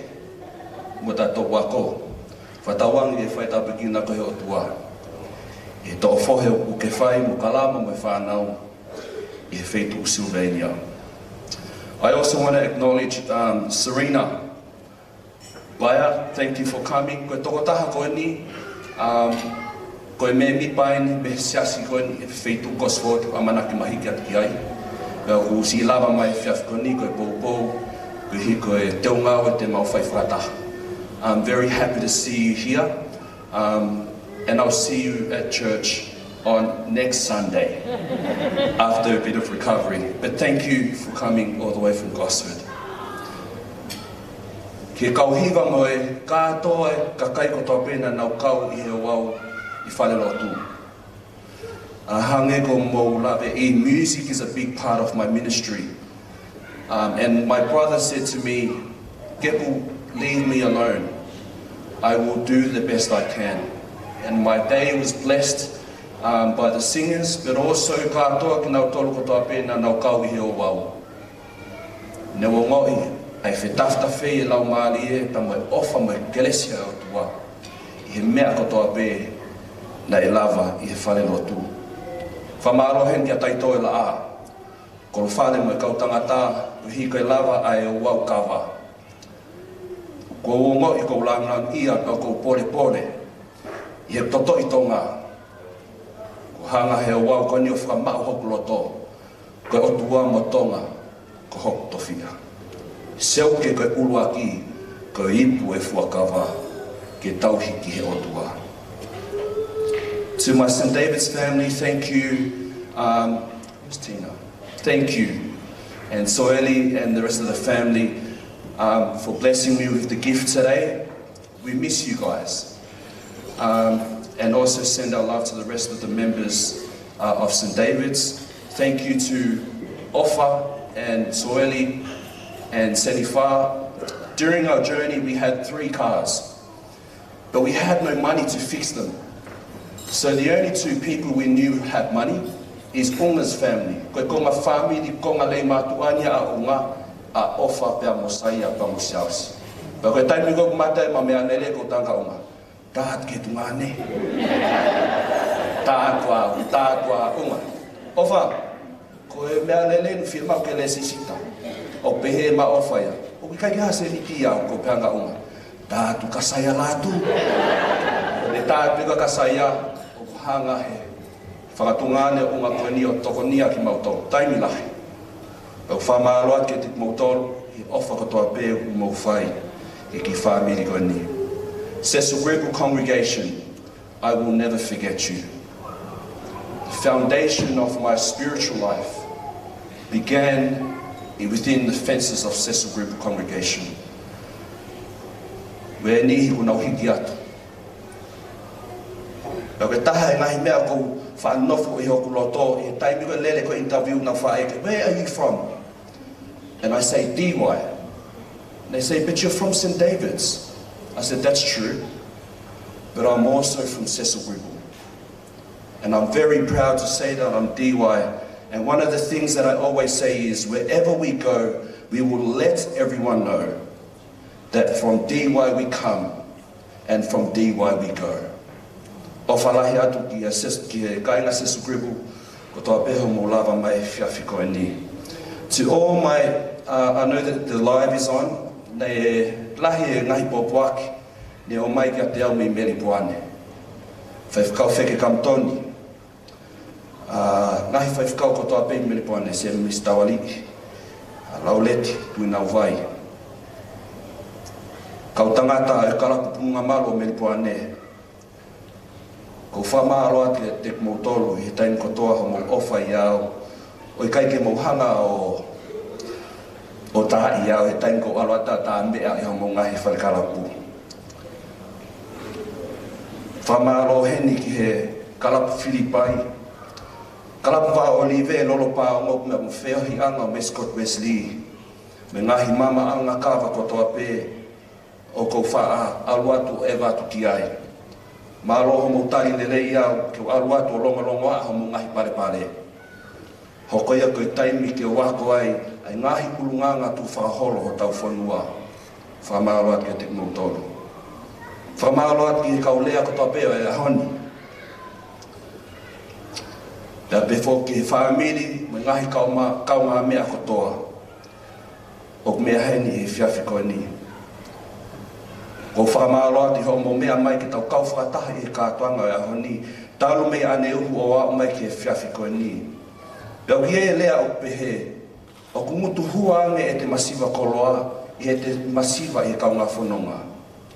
Ka ko mo mea mai he whiawhi koe ni. Hoko e koe pā kakala ia ki whanonga. Ka ko ofalahi atu ke te kumotoro hona katoa. Kia potu I huo. Susana mai family. Malo e kātaki. Malo e Ofa. Malo e Poupou. Tivasi, Titala Hill, and Devita, Bava, Claire and Isi, and all my nieces and nephews. We are truly blessed to have you all support us in our journey. I know it means the world to Unga that you guys are with us, so you can imagine how I feel to have you as my family. We are truly blessed to have you all as our family.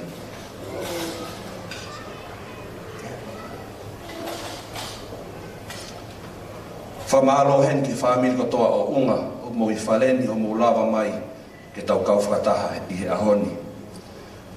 Whamalo heni ke kukui, Reverend Sione Alo Whakahua. He has been a big inspiration in my life, and people wonder where I get my musical gifts from. But he doesn't really show his musical side. But this man has written a lot of songs, a lot of music being used in Tonga. And I'm very blessed to have him, the only grandfather that I've ever seen alive, my grandfather's brother. And I'm blessed to have Sione Alo, whamaro at ki a te koe koe ngahi talatalai whare katoa pēku ke whai ki a te au. Pau hoko ia koe pauturiki ke o whalala ki ai, ke mawai haa kuiwi, ko hika ngau e na ke fuesia mai, pau ke hala pāse pulu ki a te au, neo mo e vee kovi mo vee hala, ka teu ketu pe, ke whakakakata whatongia ko whai mo ui ki au e o tua I a honi. Ko ofa ki a te koe Valentina, Vitalika, o e toenga o e whamiri, kotoa pē, o si e ku whae. To my parents, 1984, my mum was pregnant, and my dad prayed every night, asking God for a boy to be the eldest. And his words were, Lord, if you give me a boy, I will make sure that he will fulfill your mission here on earth. My dad told me this story very early in life, and I thought that he was trying to get me to go into ministry early. Sorry, Dad. But koko hoko ia aku kahala. And as time went on, I was born and my parents would push me around. My parents were overstayers. There was about 10 of us living in a 2-bedroom unit. And my parents would push me around in the shopping trolley. Because they couldn't afford a car. Sione Mosela. Ko e whakaanawa na mo whai ki a te au. Ko whakahoko. And I hope you are proud of the Gepweli now. O ko whamaroa te ki a te moa. E ngahi ako naki. Pa me ngahi talatala I whare katoa pe mo whai ma aku. Hoko homo hanga wha pele I was a princess, guys, let me tell you. I got spoiled. Ka hoko homo hanga wha pele iau. Ke u alu o mo ui whakasevaniki. Ka kou ofa lahi atu ki a te moa. Whatawangi ki o te o tua ki a te moa. Hairi o kulahi. Wa tā pua ki kulahi. Ko hiko e pok fo o. Kua usia o tau whamiri e ahoni. To my siblings, Soni, Laini, Vili, Litia, Alani Mofefi, Naftalai Boni. Thank you guys for sacrificing all you have for me to be able to study for the last 4 years. I thank you guys for always being there. Thank you really for not telling too much and just telling just enough. So now that I'm a minister, me and you are going to have a chat after this. Finally, to my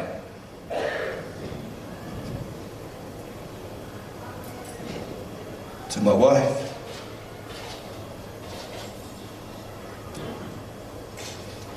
And our 2 children,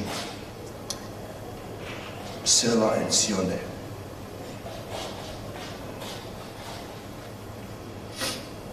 Thank you. Thank you for everything you have done.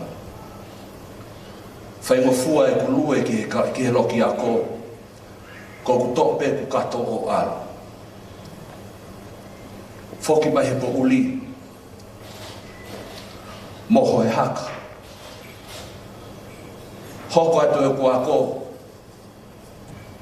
Ka nau si I mohe pe he lalo te pili.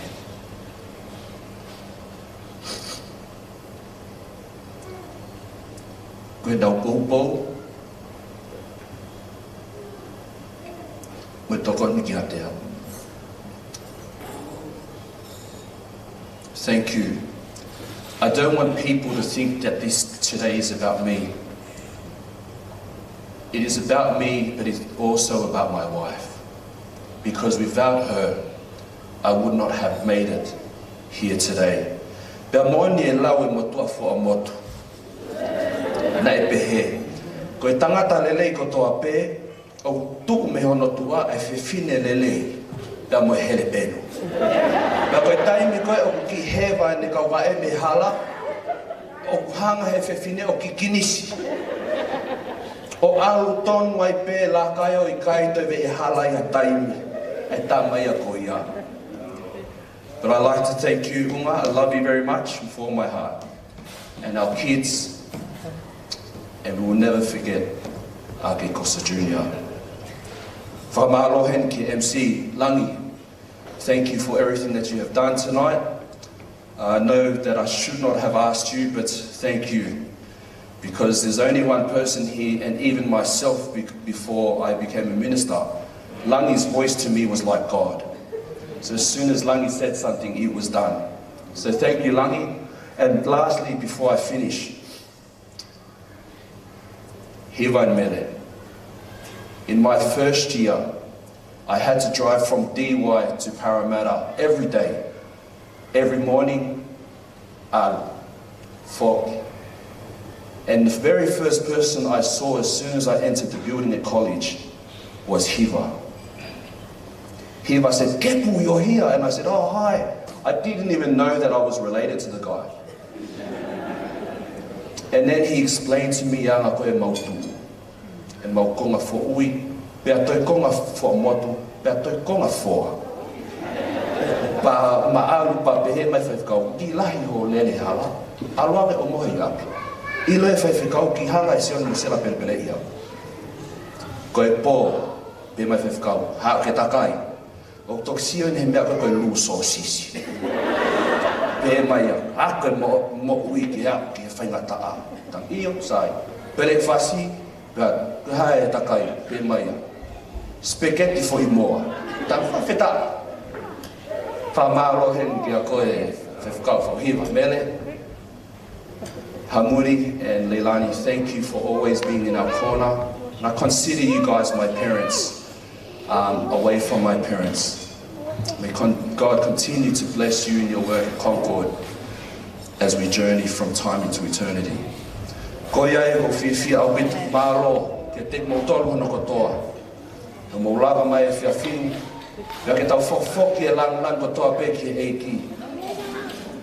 He kapau nei kai kau e o tua, he ngāwe kotoa a honi. Kei ke tau au ke tuunga, kua o ki ai ngāwe whiawhinu. Ko ea ke ki aha lea no ua, o loto honga ia mo whamaro ati ke te mautoro hono kotoa. Whatawange ke hanga e o tua whaitau pekina ki mautoro. He ngāwe kotoa pe mo fuesia, mo ngahi whamiri, mo ngahi siasi, ka mai whanua. Ko ea peki lea tua whātu.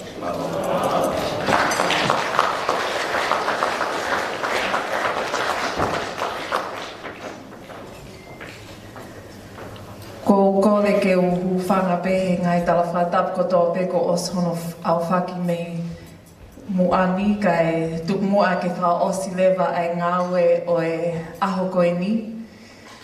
Ko tangutu pe mo e whaiwhekau ke pueri mua pea whanawhana mai whaiwhekau o tala mai ke a te au. Ngari loloa tama e tau mea. Pere toi pehe mai. Kau sai pe ko hange pe ko whanongo ki a ngahi malanga ni manoa I e pōkoi ni. Ko e ke pehe I kai teo ai e malanga ke ni mataha. Teo whenge tau mita no pe he pōtui ko osi atu ai ngahi ako naki mo e ngahi talatala I whale ko whai he whamili. Koe malanga aku o slava tuia kia te koe pia moe family. I just want to acknowledge the joy of this occasion. Ko lava e kai whatongia he ahoni ke whaiwhekau. Ko lava ai fia ai whonua. Fia a sela pe mosione. Fia a Susana, hongo mātua me mere poane, Susana pe mosione. Oa o ke siasi kaunga maheni kotoa pe, oa o ke whamiri mo I kau whaiwhekau. Your dean is still here and the principal. And so we just want to acknowledge the thanks and joy of what this occasion is for you, Gepo. And I want to thank you for the way that you acknowledged your wife tonight. Because if there's one thing that I've learned in ministry, taimilahi o ko aloko he lotu, when I feel him o ko kaupālangi friends, they always ask me, how do you do it, Carissa? Like you're there, over here, up there, down there, how do you do it? And I always say to them, look, yes, it is God, and it is only God. But it's also the support that my husband gives me, and my children give me, and also my mother. Ko ose tau whatongia whamili ke whaiwhekau. Ko lava ne whakanofo, lava moe fia e ngahi tapa kotoa pe o I whamili whanua moe siasi. Ko e tau ke lesi pe eni. Whoke a sione mo sela ke nau ki I loto whale. Whoke a te kau mere poane he moni te. Whoki mo Carissa Sulia mo ne whamili. Taktaha whoki ke ne ngahi api no whoanga. Ko hai oktoe. Ko kepu pe mo unga tea. Mana ki o mwhanau. Tēnā hoko atu ki ngāwe who o ui koi ki ai. And in saying that, I want to encourage you with this song that my daughters and I are going to sing for you, and that will be our closing blessing for tonight. Ko uhi whamiri, I know, ko loa, kau taha pe whakanofo hei kai ke toi liu mai ai whakanofo koe ni. Tau mahu inga, tau kamata moe eiki, whiohi moe laumali eiki, pe te tau whaosi moe eiki. Ke whaloto lahia ke whaiwhekau, ka uma a koe unga tea mo whanau. Ko hi koe ospeeni, whoki mau tolu ia. Ka ko moa, te mohoko atu ai ngawe ai eiki. And so we hope on behalf of everyone who is here, those who came and those who left, that this will be our prayer. It will be your blessing, and also for you, Ungatea, to remember the 50 sermons that you heard tonight, and to be encouraged, to remind you, we weren't celebrating your birthday. Nā ke tau whawhiwhia tātou ho au whae le ipi ko aho mali. Nā tau whawheta I ke otua, pe tau tukololia ke otua, ko uhi ko ui ma oni oni. Ko ne whahokia te koe, o ke hoko koe whaiwhekau, e sia se whangtātaha Australia. So this song will be our closing prayer, and then I'll just give us a benediction at the end. Kai tuke hoko ai hiwa koe ni, kai ngata pe he whaloto lai ke whaiwhekau po mwene hoa, but also for us. Ko uhi koe taimi koe te tau mātuku ai meiheni, o te tau toi tala noa hawewe. Ka tau tala noa pe I he ofai o tua, mo I whungau e mafi ai o tua, ko le whai, mai mo uia ke pueli, pe mo ungatea, mo I whanau. Ofalahi atu kia te mūtolu kotoa pe, I hua wheta mai pe mo he alo, pe mo lau maari mano. Amen. Glory.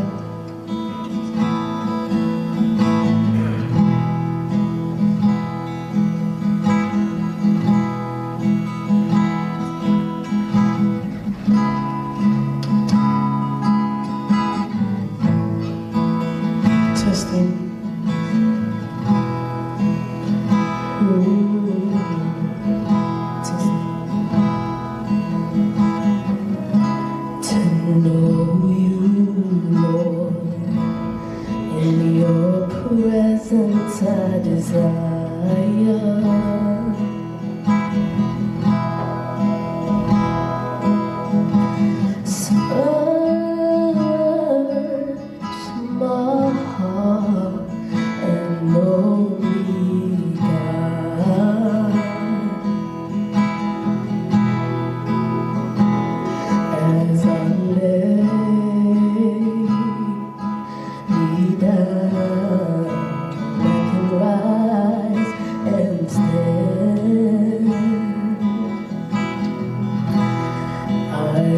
desire to worship, I desire to praise your name, I desire to worship, I desire to praise your name. I'll fall at your feet.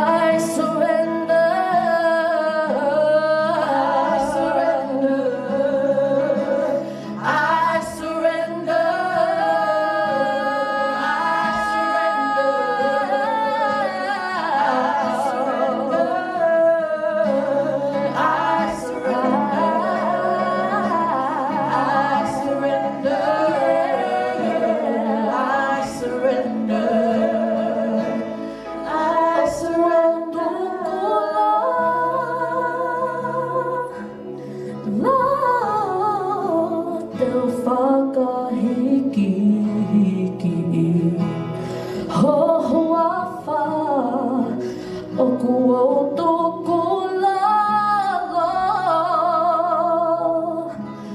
Oh, te o whakahiki hiki hoa wha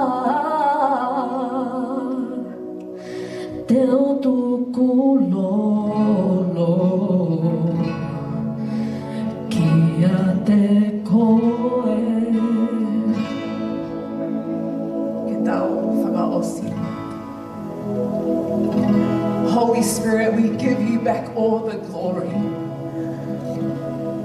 The works from this morning and even the journey before this morning. Mawa'u mai ke whakaosi o singa o i ngawe o ke whakahoko ke mo'uia ke pueli. I kai ke toi ai halea ko i whakamalo pe mo whawhetai ke awhiona.